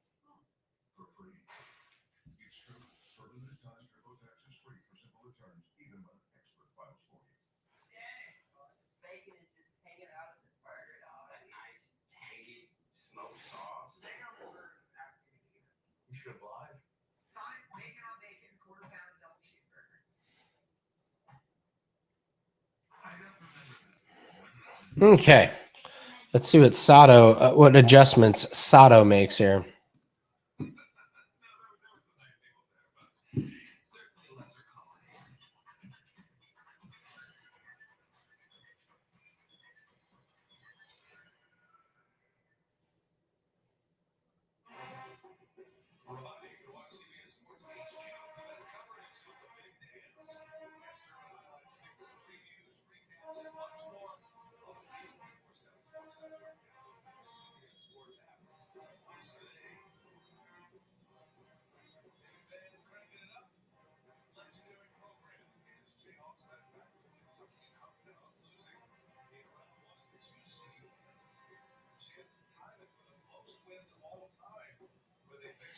That was a good shot landed by Gunnar.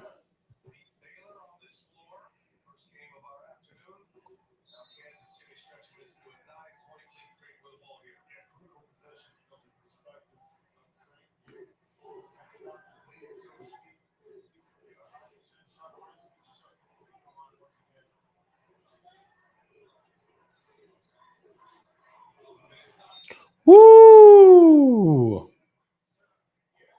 Good stick.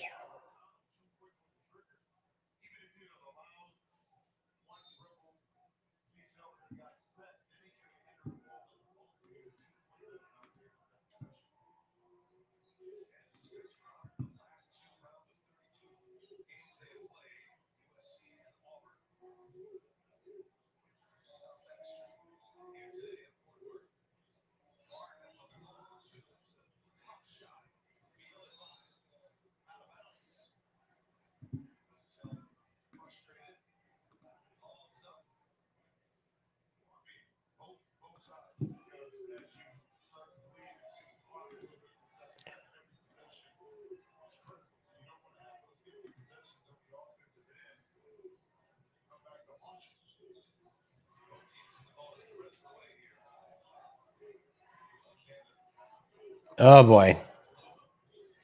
What timing on that takedown. So good.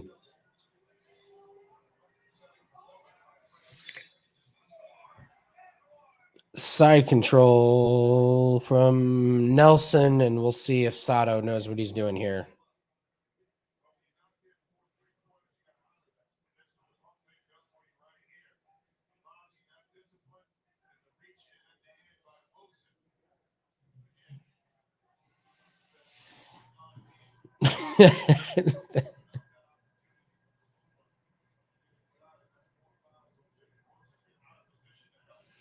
All right. Sato can get up. What he can't do is let Nelson jump over with his left leg and take his back.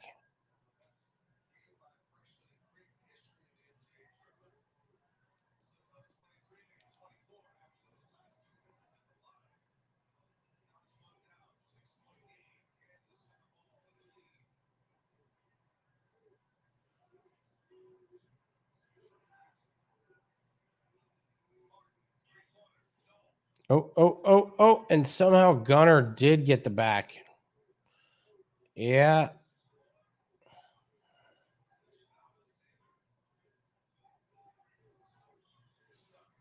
And there he's got the body triangle locked in again. Gunnar with a completely obvious fence grab. Completely obvious fence grab.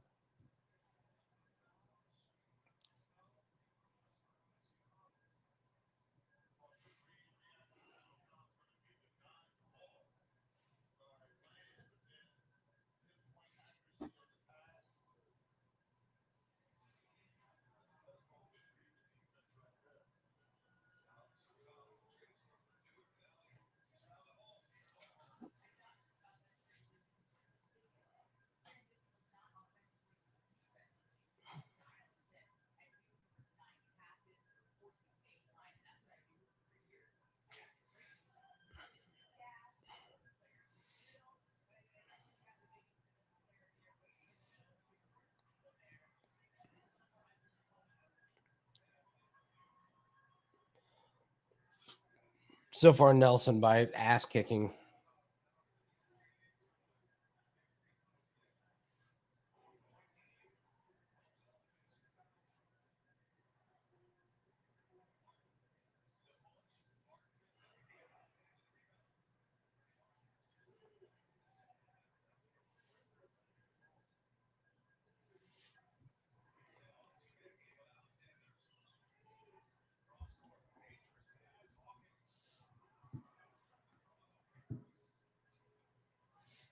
I don't even know what the live lines are.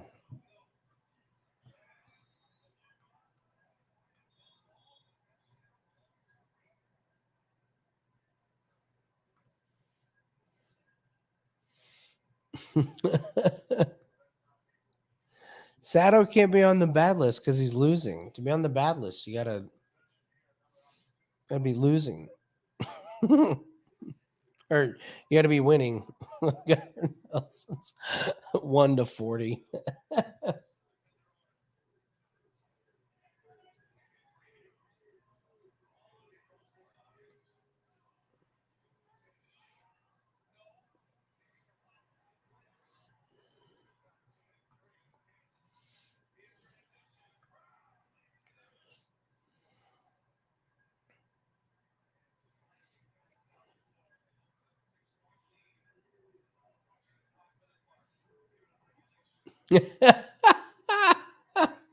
Put him on the bad list in Bellator.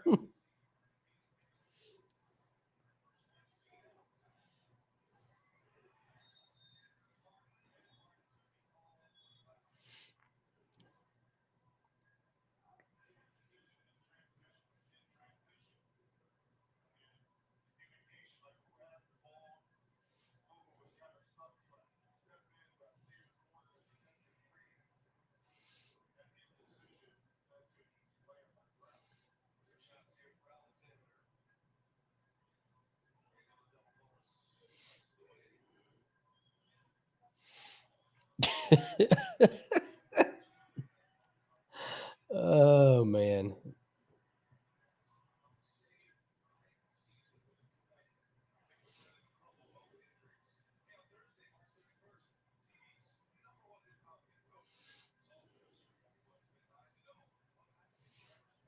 feel like there's going to be a takedown coming pretty soon.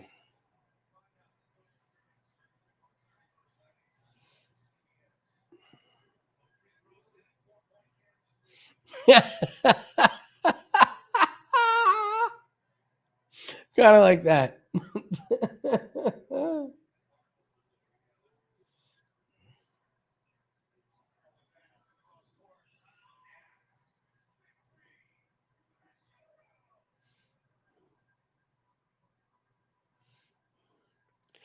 Oh, he's just going to hold this here. Body triangles in, and there's no way Sato's getting out of that one.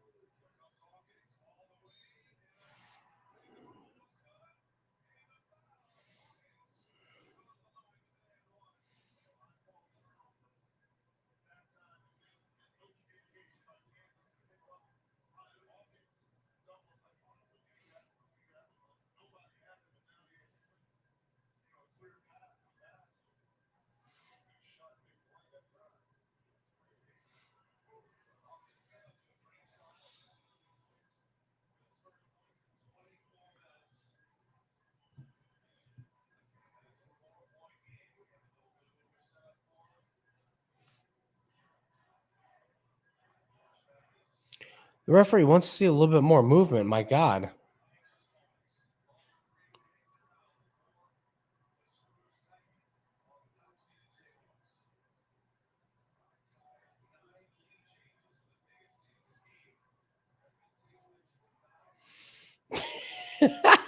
This thing is just.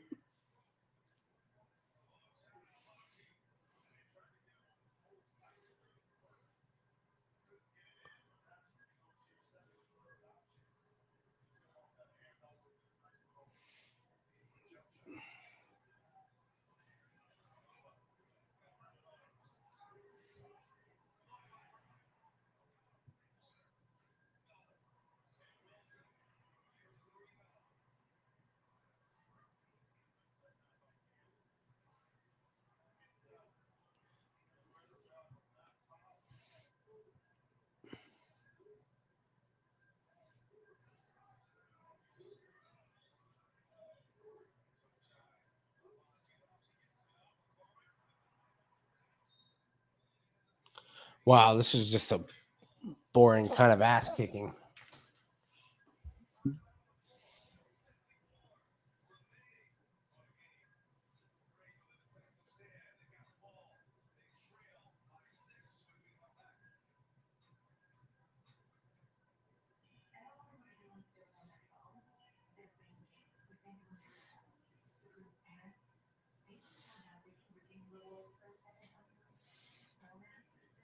Well, that's a good win for Gunnar Nelson.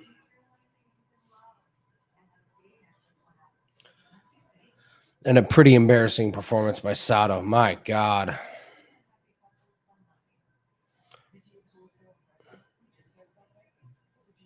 Wow.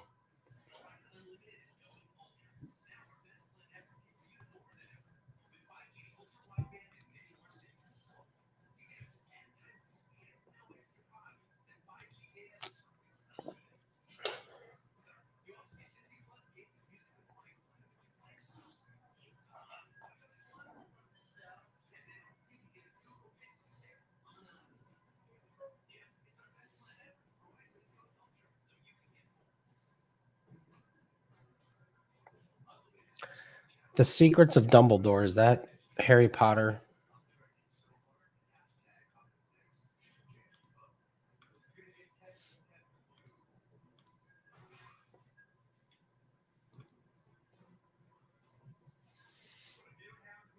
Never got into Harry Potter, the Hobbit stuff. I like the fantasy things.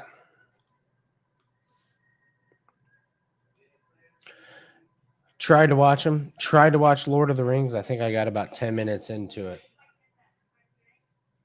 It's like that'll wrap up this experiment.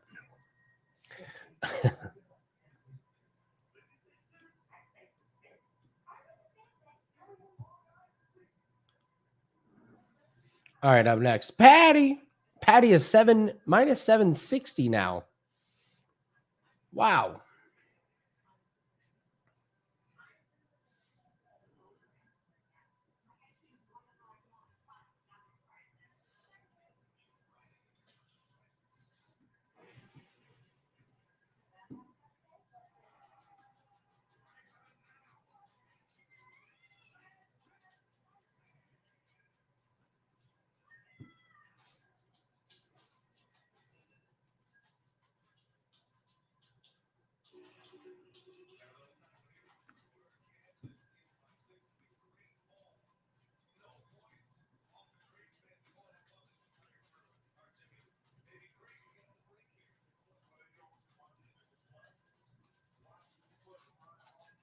Jesus, Gunnar, your interview is more boring than your fight.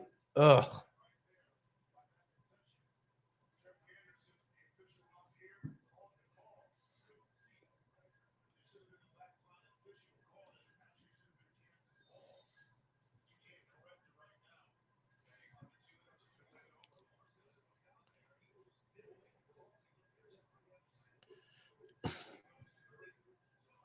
I need a cup of coffee after that fight and interview. All right, we got 3 fights left. Should be bangers. Man.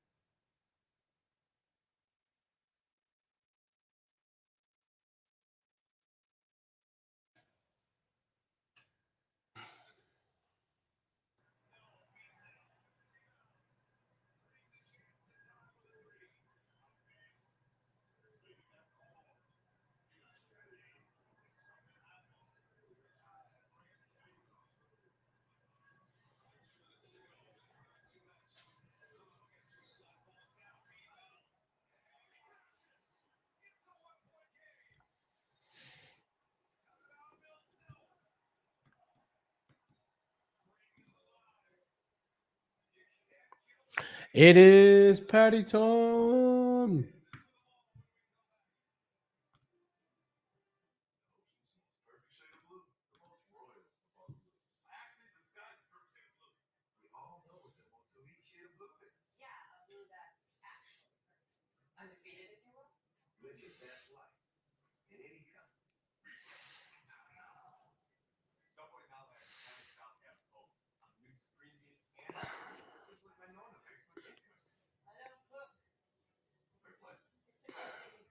He just said what was the Brett that hit me in saying, "What's up, William?" What was the Brett hit me in saying that he said?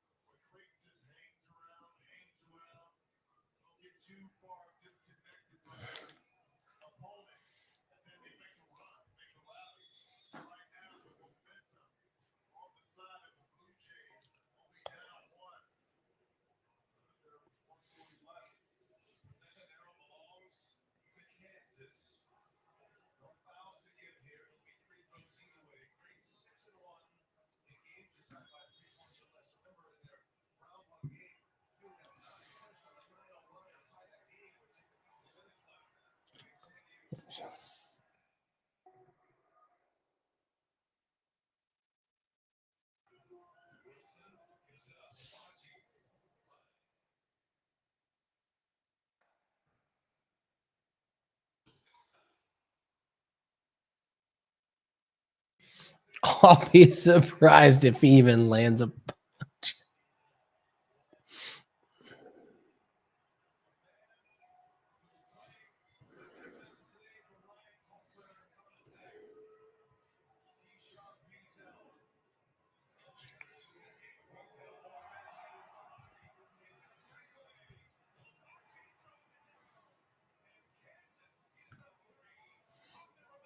Oh, the best there is, the best there was, and the best that ever will be.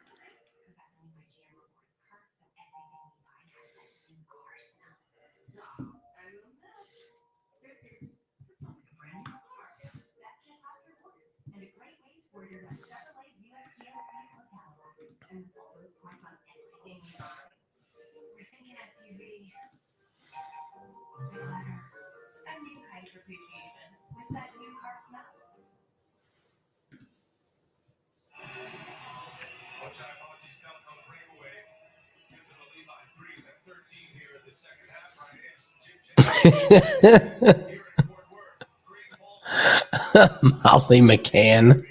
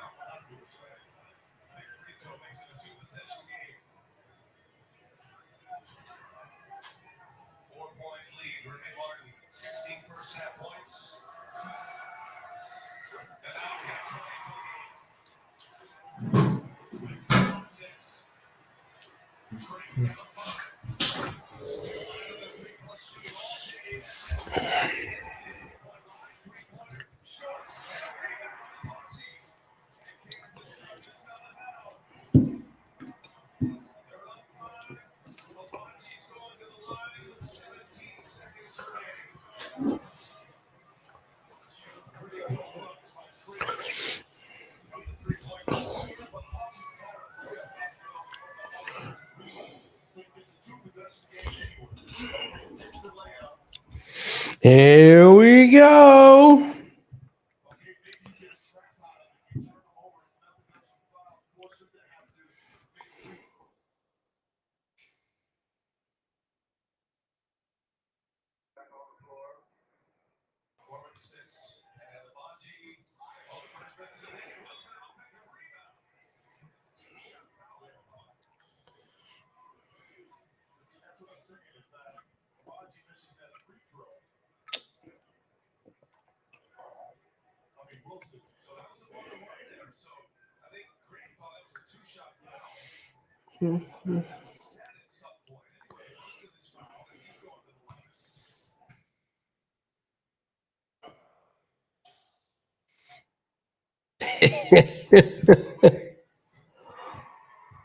All right, this will be.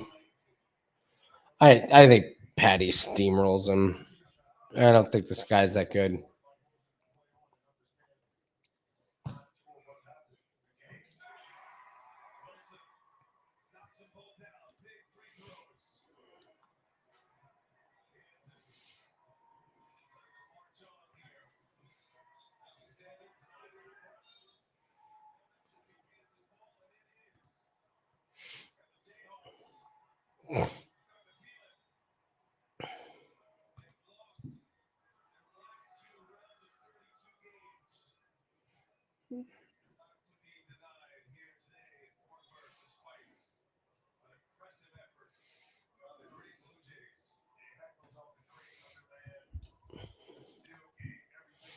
Oh, wow. All right, here we go. Paddy Pimblett.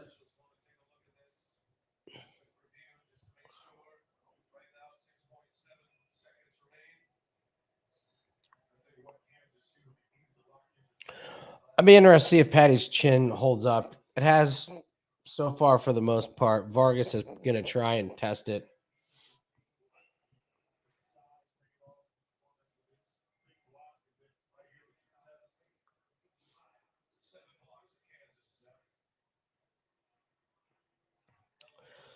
Vargas sure don't look like he's happy to be here to collect the check. Looks like dude wants to be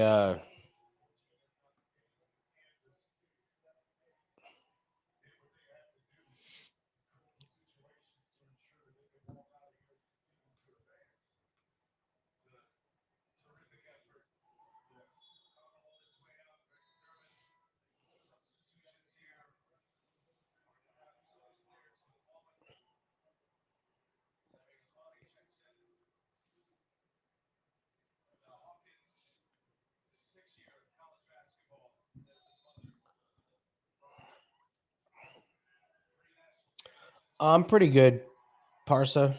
Thanks very much. It's on ESPN Plus. You can get it.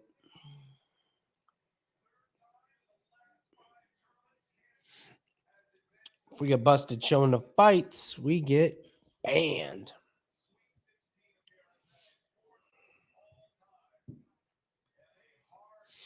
Here we go.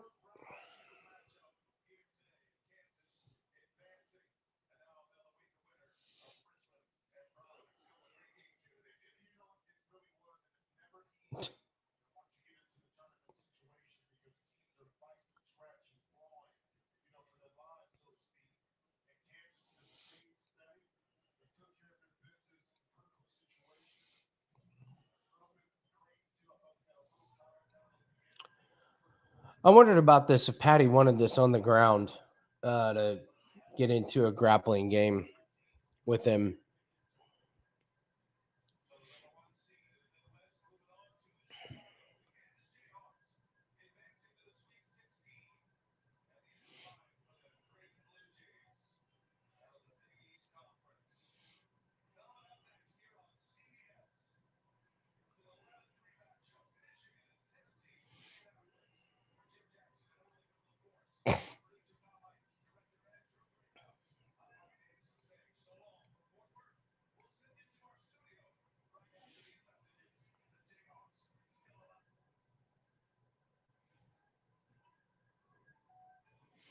So we got Vargas. He's in half guard.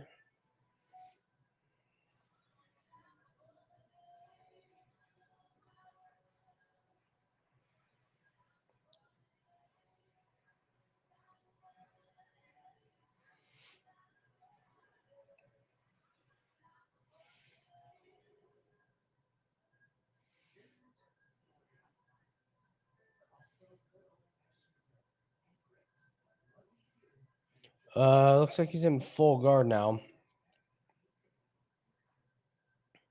right, so Paddy wants to get up. Couldn't get anything going on the ground.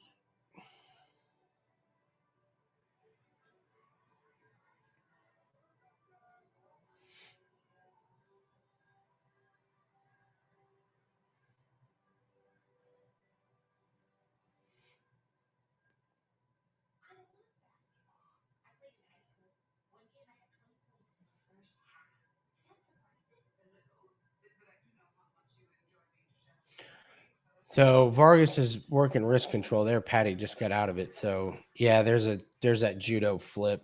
That's a great work. That's where Paddy has the advantage here. Paddy's trying to get to mount. He's got to get over the knees. I don't think he's going to get it, but he just jumped the back and now has a minute 47 to work. He does not have the body triangle locked in, though. Now he does, kind of. He doesn't quite.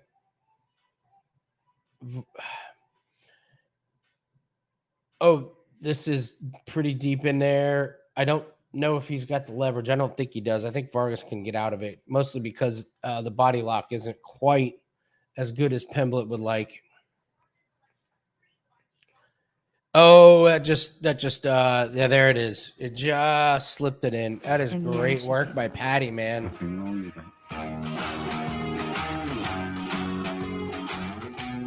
That's pretty awesome. You gotta love Molly and Paddy. Give it a little tappy. Tap, tap, tap-a-roo. That was pretty awesome.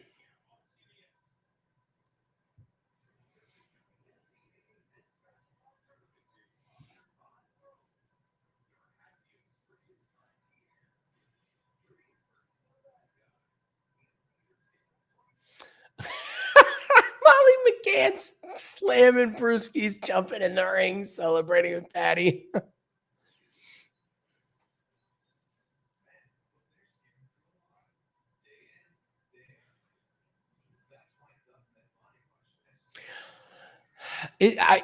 That was a really interesting round because Paddy went down pretty quick, like on purpose. Like, so Vargas lands one, and then Paddy, it's kind of a half-assed takedown, but I think he really just wanted to just get on the ground and work. And then that's a great judo throw.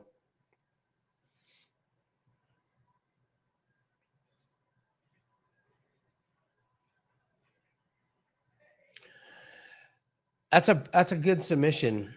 That's a really good submission by Paddy, because even though Vargas got him down to start, it was still in Paddy's like wheelhouse. So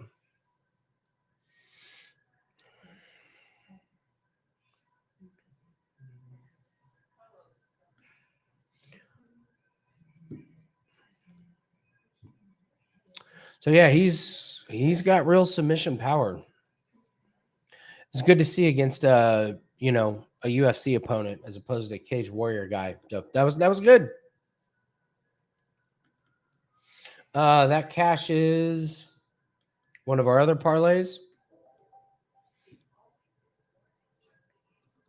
Oh shit.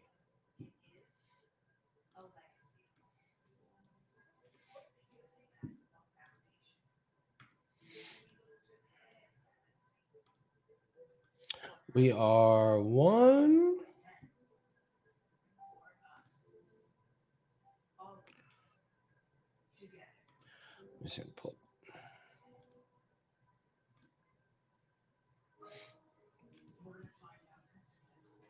Pimblett went to minus 200. Wow.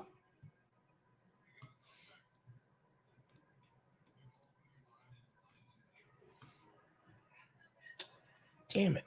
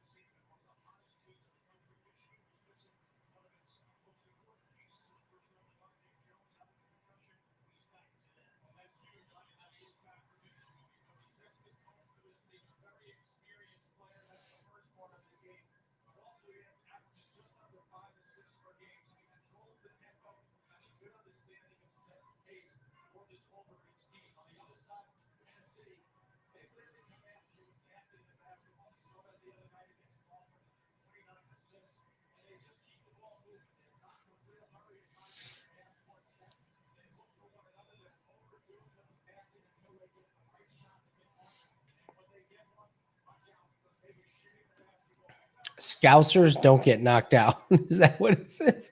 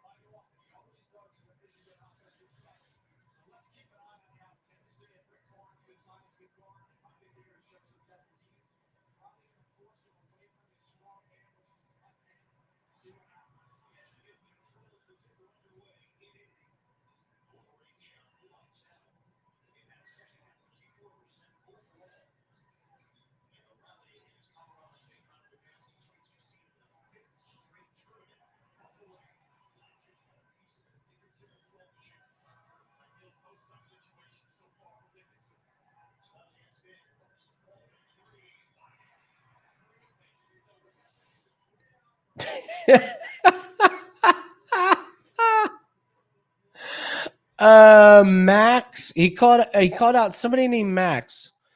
Let me see if I can. Does anyone know who he? Let me see who he.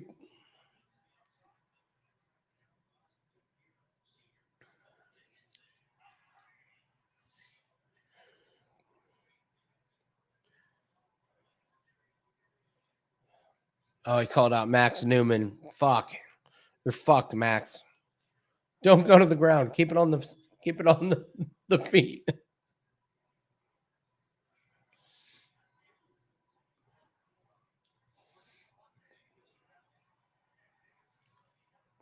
I'm gonna listen to this again and see if I can figure out what he calls out.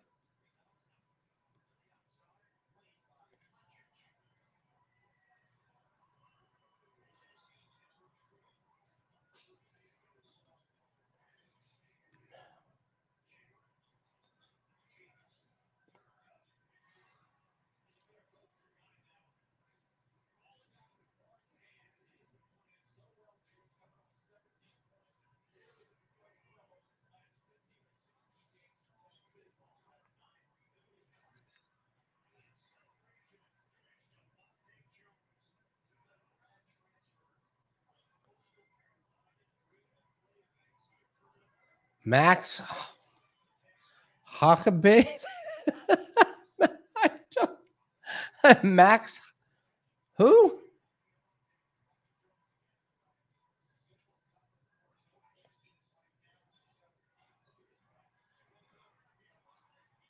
It might have been Mark Zuckerberg. I think it is Mark Zuckerberg.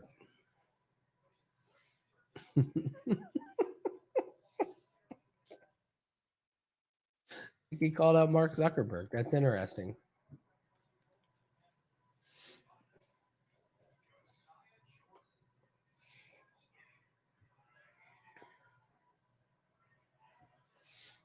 All right, here we go. Arnold Allen and Dan Hooker.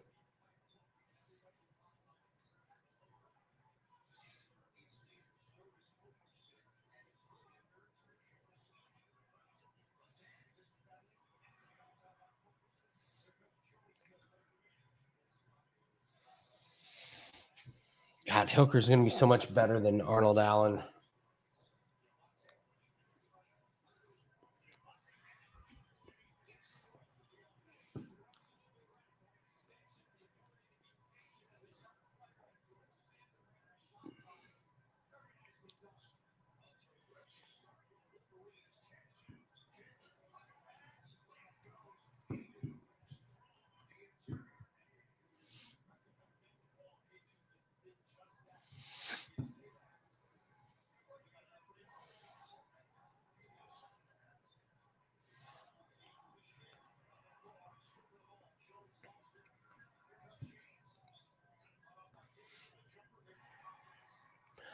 Let's see here. February 16th.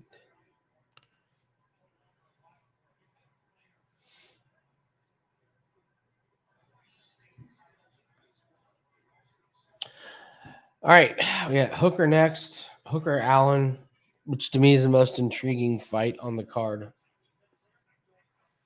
I almost want to bet Dan Hooker just because of how big he is.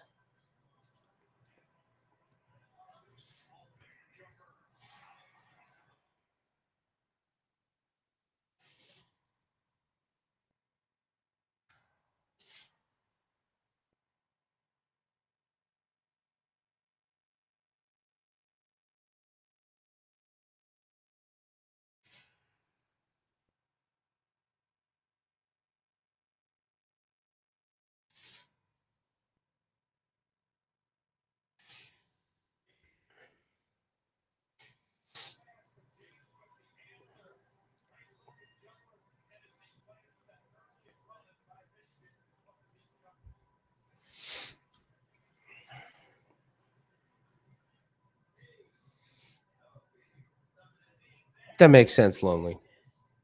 Yeah, so we're looking at Dan Hooker.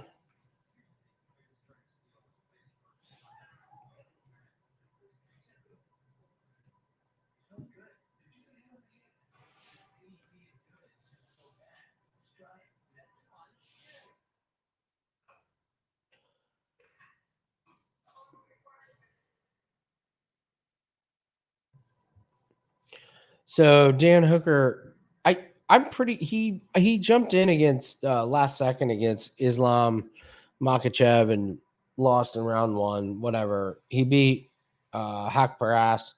Then before that, loses to Chandler and Poirier. I mean, that's a murderer's row. I don't put Arnold Allen in that. Arnold Allen is really good, but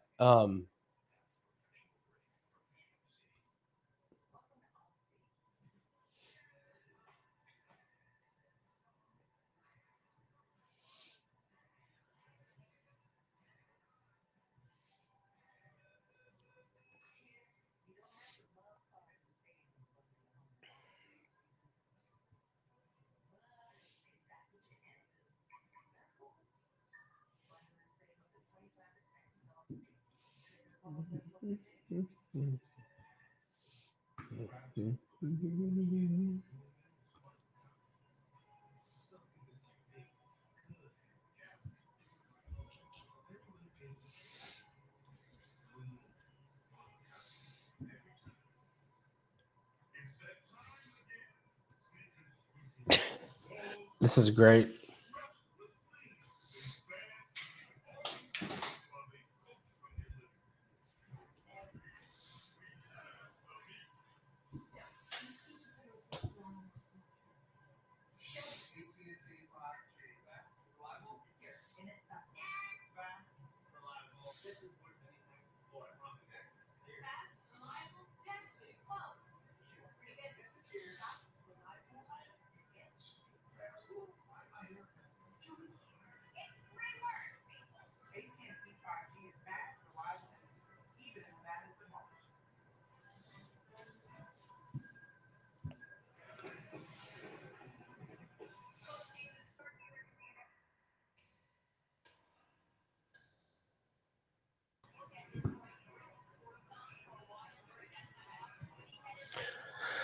So he beat Youssef and Lentz and Melendez and Rinaldi and Burnell. I mean, the level of competition that they fought is not even close. I mean, Dan Hooker's.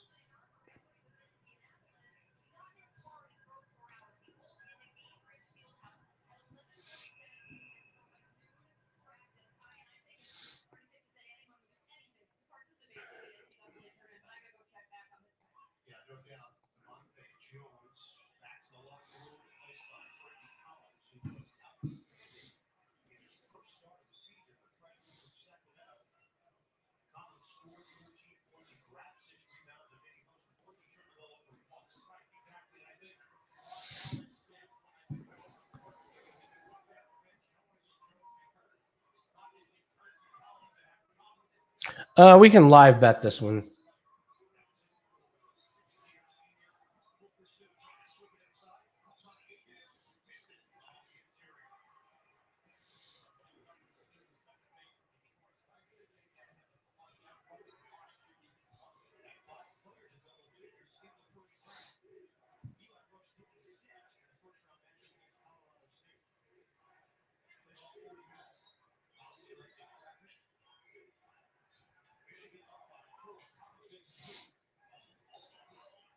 Yeah, we'll live bet this one and see if the size advantage for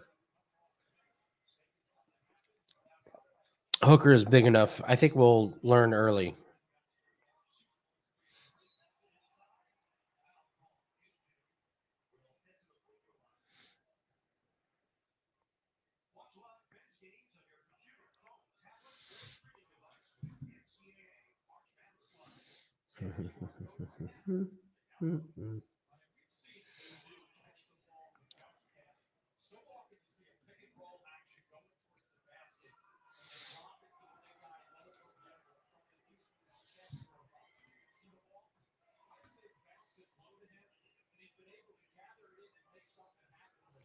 I'll be right back.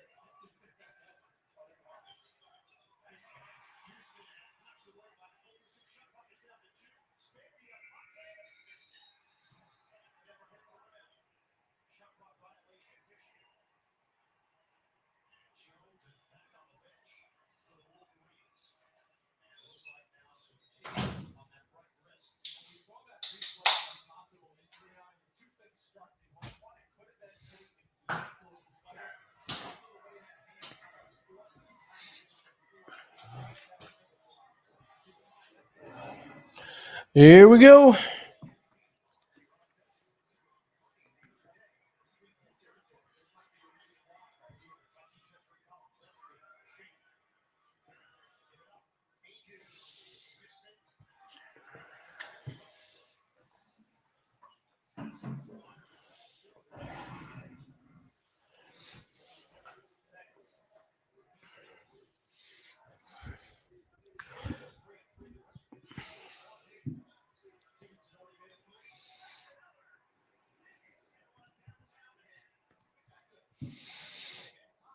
Lonely, you're going the distance. Okay, I could see that.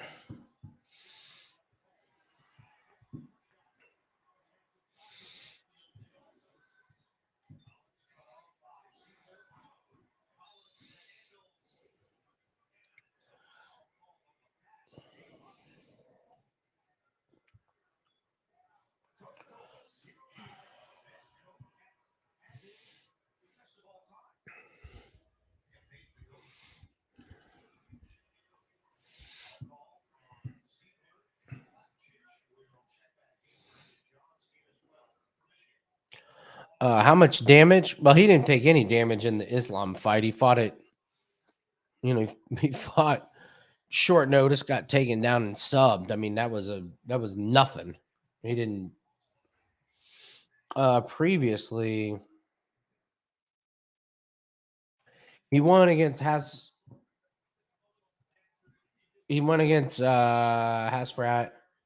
It was okay. Chandler, he took damage. Poirier was a lot of damage. A lot. That was in 2020. I forgot he fought Felder and went to decision. And then before that, I mean, he was kicking the shit out of people. So, I mean, Makachev, no damage, 0. Hack-Parast, a little bit just because it went 3 rounds. Chandler, he got knocked out quick. Poirier went 5 rounds. That was a tough fight.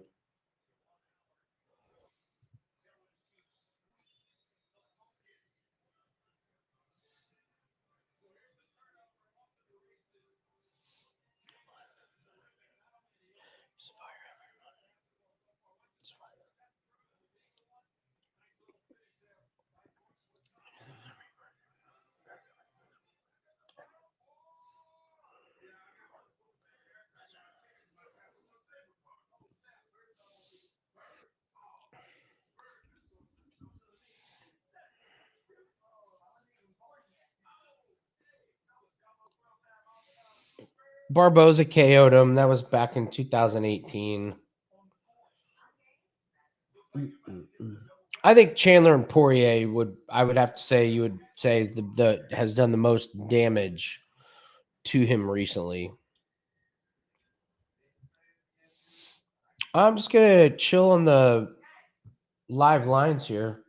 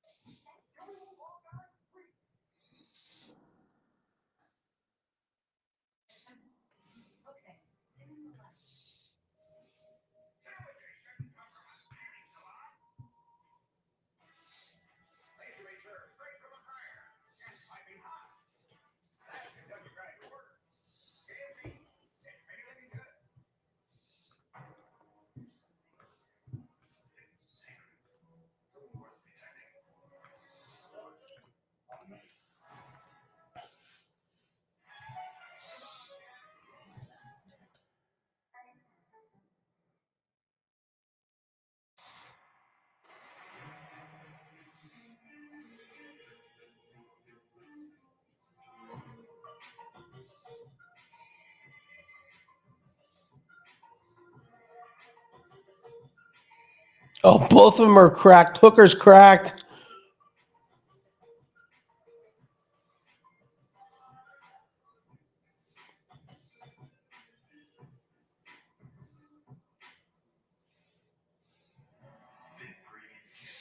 Hooker is rocked.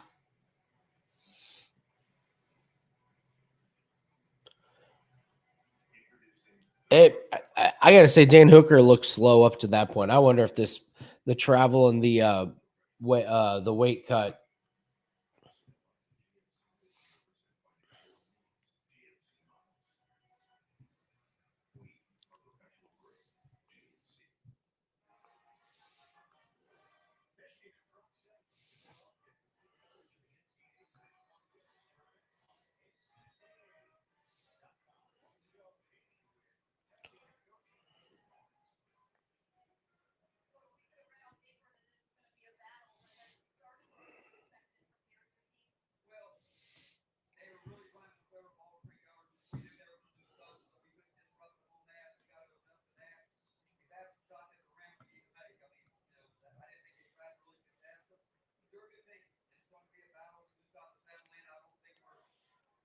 Oh, Hooker's done.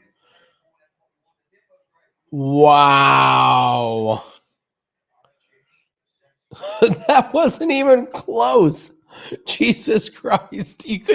I couldn't even get in a live bet. Wow. That is not good for Dan Hooker. He looked terrible.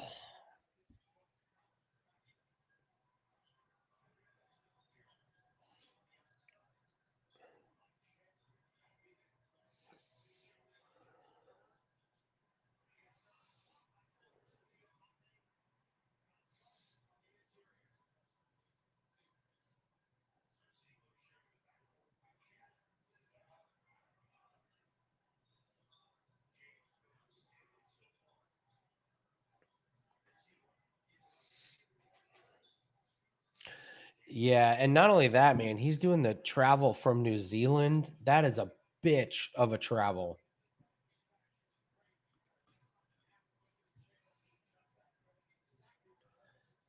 You could see it coming, and I couldn't get a live line on Allen fast enough.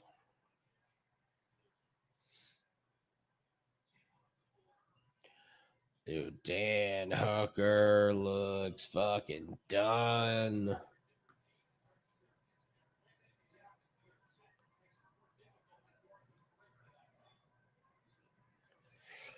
Dan Hooker could be done. Because you could say, all right, well, he's lost 4 out of 5. But it was really good. Sorry, it was really good competition. But to get beat beat up that bad in 2 straight fights. I know Islam was a last second fight, but that fight right there is a holy shit. That is a holy shit moment in the career of Dan Hooker. I don't know what they do with him now.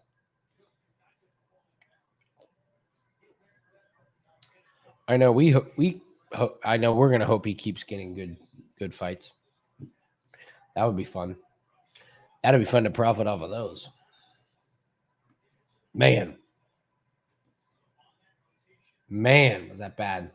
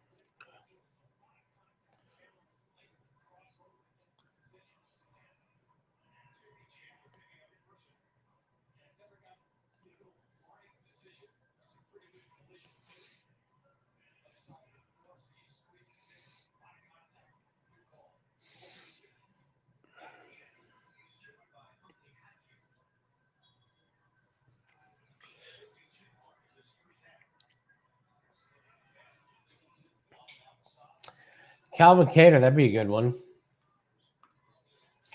Let me look up the rankings.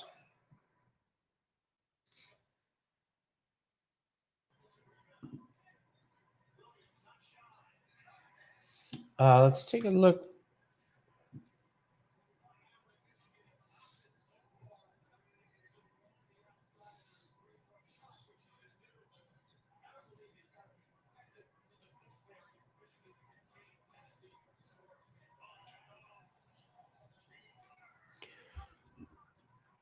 Calvin Kattar?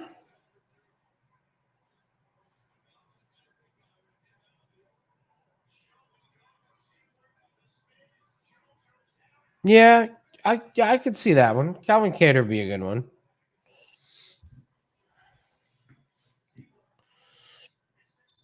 Allen and Kattar. I'd go Allen all day.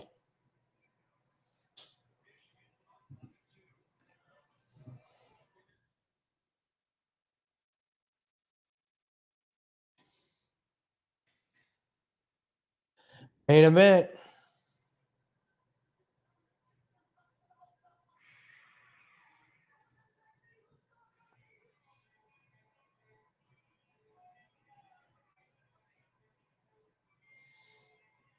Well, I don't know. I said that way too soon. Allen and Kattar. So Cater's just coming off beating the shit out of Giga, even though Giga almost had him on the feet with that slip. It was the slip, and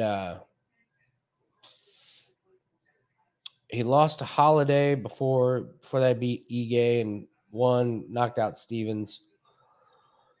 It's a good fight. That's actually a really good fight. I would lean Arnold Allen.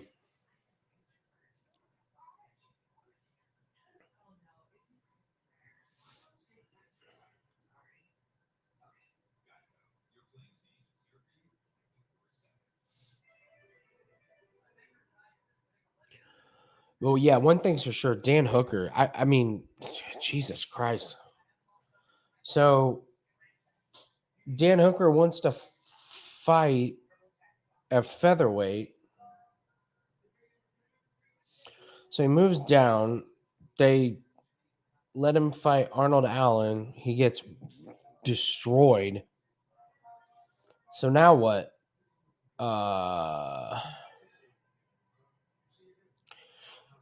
They could give him Giga or Bryce Mitchell.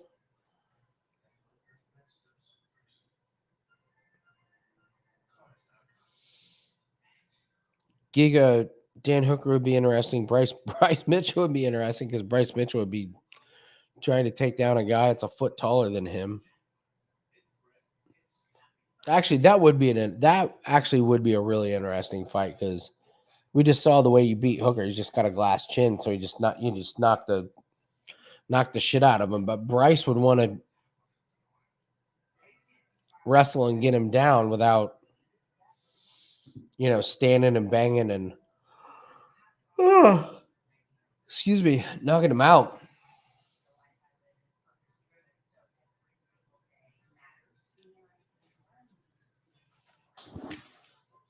All right, here we go. Volkov and Aspinall.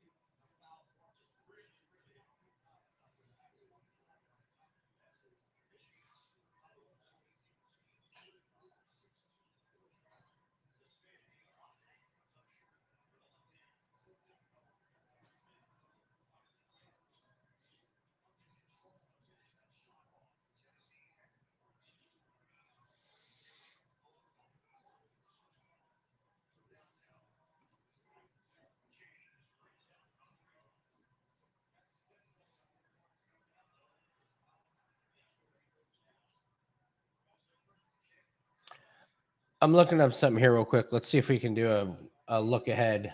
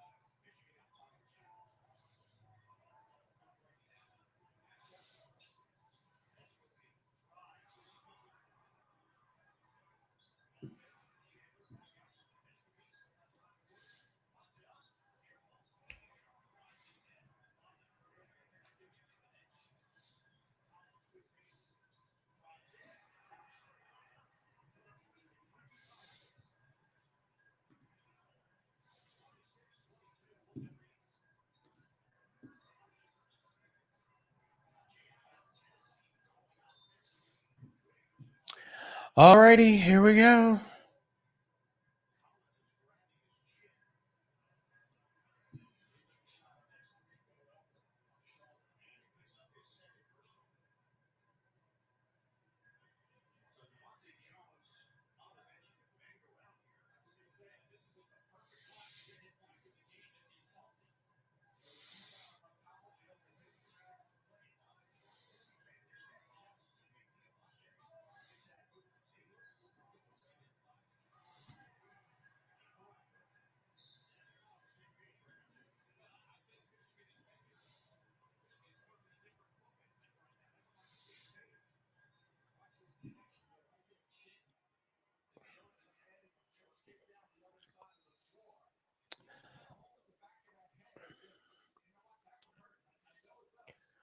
Boy, this looks set up really nice for Aspinall.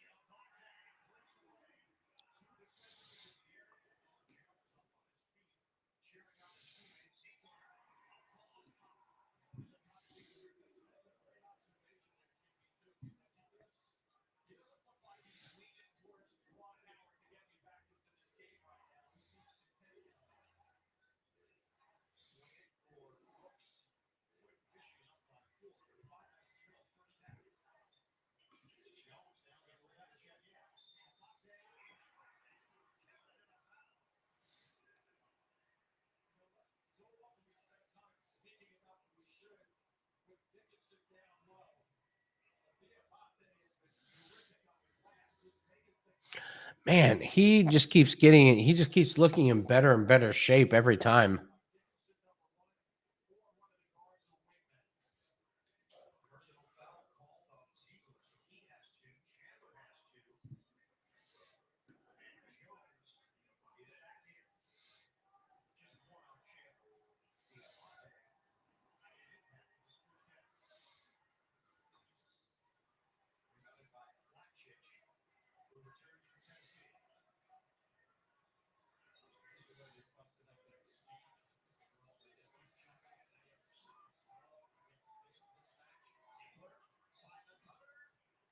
Michael Bisping has a podcast.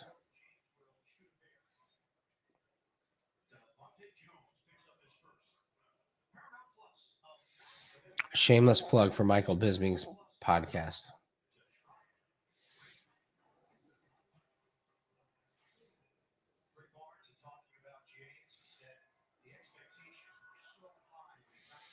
Mm-mm.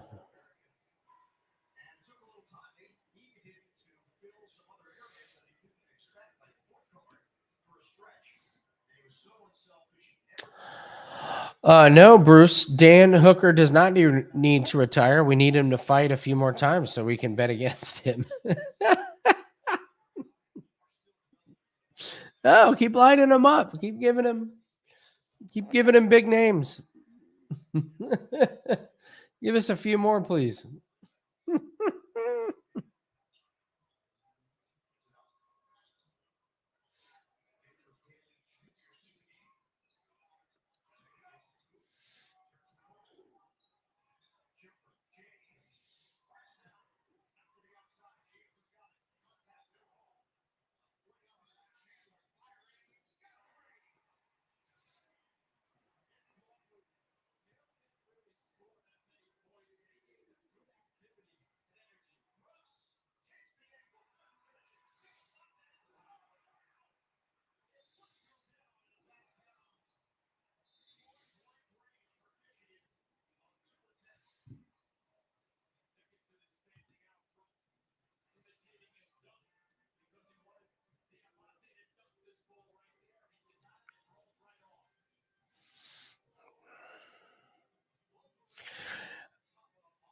You know what, Bruce? You've been a fucking asshole all day today. You come in, you say some shitty things, and then you come back and say some other things.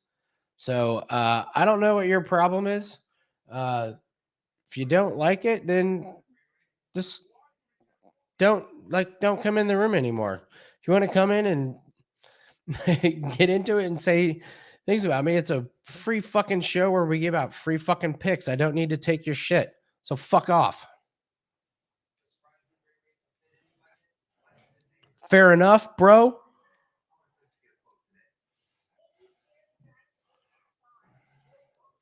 Oh, I have a sense of humor. I also know what I want to put up with and what I don't want to put up with. And what I don't want to put up with is your fucking bullshit. Why don't you grow a sense of humor? I'm just joking. Ugly little troll. Bro, I'm the one on camera. You're the one. You can't even put a picture on your avatar. You're the little troll.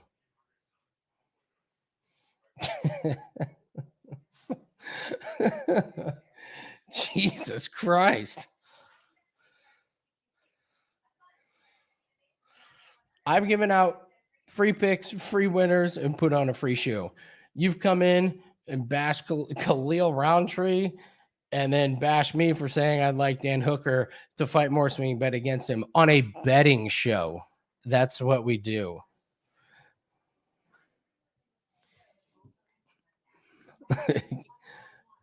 I'm not even gonna block you. I'm not even gonna block you. Just keep it coming.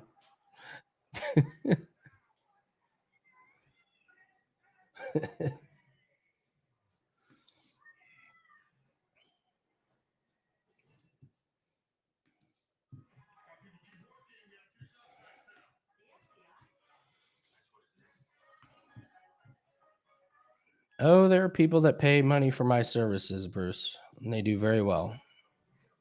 We do this because this is something that me and Nathan want to do on our own, and anyone is welcome to join in.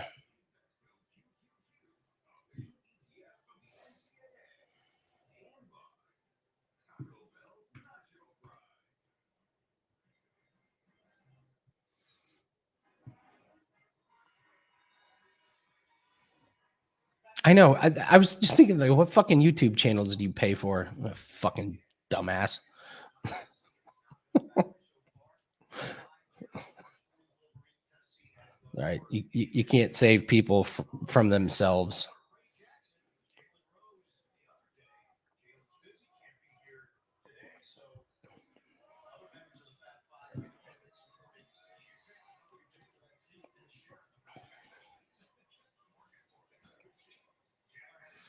All right.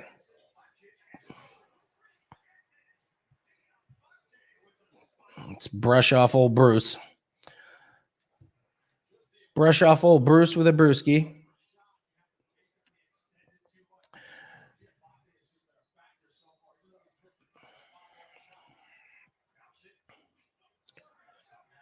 They both look very excited to fight. I wasn't aware that Volkov was actually that much taller than Aspinall.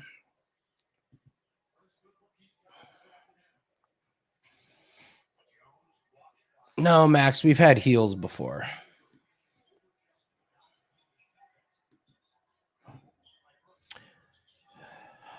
All right, so the endurance is supposedly an issue with Aspinall. I don't think it's as big of a deal as some others have said. So I don't expect this to go the distance. I'd be pretty surprised, especially just with how bad Volkov looked in his last couple fights. I don't know. Maybe he turns it around and maybe Volkov is back to being the killer that he is. We'll know pretty early.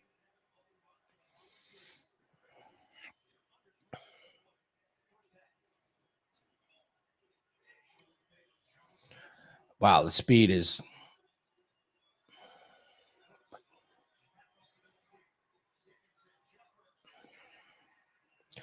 It'll be interesting to see if Aspinall wants to stand and strike here, if he thinks he's got that big of an advantage on speed, or if he wants to go for the... Well, that answers that question. Yeah, he does want to go for the takedown, and now all of a sudden he's on top and side control.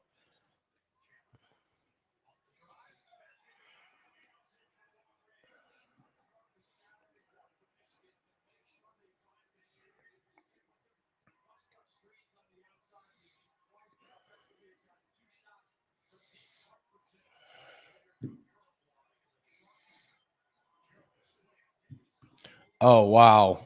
Elbows are already landing, and he has got a long time to work. 3:45.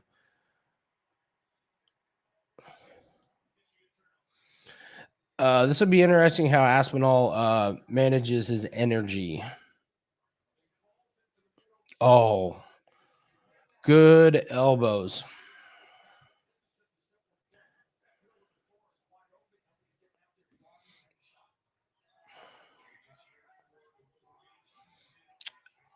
He definitely is nicking up the face of Volkov. This is just an ass kicking right now.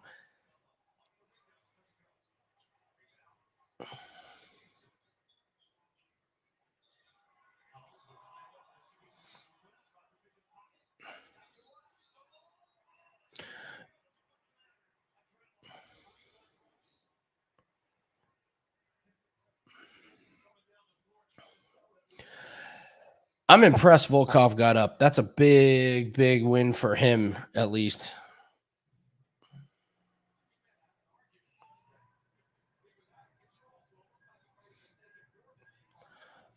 Yeah, Volkov's cut on this. Oh, he's bleeding right out of his ear. Oh.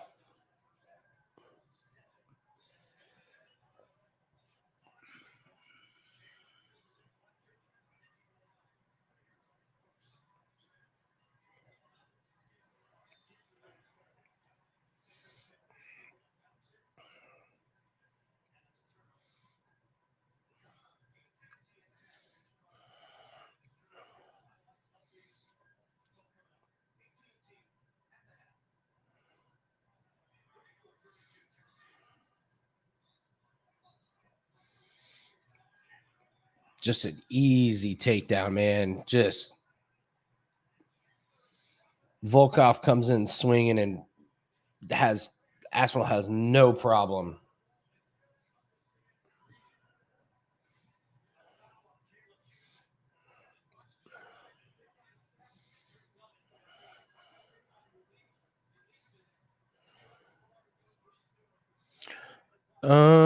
Oh, there it is. Oh my God. Holy shit. There's nothing wrong with that.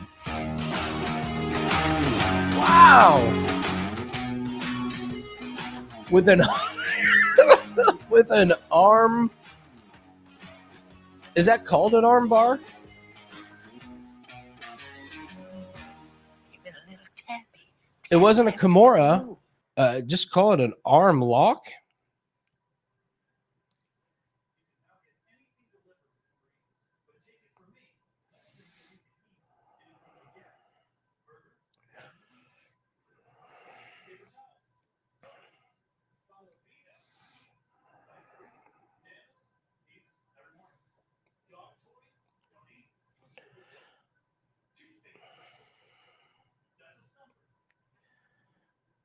Texting Nathan. Apparently Nathan already knows.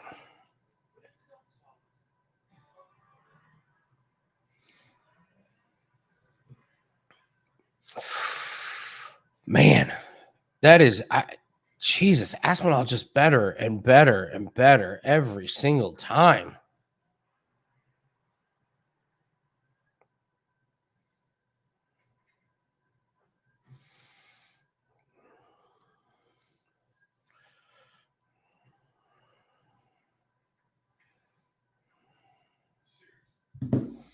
All right. So we can pull up our handy dandy little sheet.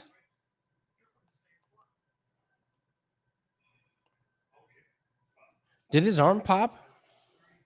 Like, did he break it or did he tap in time?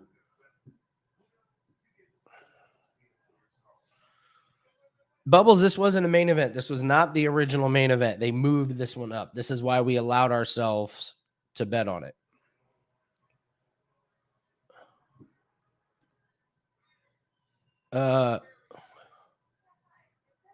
Yeah, it looks like Volkov's arm is.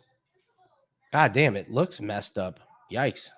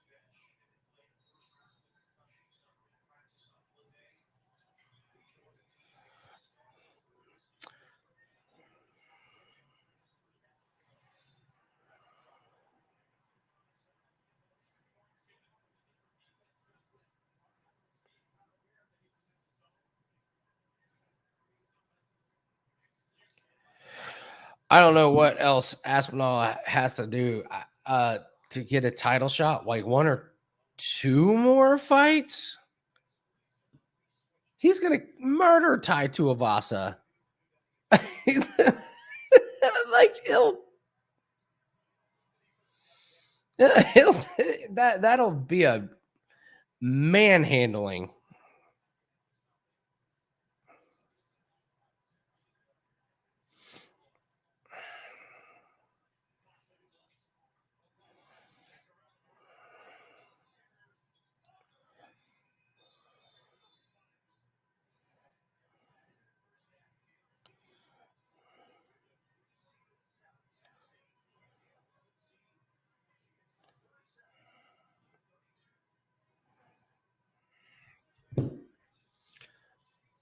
All right, so let's do a couple things here real quick. I'm going to recap, and then I'm going to do a look-ahead bet for everybody that is sticking around.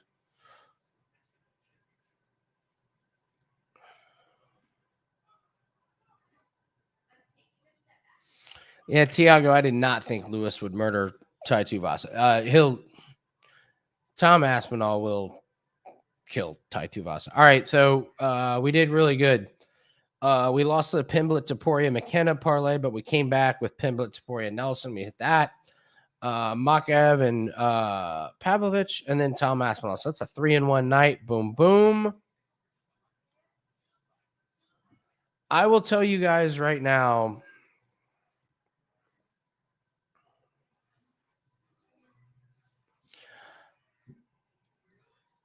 I just looked up a couple things here. I can tell you right now, we talked about this one earlier. Fiorot and Borshev is minus 105 on DraftKings right now. Parlay that next week. I know Nathan thinks that Fiorot's line is going to go down. I'm not sure it's going to. We saw this week the lines plummet. So Fiorot and Borshev for next week. So Fiorot's fighting Jennifer Maia. I was completely wrong on Maia. I thought Maia was going to win her last fight. She was so bad. And Fiorot is on a tear. She's a killer. And Borshev gets Mark I don't even know how to pronounce it. Diak-Casey. And Diak-Casey has lost like 6 out of 8. His 2 wins have been chumps. He's lost his last 2. He got submitted in the first round by Rafael Alves, and he got hit a couple times, and then all of a sudden ended up in a sub. So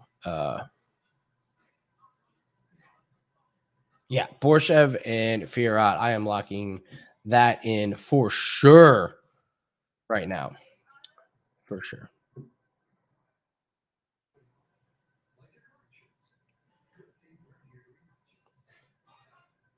Maybe I was too harsh on Bruce.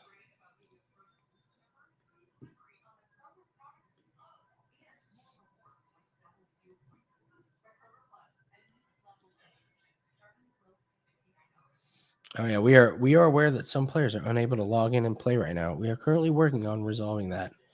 Isn't it amazing how that works? Oh, and by the way, Fiorot just went to minus 380. It's like they're listening. It's like they're listening to us. I'm going to FanDuel, BetMGM, Bovada, Bet Online, whatever I can find.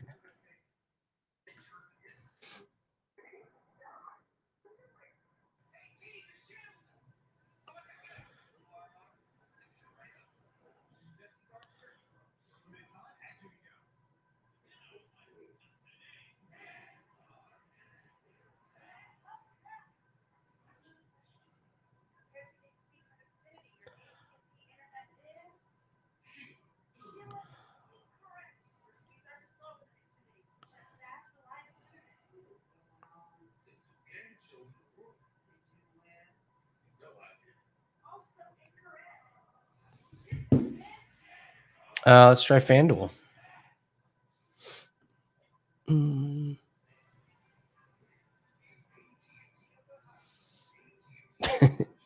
Max, trust me, I'm not.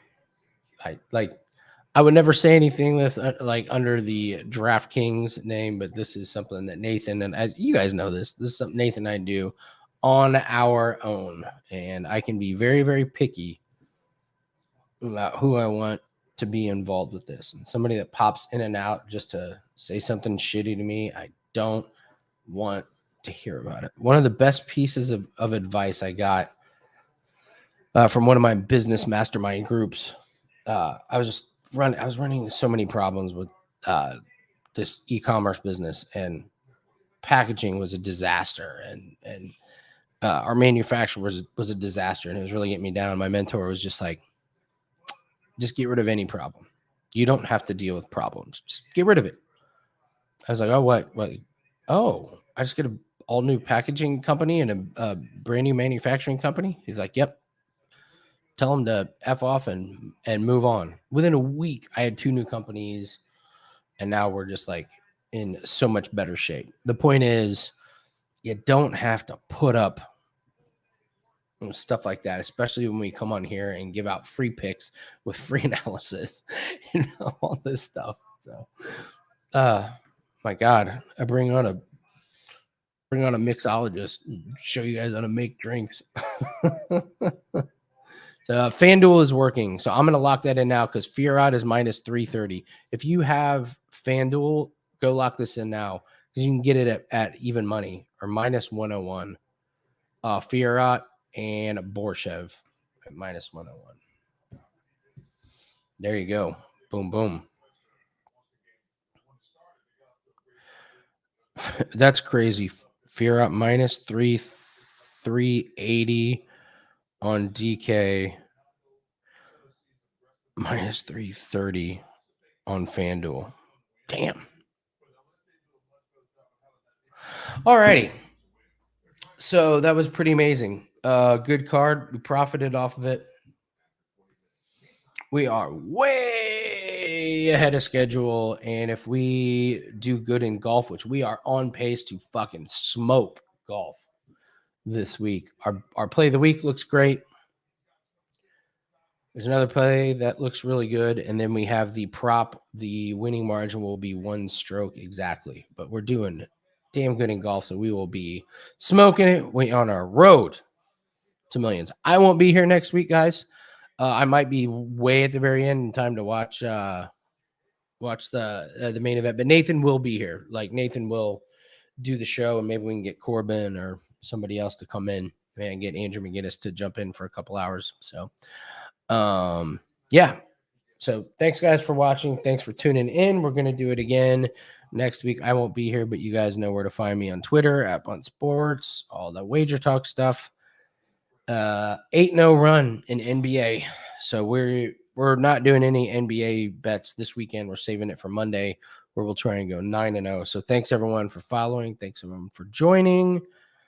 Have a great night. How cool. We get a UFC event, and then we get the rest of the night off, watch college basketball, and do all that stuff. So love you guys. You guys know who you are. Have a great night. See you next week.